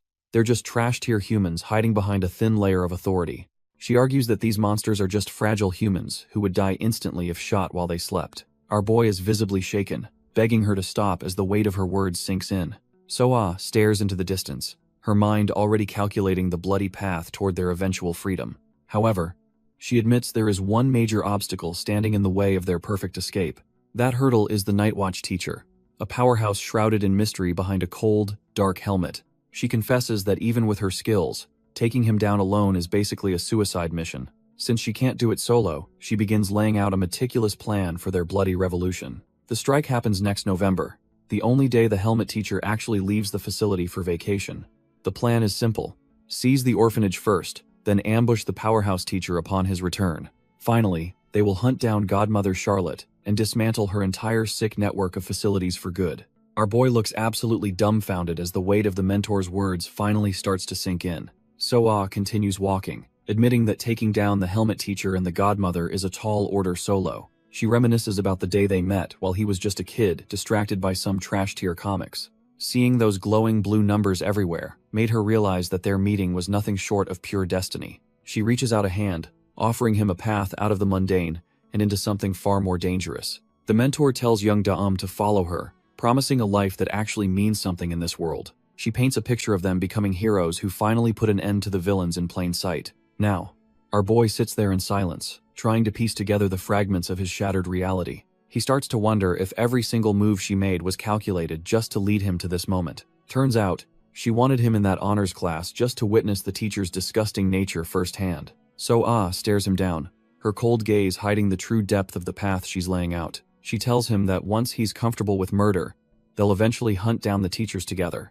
She insists her real goal was for him to master his unique ability within the honors class. Those trash-tier teachers are always hunting for gifted kids to turn into their own personal weapons. Our boy looks up, wondering if they are truly cut from the same cloth regarding their bloody pasts. He wonders if she was forced to kill someone just to survive her own promotion ceremony. She remains silent, a dark shadow crossing her face as the grim reality of their world sinks in. He realizes all those lethal techniques he learned were never just for show or practice. To him, it was just data to get high scores and stay on the teacher's good side. Hez dumbfounded, finally realizing that he never actually believed he'd have to become a cold-blooded killer. So-ah stares into the distance, realizing the cycle of trauma is deeper than she ever imagined. She recalls how Han Gyul, Yul, and the rebellious Kang Chan were once just terrified children. It occurs to her that they were all cut from the same cloth, desperate for any escape. Without a change, these orphans are destined to become the same trash-tier monsters who trained them. Our boy reaches for the book on the ground, his resolve finally hardening against her manipulation. He looks her in the eye and firmly states that they are going to run away together. So-ah is left dumbfounded by his sudden spark of rebellion and the weight of his words. He explains his plan for November 17th, promising to find an opening for him and his friends. He grips the magazine tightly, realizing it is the last piece of his old self he needs. Number hands the book back to So-ah, signaling that his time as her pawn is officially over. Our boy trembles, desperately insisting he refuses to end up like the cold-blooded killer known as Crow. They stand on the rooftop, the distance between them growing as he rejects her twisted path. So-ah remains silent, her back turned as she lets his defiance echo through the cold evening air. He grips the magazine until his knuckles turn white, clinging to the last shred of his humanity. The weight of his past hits him, and he screams out in a desperate attempt to stay sane. A voice in his head commands him to snap out of it before the darkness swallows him whole. The mental pressure mounts, suggesting the only way to end this cycle is to kill So-ah immediately. Rage finally boils over as he realizes the sheer depth of the lies he was fed since childhood. He remembers Yul, questioning why her death timer was so high if she wasn't a future monster. He demands to know why she would claim to protect the orphanage while leading them to slaughter. The blood-soaked remains of Rudy and Hunnel serve as a grim reminder of the mentor's true, heartless nature. He realizes So-ah never truly valued the lives of the children she supposedly led toward a better future. As she stares into the distance, she clutches a book that seems to fuel her distorted view of reality. The illustrations show a hooded figure battling a pig-masked man, a clear metaphor for her black and white morality. She finds it genuinely bizarre that the world doesn't embrace the explosive cleansing she believes is necessary. In her mind, committing atrocities against those she deems trash tier is not just acceptable, but entirely justified. She looks completely dumbfounded, unable to comprehend why anyone would hesitate to follow her lethal logic. The pressure inside Number's head finally snaps, and he realizes he must kill her before it's too late. He thinks back to January 16th, the day he began documenting his secret plans to defy the organization. By utilizing every trick in the book, he slowly mapped out a path to escape his mountain prison forever. Our boy notes that his relationship with Yuna grew cold, leaving an unbearable, awkward silence between them. By March, Han Gyul was forced into disposal duty, forced to stain his hands with the blood of captives. After Kang Chan finished his shift, Han Gyul's countdown finally hit 0, signaling his descent into the facility's darkness. Standing over the remains, Han Gyul looked completely hollowed out, another soul crushed by the organization's brutal demands. It was then that the true, terrifying meaning of the floating numbers finally clicked for our boy. Seeing the massive count over Yul made him realize just how much blood was destined to be spilled. He tried to shut it all out, desperately wanting to stop caring about the fate of his peers. By July, even his attempts to convince his friends to flee failed as Yul became a listless shell. Meanwhile, Kang Chan's aggression spiraled out of control, his mind snapping under the weight of his mounting sins. It felt like everyone in that hellhole was just a broken puppet, discarded once their purpose was served. By October, the diary entries show our boy was already doubting if So-ah could actually pull off her plan. He spent his few quiet moments sketching, wondering how many children he could realistically save from this nightmare. But those private thoughts were never meant for the facility teacher, who looks on with a chillingly blank expression. She meticulously scans every page, soaking up the secrets our boy desperately tried to keep buried in his mind. Han Gyul stands there dumbfounded, likely regretting his attempt to convince his friend to flee this hellhole. The teacher finally connects the dots, realizing the deep, dangerous bond forming between Da and the lethal mentor. With a sharp snap, she closes the notebook, essentially sealing the boy's fate before he can even react. She flashes a trash-tier fake smile, thanking Han Gyul for the information, while the hallway remains ominously dark. Hangul is starting to spiral, realizing that his friend was likely just a pawn being fooled by So-ah. The teacher grabs his hand with a sickeningly sweet gesture, masking the predatory intent lurking behind her eyes. The teacher promises to handle Da-um, her voice dripping with that fake, sugary concern. Hangul is left trembling, realizing he just threw his only friend under the bus for this trash-tier system. Meanwhile, the mentor is listening in, her earpiece picking up every single word of the teacher's manipulation. So-ah sits perched like a predator in the moonlight, completely unfazed by the facility's growing suspicion. She lets out a chilling laugh, finding the whole situation more entertaining than a sane person ever should. It turns out she's disappointed because that diary was a secret pleasure she wasn't ready to share yet. A heavy presence looms over the facility grounds as the tension reaches a breaking point. A mysterious night watch teacher arrives, looking like he's ready to enforce the facility's brutal status quo. His heavy boots crunch against the dirt, signaling that the time for games is officially over. The clock winds back to November 2012, inside a ruined building where the nightmare first took root. Someone grips a revolver with lethal intent, ready to turn this facility into a literal graveyard. So-ah steps through the doorway with the cold, calculated grace of a natural-born predator. We're diving 12 years back into the infamous number incident that changed everything for our boy. Desperate breathing and frantic footsteps echo through the dark hallways as the hunt officially begins. A facility teacher clutches her bleeding shoulder, realizing she is no longer the one in control here. She is absolutely dumbfounded that a mere student could turn the tables and leave her this broken. In a fit of pure desperation, the woman levels her piece, hoping one lucky shot saves her. But So-ah just walks through the lead storm like the bullets are nothing more than annoying flies. She wears a trash-tier grin while mocking the teacher for thinking she could actually dispose of her. Realizing she is completely outclassed, the teacher bolts.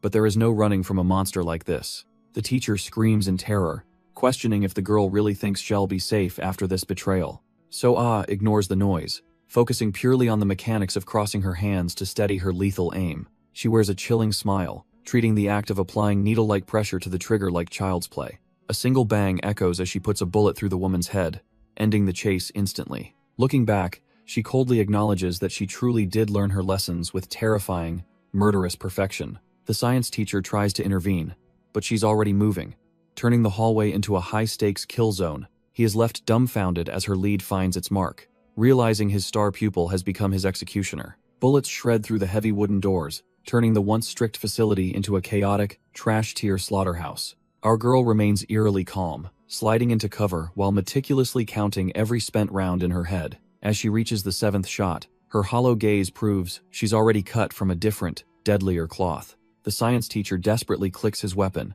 trying to regain control of the spiraling situation. He aims at the shadow, but he's already lost the initiative to his superior student. A white sheet suddenly cuts through the air, serving as the perfect distraction for her next move. So-ah appears from the darkness, looking like the personification of death itself as she closes the distance.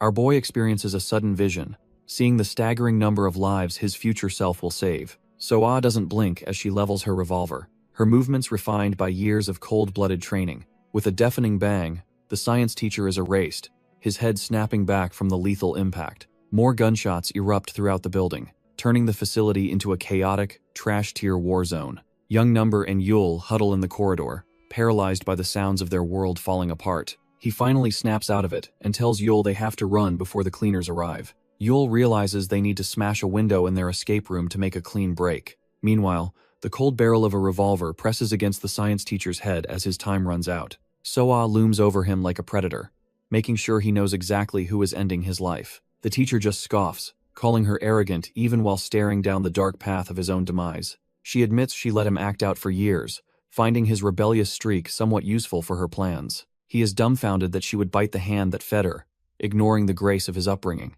So-ah just encourages him to keep that energy, telling him he is playing his part perfectly. She wants him to stay trash-tier, refusing to let him find any peace or admit his wrongs. With a terrifying grin, she tells him to struggle and die like the hideous villain he is. She demands her final moment of catharsis, ready to paint the room red with his blood. Just as So-ah thinks she has the upper hand, a cold blade suddenly presses against her throat. Miru emerges from the shadows to restrain the mentor, while our boy, Number, bursts in with his gun leveled. A dying Byomjun coughs up a final secret, admitting So-ah wasn't the only one seeing the death numbers. The room turns into a powder keg as Number realizes the situation has spiraled completely out of his control. Soa is left dumbfounded, recognizing the girl as Gayul and realizing her past has finally caught up. Number keeps his weapon trained on the newcomer, his mind racing to figure out her true intentions. A flicker of a memory brings them back to the classroom, where they were all just trash-tier orphans. When Soa demands an explanation, Miru claims she is only doing this to save her from a worse fate. Miru just scoffs at the idea, telling her that nobody ever asked for her twisted version of salvation. Our boy remembers when his only dream was graduating at the top to serve the godmother directly. Miru keeps the mentor restrained, while Soa blames the science teacher for ruining her twisted vision of salvation. He reflects on the brutal training sessions where he had to dismantle masked figures just to stay alive. It hits him that every soul trapped in this hellhole has already been tainted by the organization's darkness. These trash-tier orphans were never students, just hollow shells being forged into the godmother's loyal apostles. Soa grits her teeth in frustration, realizing it's far too late to bring any of them back.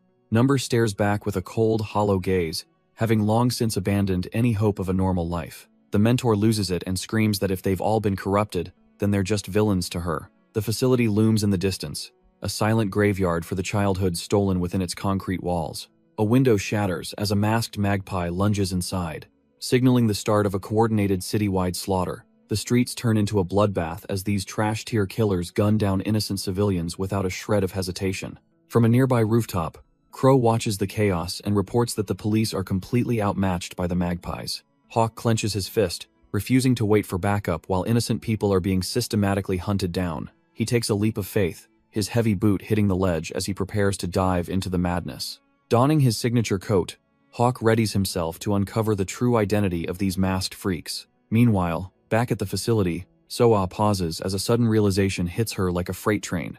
She looks at her blood-stained clothes, dumbfounded by the fact that the coat she's wearing isn't even hers. The mentor's cold composure cracks for a second as she tries to piece together this bizarre discrepancy. She turns to see a pristine white coat hanging near the science teacher's corpse, making her question everything. Soa finally remembers seeing a specific garment before the massacre truly kicked off. She reaches out to claim the lab coat, her mind already drifting toward her next move. As she leaves the room, she playfully ponders what her hero name should be, despite the carnage. The door shuts on a scene of absolute slaughter, leaving only blood and silence behind. In a grim flashback, young Da-um and Yule tremble as they realize they are trapped. They find the windows completely barricaded with heavy desks, making a stealthy exit impossible. Da-um panics, realizing that their every move has been monitored by the facility staff. Heavy footsteps approach as a voice calls out to the two children, cornering them in the hallway. A facility teacher points a gun at them, demanding they stop and follow his orders immediately. He warns the kids that they are being played like fiddles by their beloved mentor. Soa. Hangul suddenly appears, pointing a gun at our boy with a look of pure desperation and fear. Da-um is completely dumbfounded, unable to believe his own friend is the one cornering them like this.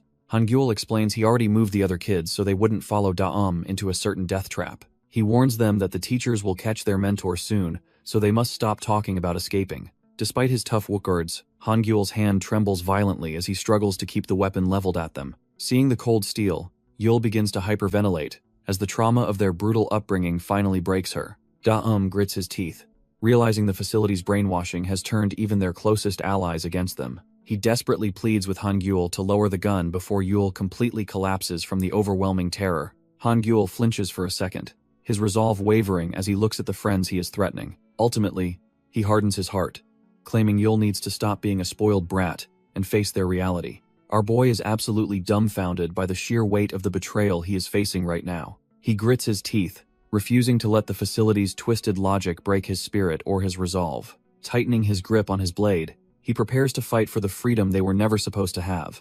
He shouts that they are leaving this hellhole no matter what, shielding a terrified Yule from the threat. He challenges Hangul, asking if he didn't feel the same wrongness about this trash-tier facility all along. Hangul looks like he is about to snap, his mind a battlefield between loyalty and the hidden truth. His hand shakes violently as he realizes he is just a broken tool that failed to fully adapt. Poor Yule is completely broken, desperately clinging to the lie that the teachers couldn't possibly be wrong. Both boys are cut from the same cloth, yet they are forced into a deadly standoff by their upbringing. Finally, Hangul's facade crumbles as he screams, questioning the miserable existence they have been forced to endure.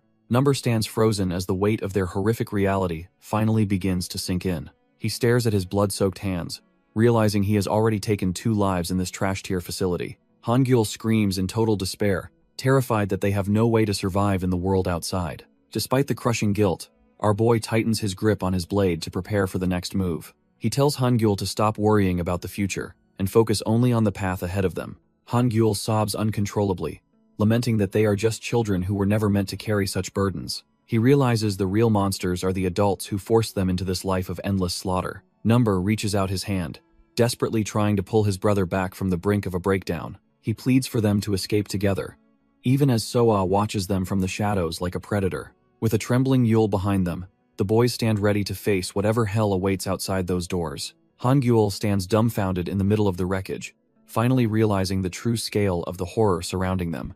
A steady hand grips a pistol, the cold weight of the weapon signaling that the talking is finally over. Soa stares back with a hollow expression, her face painted with the blood of those who stood in her way. She smiles mockingly, identifying the boy as the little snitch who betrayed his friends by handing over the diary. Our boy is visibly shaken, the weight of that past betrayal hitting him harder than any physical blow ever could. High above the city, Hawk desperately calls for backup as he realizes the magpies are actually the mentor's legacy. These killers are nothing more than puppets, former students who were molded into monsters by the mentor's twisted hands. They were kept in total isolation, raised in a facility where the outside world was nothing but a distant myth. Having never learned right from wrong, these children were taught that the only truth in life is a bullet. Now, an entire classroom of brainwashed soldiers has been unleashed on the city to claim revenge for their master. A magpie strikes while our boy drowns in regret, wishing he had stopped the cycle before it began. He realizes that taking action beforehand was the only way to prevent the bloodbath currently staining the floor. He remembers the mentor, smiling like a saint, while claiming she would save him with a loaded gun. That twisted version of salvation immediately paints the room red as the first victim falls in the flashback. Our boy's eyes widen in absolute shock, his mind fracturing as he witnesses the true face of his teacher. He stands among the ruins of his classroom, looking completely dumbfounded by the sudden, violent end of his childhood.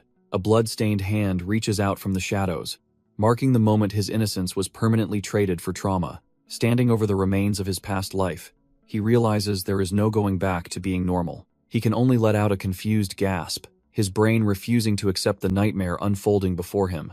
Desperate to escape the madness, he bolts down the dark hallway with his frantic breathing filling the silence. Yule bolts through the dark, her lungs burning as she screams for a miracle that isn't coming. A heavy revolver spits fire, the thunderous bang drowning out the sounds of the facility's dying innocents. Hawk crashes into the scene, putting his boot through a masked magpie who thought he owned the streets. Things get messy when a student is taken hostage, forcing the hunters to weigh one life against the mission. Soa stares down a trash-tier student, her presence alone enough to make his knife hand shake with fear. She strikes with lethal precision, proving that years of training can't save Kang Chan from a monster's wrath. The mentor looks like a vengeful ghost, her eyes hollow as she prepares to pull the trigger again. Hawk keeps the momentum going, cracking ribs and masks alike, while the city burns in the background. She steps over the fresh corpse without a second thought, her path forward paved with her students' blood.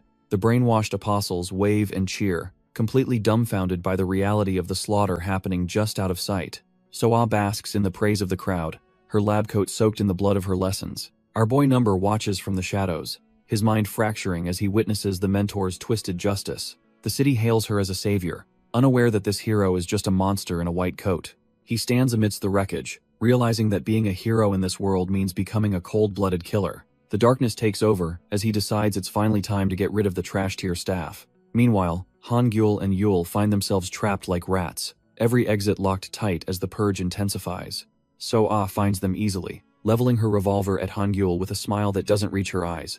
Just as she prepares to pull the trigger, a blur of motion cuts through the hallway's heavy tension. Number lunges forward with everything he has, tackling his former mentor before she can claim another life. A shot rings out, the deafening blast signaling that the time for talk is officially over. The impact shatters the nearby windows, glass raining down like lethal confetti as they hit the floor. Our boy's eyes go wide, the reality of the situation cutting deeper than any of those shards. They crash into the ground together, the sound of the gunshot still echoing through the empty hallway. He manages to shove the mentor back, but the physical toll is already starting to scream at him. Number clutches his face as the searing pain of a fresh wound mixes with a sudden, agonizing memory. Blood spatters across the broken glass, a grim reminder that every choice in this place has a price. He gasps for air, his vision blurring as the trauma he tried to bury starts clawing its way out. Suddenly, he's back in that hellish classroom, surrounded by the cooling bodies of the only friends he had. The weight of the massacre hits him all over again, making him wonder if he's truly any different. Seeing the lifeless forms of Luda and Hanwul reminds him why he can never let So-Ah win. Number screams in agony, his mind fracturing as he demands to know why this nightmare ever started. He sees the mentor again, looming over a sobbing Yule, while casually gripping her service weapon. So-Ah justifies her actions, claiming that since no one else would act, the burden fell to her. Our boy is dumbfounded, as she explains that every student there was already a lost cause. In her twisted mind, these children were destined to become nothing more than heinous, trash-tier criminals. She smiles coldly, convinced that by killing them, she was actually saving the world from future villains. The facility stands as a grim tomb, its windows stained with the blood of those who failed graduation. He remembers the suffocating weight of death as Kang Chan was ruthlessly silenced during the purge. A trembling, bloodied hand reaches out for help, but in this hellhole, mercy is a foreign concept. Even the Night Watch teacher is left holding a cooling body, powerless against the mentor's absolute authority. A facility teacher looks down at the fresh corpses, realizing the graduation ceremony has turned into a total bloodbath. Trails of red paint the stairs, leading toward the dark heart of the facility where the real nightmare begins. The Night Watch teacher pauses, wondering if the slaughter has already reached the students on the second floor. Our boy is absolutely losing it, his face splattered with gore as he grits his teeth in pure agony. He charges forward with a scream, demanding to know why she would butcher their classmates like trash-tier obstacles. So-Ah just stares back with hollow eyes, her revolver ready to silence anyone who dares to question her. She discards the empty gun and searches the room, looking for any remaining sins that need to be purged. Without a second thought, she draws her knife, ready to show him exactly why she is the ultimate predator. Their blades clash in a shower of sparks as Number desperately tries to stop his mentor's cold-blooded rampage. The classroom turns into a kill zone as the two survivors engage in a dance of death and betrayal. Number is struggling, his face a mess of blood as he tries to process the betrayal. So-Ah justifies her madness, claiming she acted because everyone else was too weak to stop future monsters. Our boy snaps back, demanding to know how she could possibly know what the future holds for them. He mentions the numbers, realizing she can't even see the death timers that haunt his every waking moment. The mentor just laughs it off, mockingly asking if he's referring to some sort of future kill count. He stands there dumbfounded, realizing his mentor is operating on a completely different, twisted level of logic. She taunts him about his hidden diary, revealing that even his friend Hanjul eventually folded and tattled. The weight of the betrayal hits him hard, leaving him speechless as his world continues to crumble. He remembers Hanjul's tear-streaked face, a boy forced to point a gun at his only real family. Hangyul was never a traitor by choice, just another broken soul screaming in this trash-tier hellhole. Our boy screams that everything could have been different if she hadn't turned their lives into a total nightmare. The mentor just stares back with those cold, dead eyes, mockingly asking if he truly believes that fairy tale. She challenges him to explain how he could possibly know what a normal life even looks like anymore. Number freezes in place, the harsh reality of her words hitting him harder than any physical blow ever could. Suddenly, a sharp sting of pain erupts as his own hesitation leaves him wide open for a brutal strike. He collapses to the floor, clutching his wound while she questions how kids raised as killers could ever function. She paints a grim picture of orphans who only know violence being unleashed upon an unsuspecting, peaceful city. Without anyone to guide them, these broken tools would be completely lost in a world with different rules. She looms over him, sneering at the naive idea that they could ever just adapt and live normal lives. To her, the outcome is obvious, and their fate as monsters was sealed the moment they were recruited. She claims they will be discarded like trash, left to rot in dark corners where no light reaches. Eventually, these broken tools will revert to the only thing they know, slipping back into a world of violence. That cycle of blood inevitably circles back, claiming the lives of innocent people just trying to live normally. Our boy is visibly shaken, his body battered and his mind reeling from the weight of her cold logic. He can barely breathe as the realization hits, his heart breaking over the horrific path she has laid out. He trembles while asking if she really slaughtered everyone they knew just because of a twisted, baseless delusion. The mentor just scoffs, wondering if he actually values his trash-tier friends over the safety of the world. She looks at him with utter disappointment, calling him a selfish brat for not seeing the bigger picture. Something inside him finally snaps, and he kicks off the ground with every ounce of his remaining strength. He closes the gap in a flash, catching her completely off guard as he lunges for the kill. The gun clatters across the floor as our boy decides he doesn't need weapons to settle this debt. He tackles the mentor to the ground, screaming that his friends were never the villains she made them out to be. His face is a mask of pure fury, as he warns her not to judge people's lives so arbitrarily. He grips her throat tightly, demanding to know how she could possibly predict their future sins with such certainty. He remembers Yul, Chan, and the others, innocent souls who were just kids, caught in a nightmare. He reveals the truth he saw, that their death timers were at 0 for their entire miserable lives. Despair takes over as he shouts that they never would have killed anyone if she hadn't ruined everything. The mentor remains chillingly unfazed, simply stating she ended them before they ever had the chance to fail. Our boy stands there completely dumbfounded, his mind struggling to grasp the depth of her cold-blooded logic. He stares at her in stunned silence, realizing that the woman who raised him is truly beyond redemption.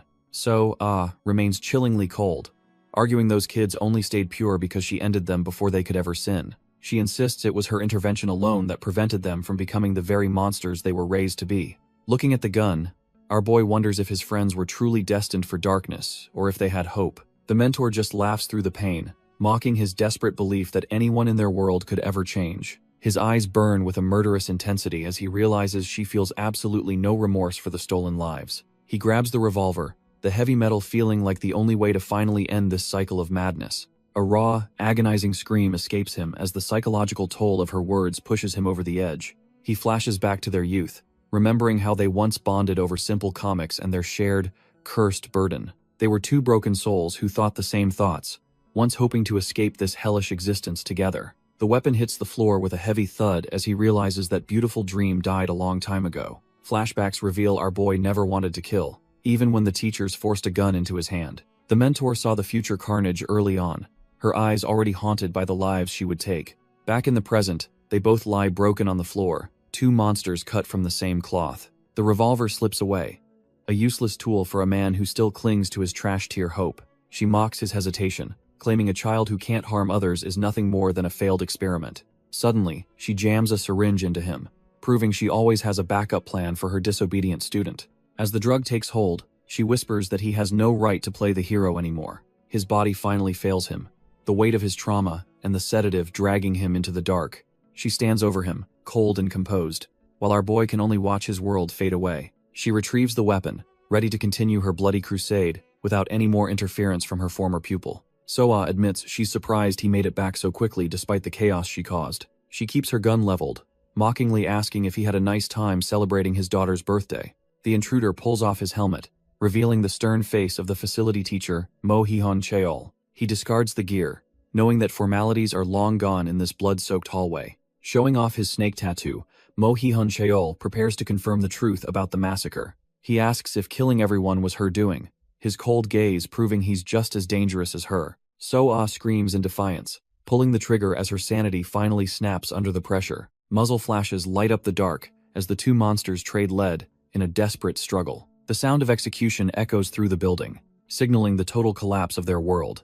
Our boy lies there, forced to relive this trash-tier memory, while the drugs finally take their toll. Our boy wakes up in a trash-tier nightmare, his body broken and the floor soaked in blood. He tries to move his hand, but the weight of the massacre feels heavier than his own limbs. Looking around with hollow eyes, he realizes the silence in the room is louder than any scream. The shattered remains of the weapons used in the purge lie scattered like forgotten toys. Standing amidst the bullet holes and carnage, he wonders how he's the only one left standing. When he finally comes to his senses, he finds himself completely alone in the wreckage. The entire facility has become a tomb, and he's the only soul still breathing in this hellhole. His footsteps echo through the blood-stained halls as he begins to walk away from the nightmare. He looks like a ghost, his mind unable to process the sheer scale of the betrayal he witnessed. Walking past the bodies of his former classmates, he realizes his life as a human is officially over. A heavy boot crushes the blood-stained floor, a grim reminder of the violence that just unfolded. Our boy collapses, his body finally giving out after the mental and physical toll of the massacre. Suddenly, a memory of Hangul flashes back, showing a time before the world turned into a meat grinder. Back then, Number could actually crack a smile, hiding the exhaustion of their brutal training regime. He brushes off his pain, telling his friend they need to hurry before the cafeteria runs out of food. The facility looked almost normal on the surface, with kids playing soccer like they weren't being raised as killers. Even during meals, the atmosphere was heavy, as every student wondered who would be the next to disappear. They were just children wandering these halls, completely unaware of the trash-tier fate the adults had planned. Our boy finds a book on the trolley dilemma, a cruel foreshadowing of the impossible choices he'd later face. He playfully asks Han-gyul to solve the riddle, never imagining they'd soon become the ones on the tracks. A runaway train screams down the tracks, representing the unstoppable momentum of the facility's trash-tier experiments. 5 people are tied down, their lives hanging in the balance as the metal beast approaches. If our boy pulls the lever, he can divert the tragedy and reduce the total body count. Sacrificing 1 to save 5 is the only logical way to minimize the suffering in this world. Choi Chang-hyuk weighs the lives, wondering if he has the resolve to make such a cold, efficient decision. Han-gyul asks what he would actually do, testing if his friend is truly cut from that cloth. Our boy reasons that, while it's grim, saving the majority is the only choice that makes sense. Han-gyul looks at him with a knowing smile, questioning if his friend actually believes his own cold logic. He wonders why Choi Chang-hyuk didn't just kill the mentor himself if he's so committed to the outcome. Our boy is left dumbfounded, realizing his theoretical logic fails when faced with the weight of his own actions. Han-gyul reveals that our boy was the only one who truly understood those numbers were future kill counts. That realization hits hard as the count reaches a soul-crushing 137. It wasn't just a handful of people. A massive line of victims was tied to the tracks. Choi Chang-hyuk screams in denial, unable to face the fact that he stood by and did nothing. He desperately claims he never thought the mentor would actually murder their friends and classmates. Han-gyul asks if he would have just ignored the slaughter if his own life wasn't at risk. Our boy stands dumbfounded as his friend calls him out for being a truly selfish person. A heavy step clicks on the floor, signaling that the lethal mentor is done playing games. So-ah mocks their indecision, telling them they should have acted instead of waiting for the inevitable. Flashbacks show the cycle of violence beginning as a student points a gun at Mo Hee-han Cheol. So-ah reminds him of his past failures while walking through the ghosts of their former classmates. Our boy was just a terrified kid back then, running from the nightmare he couldn't stop. The mentor explains that a choice was always there, but it required a cold-blooded sacrifice. He collapsed under the weight of the truth he tried so hard to ignore. If he had been stronger, the right answer would have been pulling the trigger on the science teacher. They sit in the ruins of their school as she explains the necessity of killing the defenseless. Number struggles to process her words, wondering if she is the monster or if he is. The lethal mentor just watches him with a cold smile, knowing she has already broken him. He wonders how she can make such horrific decisions without even a second of hesitation. Distraught, he admits he can no longer trust his own judgment regarding the lives on those tracks. Whether someone is a saint or trash tier doesn't matter when their lives are just weights on a scale. Our boy is losing it, unable to handle the burden of playing God with other people's lives. The facility brainwashed these kids into believing they were the only ones capable of purging the world's villains. So-ah drops a truth bomb, claiming that even the innocent will eventually rot into heinous criminals. The weight of this twisted logic finally breaks Number, and he starts leaking tears of pure despair. He lets out a hollow laugh as the realization sinks in that his entire moral compass is shattered. If everyone is destined to become a monster, then he realizes there was never anything to worry about. The mentor just gives him a chilling smile, satisfied that her dark ideology has finally taken root. He clenches his fists, realizing that justice is just a label used to justify whatever sacrifice they want. In the end, the godmother just picks her victims and calls it righteousness to keep her hands clean.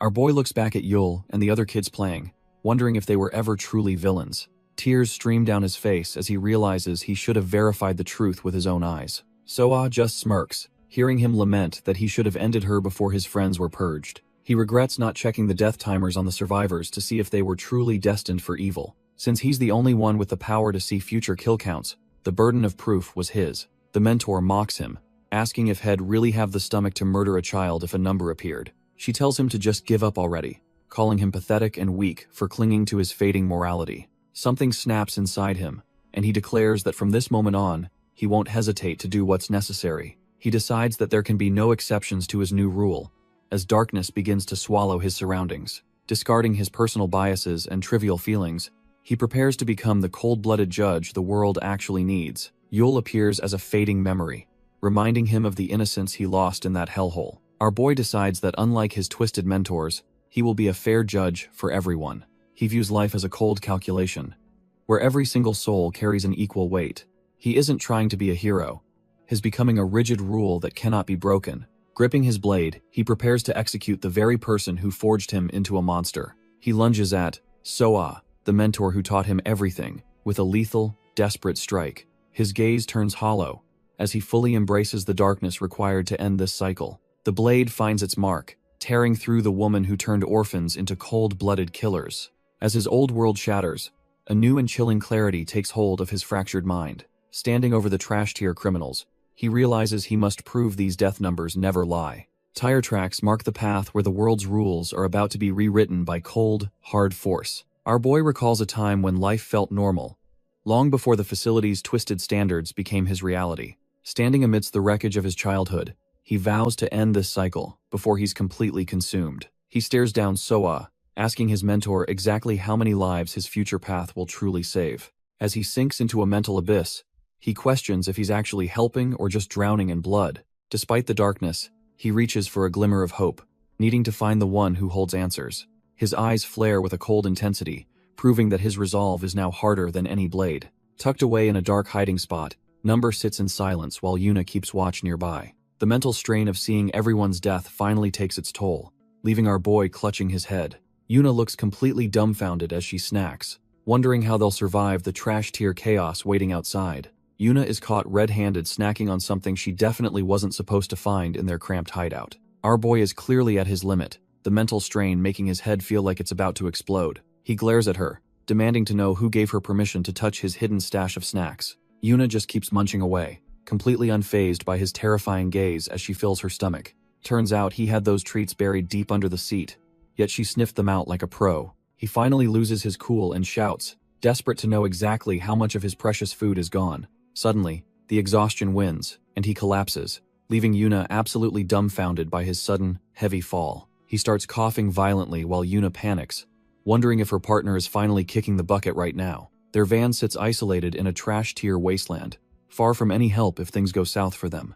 As he fades, he remembers the brutal reality of his life, where mercy was never an option for him. In his fading consciousness, he remembers standing over the bodies of those who dared to cross them. Yuna was right there with him, her shoes stained by the blood of the trash-tier thugs they leveled. He recalls her mentioning how she had been tracking her death timer exactly the way he taught her. She was just starting to figure out the logic behind the numbers when everything went sideways for them. His memory blurs as he recalls his body failing him even back then, tumbling down the stairs. Yuna's face was a mask of pure shock, seeing the invincible monster finally hit his breaking point. The sound of his heavy fall echoed through the hall as his stamina completely bottomed out. She ended up acting as a human cushion, grumbling about how heavy he was despite the looming danger. In the memory, she frantically asks what is wrong, terrified that her protector might actually be human. But he was long gone, his blood-streaked face showing the true cost of surviving the facility's hell. Number's hand hits the cold floor as his body finally gives out from the sheer strain. Yuna watches in total shock as our boy collapses, realizing her protector is reaching his limit. He looks like a total wreck, blood dripping down his face while he fights the mental static. Yuna is completely dumbfounded, her eyes wide with the terrifying realization that they are now vulnerable. Despite the agony, he forces himself to move, staggering up the stairs while she watches his retreat. Later, safely inside the van, he clutches his head while trying to piece together his shattered memories. Yuna mentions how he was totally unresponsive during the drive, acting like a literal hollow shell. She explains that he just dropped the second they arrived, leaving her to guard his unconscious body. Our boy is stunned to realize he has absolutely zero memory of the last few days. He admits that overworking his death perception eyes causes a total system crash and wipes his memory clean. Number is hit with a sudden, jarring realization that something is horribly wrong with his timeline. Sitting in the back of the van, he frantically asks Yuna what day it actually is. Yuna drops the bombshell that he's been completely out of commission for 2 whole days. Our boy is genuinely rattled, realizing just how much time he's lost to the mental void. The van roars to life as they peel away, the tires screaming against the cold pavement. Despite his condition, he takes the wheel, his face set in a mask of pure desperation. When Yuna asks for a destination, he simply tells her they're going anywhere but here. He knows he needs to find a safe haven to let his burning eyes finally recover. He admits that those bloody tears were a final warning that his supernatural sight was failing. Without his foresight, the path ahead is a tangled mess of dead ends and fatal errors. The police are swarming the blood-soaked apartment, desperate to find even the tiniest scrap of evidence left behind. They finally catch a break when they spot clear, distinct boot prints trailing through the cooling pools of gore. Quan and his partner loom over the scene, realizing they've finally stumbled upon a game-changing new clue. Meanwhile, our boy is sweating bullets behind the wheel, amazed the heat hasn't caught them after 2 days. Yuna is genuinely confused, mentioning she was keeping a close eye on the death timers during their escape. He snaps back that those numbers represent lifespan, and getting arrested wouldn't necessarily shorten her time on Earth. She's left completely dumbfounded, wondering why his acting like their reckless getaway was such a massive tactical failure. He quickly backtracks, clutching his head in frustration and admitting that the blame rests solely on his shoulders. It turns out he's been pushing his supernatural eyes for 40 days straight, hunting for the perfect future. He knew an overload was inevitable, but the cost of playing God with time is finally catching up. Flashbacks of Byung-jun's brutal interrogation haunt him, reminding our boy of the blood already on his hands. Yuna breaks the silence, asking why he insists on pushing himself past his absolute breaking point.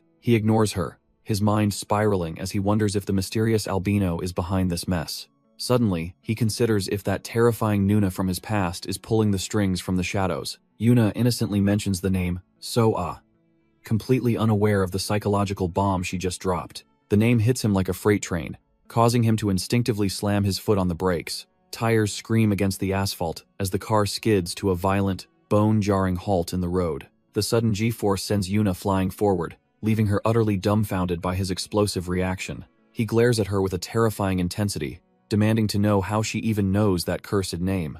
Yuna winces in pain, clutching her chest as the sheer weight of his sudden bloodlust suffocates her. Yuna nervously admits she wasn't trying to eavesdrop, but he talked a lot during his 2-day blackout. Our boy is completely rattled, realizing his subconscious let slip secrets he never intended to share. She continues, describing how he sounded so vulnerable and weak while groaning in his sleep. He tries to process the fact that his ironclad composure crumbled while he was out cold. When she mentions him calling out for his old comrades, he snaps and demands she shut her mouth. The tension is thick enough to cut as he puts the car back in gear and speeds off. They sit in a heavy silence, the weight of his trauma filling the cramped space of the vehicle. Yuna timidly asks if he is pissed off, but he just gives a short, cold denial. She offers a quick apology for prying, while he struggles to keep his rising temper under control. Finally, she looks at him with genuine concern, begging him to stop carrying everything alone and talk. Yuna wonders why he keeps living like this, her voice filled with genuine pity for his constant suffering. Our boy doesn't answer, his mind drifting back to the hellish facility that forged his broken soul. He can still see his mentor, the woman who turned innocent children into perfect, cold-blooded killing machines.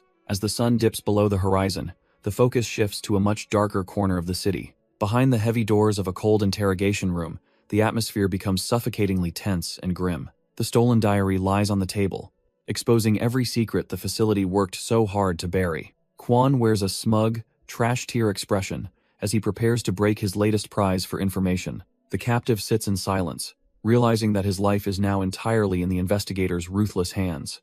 Meanwhile, the Insan police station stands as a silent witness to the unfolding conspiracy and hidden agendas. Detective Moon and his partner arrive, completely dumbfounded by the high-stakes drama waiting for them inside. Moon and his partner watch as a heavy hitter from the Special Task Force arrives with backup. Moon introduces himself as the lead from the local violent crimes unit, trying to keep things professional. The two men lock in with a handshake, signaling the start of a very messy collaboration. Our boy Moon doesn't waste time, immediately questioning who the flashy newcomers standing behind Kang Hyun-guk are. Kwon flashes a grin and introduces himself and Sergeant Ju Sol as the anti-corruption investigation team. Moon is visibly confused, wondering why Internal Affairs is suddenly sniffing around a high-profile serial murder case. Kwon just keeps that smug look on his face, clearly enjoying the chaos he is about to stir up. Kang Hyun-guk explains that the Number Task Force is setting up shop right here in their jurisdiction. Moon cannot help but feel that Kwon has an unnecessarily irritating look in his eyes from the start. Despite his trash-tier vibes, Kwon proves he is a pro at playing the social game with the local officers. Kwon acts like a total slacker, lounging on a bench and messing with a yo-yo like he is on vacation. But everything changes when he gets in front of a specific target, shifting into a cold, calculating interrogator. The atmosphere in the room turns heavy as the team prepares to extract the truth from their witness. Moon stands ready to start the session, hoping to finally get some real answers out of this mess. Across the table, Go Junbeom sits stiffly, clearly feeling the pressure of being in the hot seat. Kwon leans in with a terrifying smile, warning the man that lying to him is a one-way ticket to hell. He starts flipping through the evidence, looking for any tiny crack in the witness's story. After reviewing the details, Kwon admits the testimony is specific enough to match the crime scene perfectly. However, he is not satisfied yet, and decides it is time to dig into some much more personal questions. He points out that among 21 victims, Go Junbeom is one of the only 3 lucky survivors. Kwon points out that for a solo job by our boy, the sheer scale is completely off the charts. His eyes flare with a predatory red glow as he questions how only 3 people survived that slaughter. Go Junbeom starts shaking like a leaf, stuttering that he has absolutely no idea how they made it out. Seeing the man break, Kwon just flashes a smug, trash-tier grin and decides to switch up his tactics. He leans in and asks the million-dollar question. Why were those 18 specific people targeted in the first place? While Jusol and Moon observe, Kwon notes that the vast majority of the victims were actually scumbag ex-convicts. Turns out there was a clear pattern where the worst criminals were the first ones to get crossed off. Go Junbeom looks totally dumbfounded, struggling to understand what the detective is trying to imply with these facts. Kwon continues flipping through the local files, certain that the truth is buried somewhere in the police records. He mentions that several staff members, including the late Beom Jun, were already well known to the local authorities. Kwon explains how these clubs were just a front for an outsourced security company run by criminals. Our boy Kwon smirks, convinced that the entire number incident is hidden behind this trash-tier disguise. Go Junbeom tries to maintain his composure, but he is clearly feeling the heat from the detective's questions. He claims total ignorance, yet Kwon's ability reveals the man is lying through his teeth. The witness insists the accusations are false, desperately trying to keep his mask from slipping. Kwon's eyes glow red as he demands the one thing the man is hiding: his real cell phone. Moon and his partner watch in shock, completely dumbfounded by how quickly Kwon cornered the witness.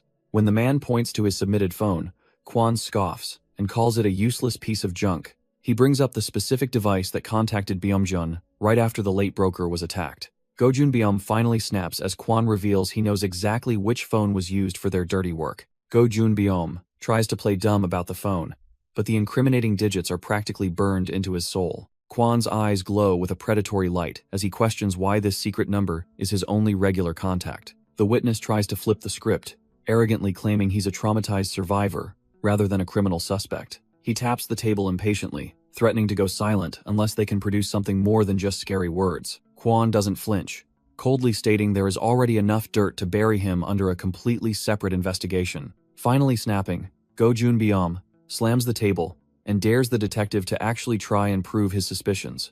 Our boy Kwon just looks bored, telling the trash-tier witness to stop barking and just pick a court date. Detective Moon is left dumbfounded by the intensity, rubbing his face as the interrogation spirals into a total war. Jusol watches the breakdown with a sharp, calculating gaze, knowing the witness is already caught in their web. As the sun begins to set, the heavy silence in the station signals that the real hunt is beginning. Kwon hands over some coffee, trying to take the edge off after that brutal interrogation session. Jusol sips her drink, frustrated that these criminals have stayed hidden for years thanks to internal corruption. Looking out the window, Kwon realizes that simply throwing more manpower at the problem won't break the stalemate. He admits he's grown accustomed to this uphill battle, even with his unique eyes giving him an edge. He compares their job to a rigged mafia game, where knowing the killer's identity means nothing without proof. If he can't manipulate the system's rigid rules to his favor, all his investigative work becomes utterly meaningless. They watch from above as the trash-tier witness walks free, knowing he's just a small piece of the puzzle. Go Junbeom leaves with a smug grin, feeling untouchable now that he's back in his own territory. The scene shifts to the docks, where the cold ocean air reflects the growing stress of the mission. Someone prepares for the next move, tightly gripping a suitcase as the real game finally begins. Our boy Go Junbeom stands at the docks, confirming he successfully secured the coin wallet for his higher-ups. His trash-tier subordinate calls from the city, wondering why they didn't just snitch on the girl to the cops. Go Junbeom scoffs at the idea, frustrated that anyone would suggest leaving those troublemakers to the authorities. He calls his man a total dumbass for thinking the law could ever provide real satisfaction or punishment. The conversation turns to the mentor, a skilled woman whose lethal abilities are far beyond any common street thug. If they want true revenge, Go Junbeom insists they have to handle it personally and thoroughly their own way. He has zero faith in the incompetent police, who have done nothing but fumble the investigation for months. Suddenly, the line goes dead as the phone slips from his subordinate's hand during a silent struggle. Standing alone on the pier, Go Junbeom is left dumbfounded by the sudden silence on the other end. Back in the city, the phone lies abandoned on the pavement as a dark figure closes in. Go Junbeom grows impatient, wondering why his contact is ghosting him at such a critical, high-stakes moment. He realizes that in this cutthroat business, every second is precious and reliable help is impossible to find. The cold ocean waves crash against the pier, masking the subtle sounds of a sudden and lethal ambush. Before he can even react, a wire cinches around his throat, instantly cutting off his breath and arrogance. Hawk has finally arrived, dragging the trash-tier mobster down while the phone clatters uselessly onto the cold concrete. Gasping for air, Go Junbeom is completely dumbfounded that someone actually managed to get the drop on him. Hawk just smiles coldly, mockingly echoing the man's own earlier words about how the police are too incompetent. Pure terror fills the mobster's eyes as he realizes his own philosophy of personal justice is being used. Hawk agrees that the law is useless, tightening the garrote to ensure this scumbag gets his proper punishment. The docks fall silent once more, leaving only the sound of the tide to witness the grim execution. The phone hits the deck with a crack as the sounds of a desperate struggle fill the night. Go Junbeom gasps for air, his face contorting as the wire bites deep into his neck. Hawk leans in close, mockingly agreeing that the two of them finally see eye to eye. He tightens his grip, remarking how useless civil servants are since they only chase dead ends. The trash-tier mobster realizes his complaints about human rights won't save him from this slow punishment. He desperately claws at the metal string, but his strength fades as the grim reality sinks in. Hawk stares him down, explaining that using a gun or a knife would simply be too fast. To ensure the maximum amount of pain, he insists on taking his time with this execution. The ocean roars in the background, perfectly masking the final, wet gasps of a dying man. Hawk drags the body toward the edge, ready to let the waves wash away the filth. Hawk is suddenly dumbfounded when his prey manages to slip right through his fingers. Go Junbeom grits his teeth, the searing pain from the wire finally snapping him into survival mode. He throws himself backward, barely avoiding a permanent trip to the afterlife as he scrambles away. Our boy realizes he's not dead yet and sprints toward the containers like a man possessed. Hawk just sighs, realizing this clean execution has turned into a massive, annoying headache. He reaches down to grab a discarded phone, hoping it holds something more useful than a corpse. Walking away, he grumbles about how he's definitely going to get chewed out for this mess. Meanwhile, the container yard becomes a labyrinth of shadows for a man running on pure adrenaline. Go Junbeom gasps for air, his throat burning as he pushes his body past its breaking point. He disappears into the maze of steel, desperate to find any exit before the Reaper catches up. A rhythmic humming fills the air as heavy boots steadily close the distance through the yard. This trash-tier survivor looks back in terror, his breath hitching as the Reaper stays right on his heels. He curses his luck, dumbfounded that no matter how fast he runs, he just can't shake this monster. Every step behind him feels like a ticking clock, wondering how his pursuer is keeping up so easily. Hawk just strolls along with a chilling smile, humming a tune like he is out for a walk. Suddenly, the footsteps stop, and the silence is even more terrifying than the pursuit for our boy. He frantically searches for an escape, his mind racing as he realizes he is cornered in this maze. His legs finally give out from the sheer pressure, sending him crashing onto the cold, hard ground. A loud crash echoes through the yard, and Hawk simply watches his prey struggle with cold, detached amusement. Leaning against a container, the assassin looks down, knowing the hunt is finally coming to a bloody end. Miru suddenly pins the target down, reminding him that trash-tier runners never get far in this game. She scolds her senior,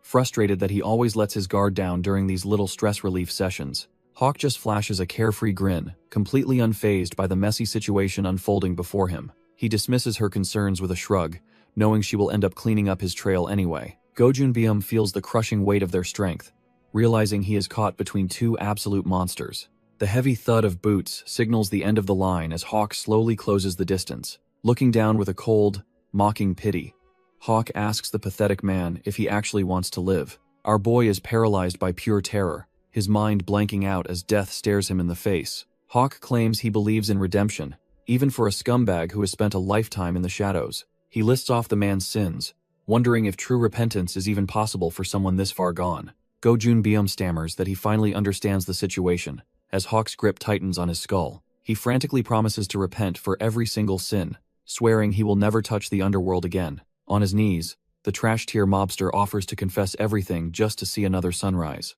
Hawk just stares back with those predatory red eyes, completely unimpressed by the man's sudden change of heart.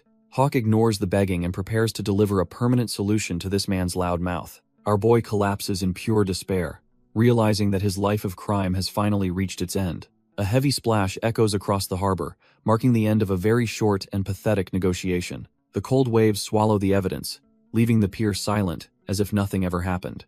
A weighted drum plunges into the dark depths, serving as a permanent coffin for a man who knew too much. As the bubbles rise, the organization's secrets are buried deep, where no detective will ever find them. As the barrels sink, Hawk casually brings up the topic of candy like they didn't just kill someone. He realizes he grabbed strawberry, a flavor the target apparently hated, and tells himself to remember that next time. It turns out this cheap lollipop was the only thing left in the dead man's pockets. Our boy Hawk takes a smoke break while Miru stands by, both completely unbothered by the cold harbor air. They wonder about the mysterious woman the victim tried to call, hoping for a lead on their next target. Hawk pulls out the victim's phone, knowing the device holds the key to finding her identity. He smirks, noting that the target was exactly the trash-tier human he needed to find Moji Hyun.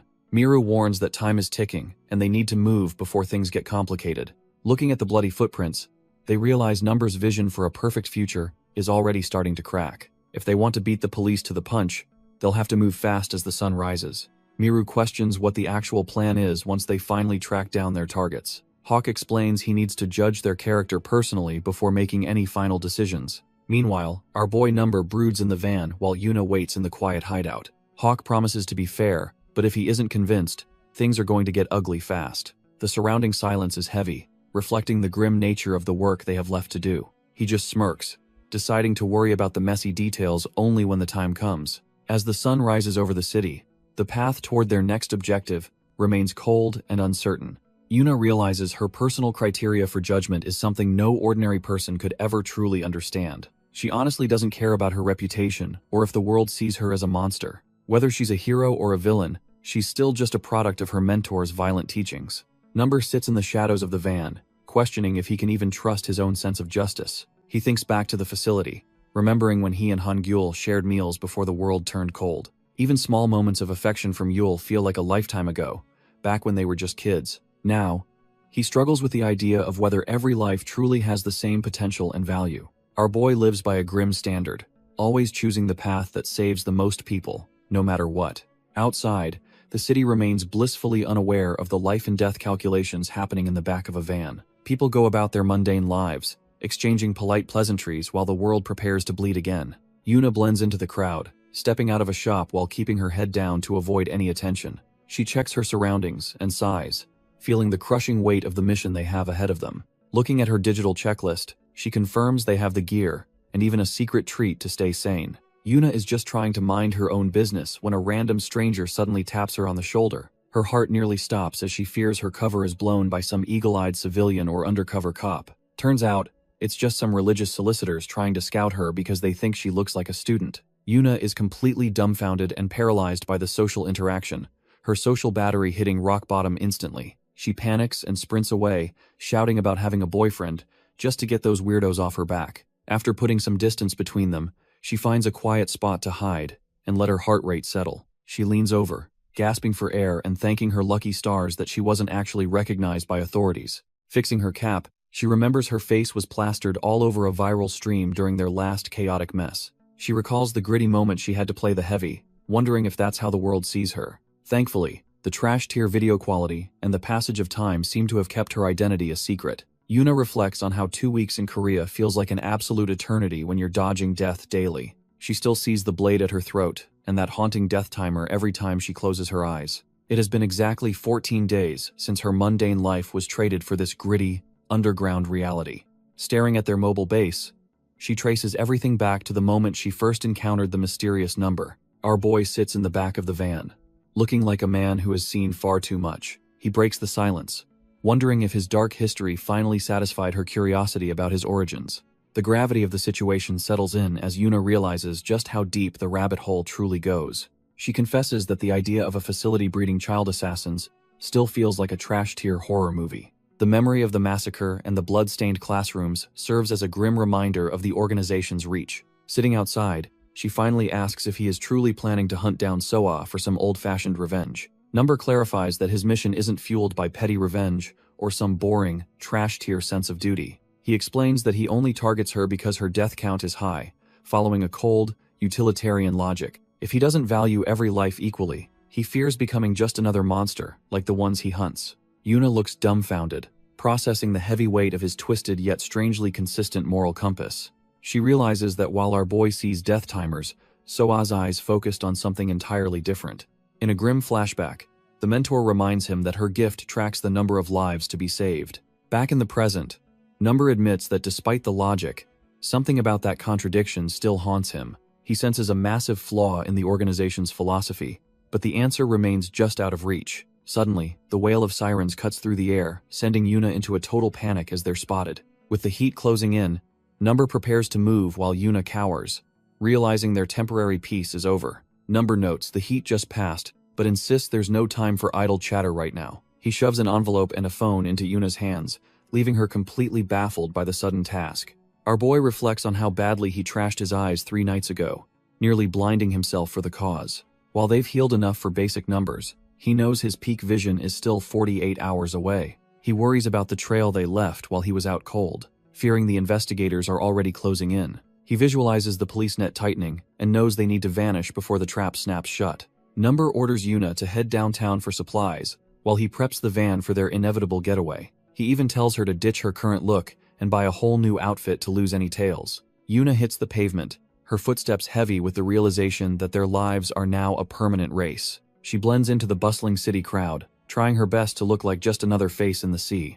Yuna's eyes catch the flicker of those yellow numbers, a curse she's been carrying since the very start. Everywhere she looks, the timers are ticking down, marking exactly how much time these random strangers have left. Some have years, but others are walking on thin ice with numbers that are already dangerously low. She realizes her vision is unique, focusing purely on the remaining lifespan of every soul she passes. It's different from our boy Number's kill count vision or SOA's twisted metric for saving lives. She ponders the classic trolley problem, wondering if sacrificing 1 to save 5 is truly the right call. Even if the logic seems sound, her heart just can't fully accept such a cold, calculated way of living. She questions if a high kill count makes someone trash tier, even if they're just soldiers or seeking revenge. If a vigilante only hunts down monsters, she wonders if they deserve to be judged by those same rules. Yuna stares at the ground, doubting if killing based on numbers is actually the path to a better world. Yuna admits the mentor is no hero, especially when she's busy turning traumatized kids into cold-blooded killers. She wonders how any child raised to view a gun as a toy could ever grow up normal. Turns out, those kids just become the next generation of trash-tier thugs, perpetuating a never-ending cycle of violence. If you let one monster slide, an innocent person eventually pays the price with their very life. Even our boy Number and Yuna were once just normal kids before the facility stripped their innocence away. Sitting alone, Yuna feels the weight of the world, realizing the mentor's twisted logic actually makes some sense. It's a bitter pill to swallow, but she can't help but feel that some people truly are beyond saving. Thinking realistically, Number knows that without a proper guide, these kids are just ticking time bombs. The mentor's screams echo in her mind, reminding her that nobody was there to lead them toward the light. Yuna's eyes widen as she realizes that maybe, just maybe, the world really is as cruel as they say. Yuna remembers the harsh judgment society casts on kids with criminal parents, fearing they'll never stay straight. Sitting in the dark, she realizes how easily a lost soul can drift off course without any guidance. Clenching her bag, she knows that poverty and lack of education force many onto a much darker path. The realization hits her hard, as she wonders why society treats these kids like future monsters. Our boy Number stares back, questioning if it's more rational to stop a threat before the damage is irreversible. Yuna is left dumbfounded, feeling the cold weight of his logic pressing down on her very soul. He stands over her, admitting he'd even put down his own friends if they became cold-blooded killers. Looking back at the facility kids, he knows their fate was sealed long before they held a blade. Looming close, Number tells her straight up that he doesn't regret trying to take her life back then. He explains that her label as a killer wasn't based on guesswork, but on the cold, hard truth. Yuna is paralyzed by the horrifying revelation that she was destined to become a mass murderer of thousands. The weight of her dark future causes a mental breakdown as the world around her begins to blur. While she sits in agony, a passing child notices her distress and calls out to his mother. The mother approaches with concern, noting that our girl looks like she's about to collapse right there. Yuna puts on a fake smile and insists she's fine, desperately trying to hide her internal shattering. Violent flashes of blood and blades tear through her mind, reminding her of the killer she might be. Her head throbs with the constant, agonizing thoughts of the endless cycle of killing and being killed. Standing amidst imaginary corpses, she questions if she truly is the monster that the facility intended to create. A nearby bus schedule flickers to life, announcing the arrival of the next ride into the unknown. Even as the child points out the approaching bus, Yuna remains lost in her own personal hell. Yuna's eyes widen in pure horror, as the reality of her cursed vision finally snaps into focus. She watches the mother and child, horrified to see glowing death timers ticking down above their heads. Our girl gasps for air, realizing that this nightmare isn't just a memory, it's her new reality. Every stranger passing by carries a golden mark of their impending doom, and it's driving her insane. The bus stop is crowded with walking corpses, each one unknowingly counting down to their final moment. She spins around in a panic, but the ticking numbers are everywhere, mocking her with their inevitability. When the bus finally screeches to a halt, Yuna looks like she's just seen a ghost. The doors open at the station, but she stands frozen, too terrified to move or even breathe. As people board the ride, she sees the timers flickering, marking them all for an early grave. Yuna stares into the void, completely dumbfounded by the weight of a world where everyone is already dead. The yellow numbers always manifest in a specific format, showing only 2 units of time at once. They scale from years down to seconds, always prioritizing the largest units to show how much life remains. Our girl tries to stay calm, figuring it's just like reading a clock once you learn the range. But as she grips the bus handle, a timer flickering at 19 minutes sends a chill down her spine. Looking around, she realizes almost every passenger is sharing the same grim countdown to their final moment. The numbers tick in unison, marking the entire crowd for a disaster that is only minutes away. It is soul-crushing to watch lifespans drain in real time, while the victims remain completely oblivious to the end. This synchronization is cut from the same cloth as the stalker case, signaling that something horrific is coming. However, she spots a few outliers whose timers look normal, standing out from the doomed crowd. She eventually realizes the lucky ones are simply the people destined to get off the bus mid-route. Our girl observes the cruel logic where only those staying on the bus are marked for immediate death. A mental flash of the impending wreckage shows exactly what kind of carnage awaits these unsuspecting people. Her knuckles turn white as she grips the handle, the weight of this knowledge becoming physically unbearable. She looks around the cabin, her heart racing as she realizes she is trapped in a rolling coffin. Suddenly, a little boy breaks her trance by offering her a piece of candy to cheer her up. He innocently tells her that medicine is important when sick and candy makes everything better. Looking at his bright face, she feels a sickening knot in her stomach, knowing his timer is almost up. His mother quickly apologizes for his behavior, completely unaware that their lives are measured in mere minutes.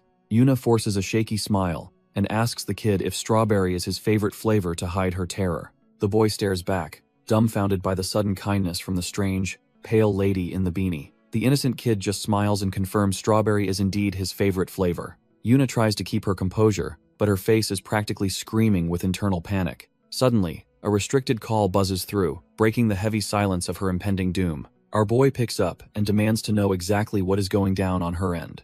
Yuna clutches the phone like a lifeline, her voice trembling as she finally reaches out for help. She begs him to save her, realizing she's trapped on a bus that's essentially a ticking time bomb. Number listens intently, his cold expression masking the tactical gears turning in his head. Outside, the bus continues its path through the city, completely oblivious to the massacre waiting ahead. He tracks the route on his tablet, noting they only have 17 minutes before everything goes south. Based on the speed, he estimates the disaster will strike in exactly 5 stops. The bus display confirms they are currently cruising between Osal Plaza and the Dosup apartments. Our boy asks for the cause, but Yuna admits she can't see the specific threat yet. To any normal person, this just looks like a standard, boring commute home after a long day. Yuna begs him to meet her at the designated spot while she tries to find a way out. Number remains silent, his mind racing as he processes the gravity of the situation through his earpiece. He pulls up a photo of a suspicious van, wondering if this vehicle is the catalyst for disaster. He instructs her to send photos of everyone on board, especially the driver, to check their kill counts. Yuna freezes as a terrifying realization begins to dawn on her regarding the nature of their special eyes. She wonders if a driver causing a massive accident would actually register as a deliberate murder in their system. Number coldly confirms that using a car as a weapon is no different than using a jagged blade. Yuna stammers into her phone that the passengers don't have a single shred of murderous intent in them. Number counters that when a mass casualty event occurs, the system doesn't care about a person's intent. He preps his tactical blades, telling her that saving them requires finding someone who actually has a number. Our girl is completely dumbfounded by the cold, gritty logic of how their cursed eyes actually function. He explains that in massive disasters like pileups or collapses, the blame is usually far too spread out. Because the cause of death is so messy, those souls don't register on any one specific person's tally. However, if the entire tragedy can be pinned on one single person's actions through a concentrated kill, then taking that trash tier target out is the only way to rewrite everyone else's destined fate. Yuna scans the bus, realizing the lives of every oblivious passenger now rest entirely on her trembling shoulders. Suddenly, she spots the driver, Kim Chil-yong, and a blue mark finally flares into existence over his head. Number coldly reminds her that if no one on that bus has a kill count, their options are limited. Yuna listens in horror as he explains that once these cursed numbers are set, they never naturally change. While racing toward the scene, our boy breaks down the 3 possible ways this nightmare ends. The first involves him executing a culprit, while the second means a killer escapes his blade entirely. The grittiest reality is the third option, where no villain exists and everyone simply perishes in a freak accident. Trembling, Yuna desperately asks what the actual statistical likelihood is of them finding a target to kill. Number doesn't care about the odds, insisting that even a sliver of hope requires them to take action. He tells her to hold it together and play her part while he handles the heavy lifting. Deep down, even he isn't sure if their interference will truly rewrite the tragedy, waiting for those passengers. Before she can even process the weight of his words, the line goes dead, leaving her completely dumbfounded. Yuna is fuming because her partner is always so prickly, even when lives are on the line. The bus continues its route, unaware that a countdown to disaster is ticking away in the background. More passengers board as she watches, her anxiety spiking with every new soul entering this death trap. Our girl realizes there are only 14 minutes left before the timers hit 0, and everyone perishes. Desperate, she decides she needs to stir something up and force Kim Chil-yong to stop the bus. She spots a sleeping passenger nearby, realizing he might be the key to her chaotic rescue plan. Feeling a pang of guilt, she silently apologizes for the trouble she is about to cause these people. Her hand slips into the man's pocket, successfully swiping a lighter while he remains completely oblivious. She starts tearing the padding out of her new jacket, prepping the fuel for her desperate gamble. If she can just spark a small fire, the driver will have no choice but to evacuate everyone. Yuna frantically clicks the stolen lighter, but the stubborn thing refuses to spark a flame. She keeps trying, her heart hammering against her ribs as the seconds of their lives tick away. Panic starts to set in, and she wonders if this trash-tier lighter is going to fail her now. It is clearly full of fluid, so she cannot understand why this simple tool is being so difficult. Finally, a small flame erupts with a soft whoosh, casting a flickering glow of hope. She feels a surge of relief, thinking she finally has the means to force an emergency stop. Suddenly, the bus swerves with a loud screech, the violent motion throwing everyone off balance. Our girl is sent tumbling, her eyes widening in horror as the precious lighter slips from her grasp. The tiny beacon of hope clatters across the floor, sliding far out of her reach during the chaos. Yuna is desperate, her eyes wide as she tries to stop the lighter from sliding away. Just as she thinks it's gone, a hand reaches down to retrieve the small red tool. A kind passenger hands it back, completely unaware that this lighter is the key to their survival. Yuna starts to thank her, feeling a brief moment of relief that her plan isn't ruined yet. But fate has other plans when a taxi cuts them off, forcing a violent, bone-rattling swerve. Kim Chil-yong slams on the brakes with everything he has, sending the entire bus into a frenzy. The impact throws our girl forward, her scream lost in the chaotic screech of tires and metal. In the violent jerk, the lighter slips from her fingers once more, spinning helplessly through the air. Her heart sinks as a heavy boot comes down, crushing her last hope into useless plastic shards. Yuna is absolutely dumbfounded as her only hope for survival is literally crushed underfoot. On the other end of the line, Number tells her to just do her best, even if it's futile. Our girl is left spiraling, wondering if anything she does actually matters in this trash-tier situation. A heavy boot hits the pavement as a cold presence begins to move through the city streets. Number stalks forward, eyes glued to his tablet while tracking the chaos unfolding on that doomed bus. Yuna is haunted by the memories of those floating death timers that have dictated her entire miserable life. She sees herself bloodied and broken, the numbers above her head counting down to an inevitable, violent end. Number wonders what his old mentor would do if she were standing in his shoes right now. Meanwhile, the bus continues its death sprint, unaware that the clock is rapidly ticking toward 0.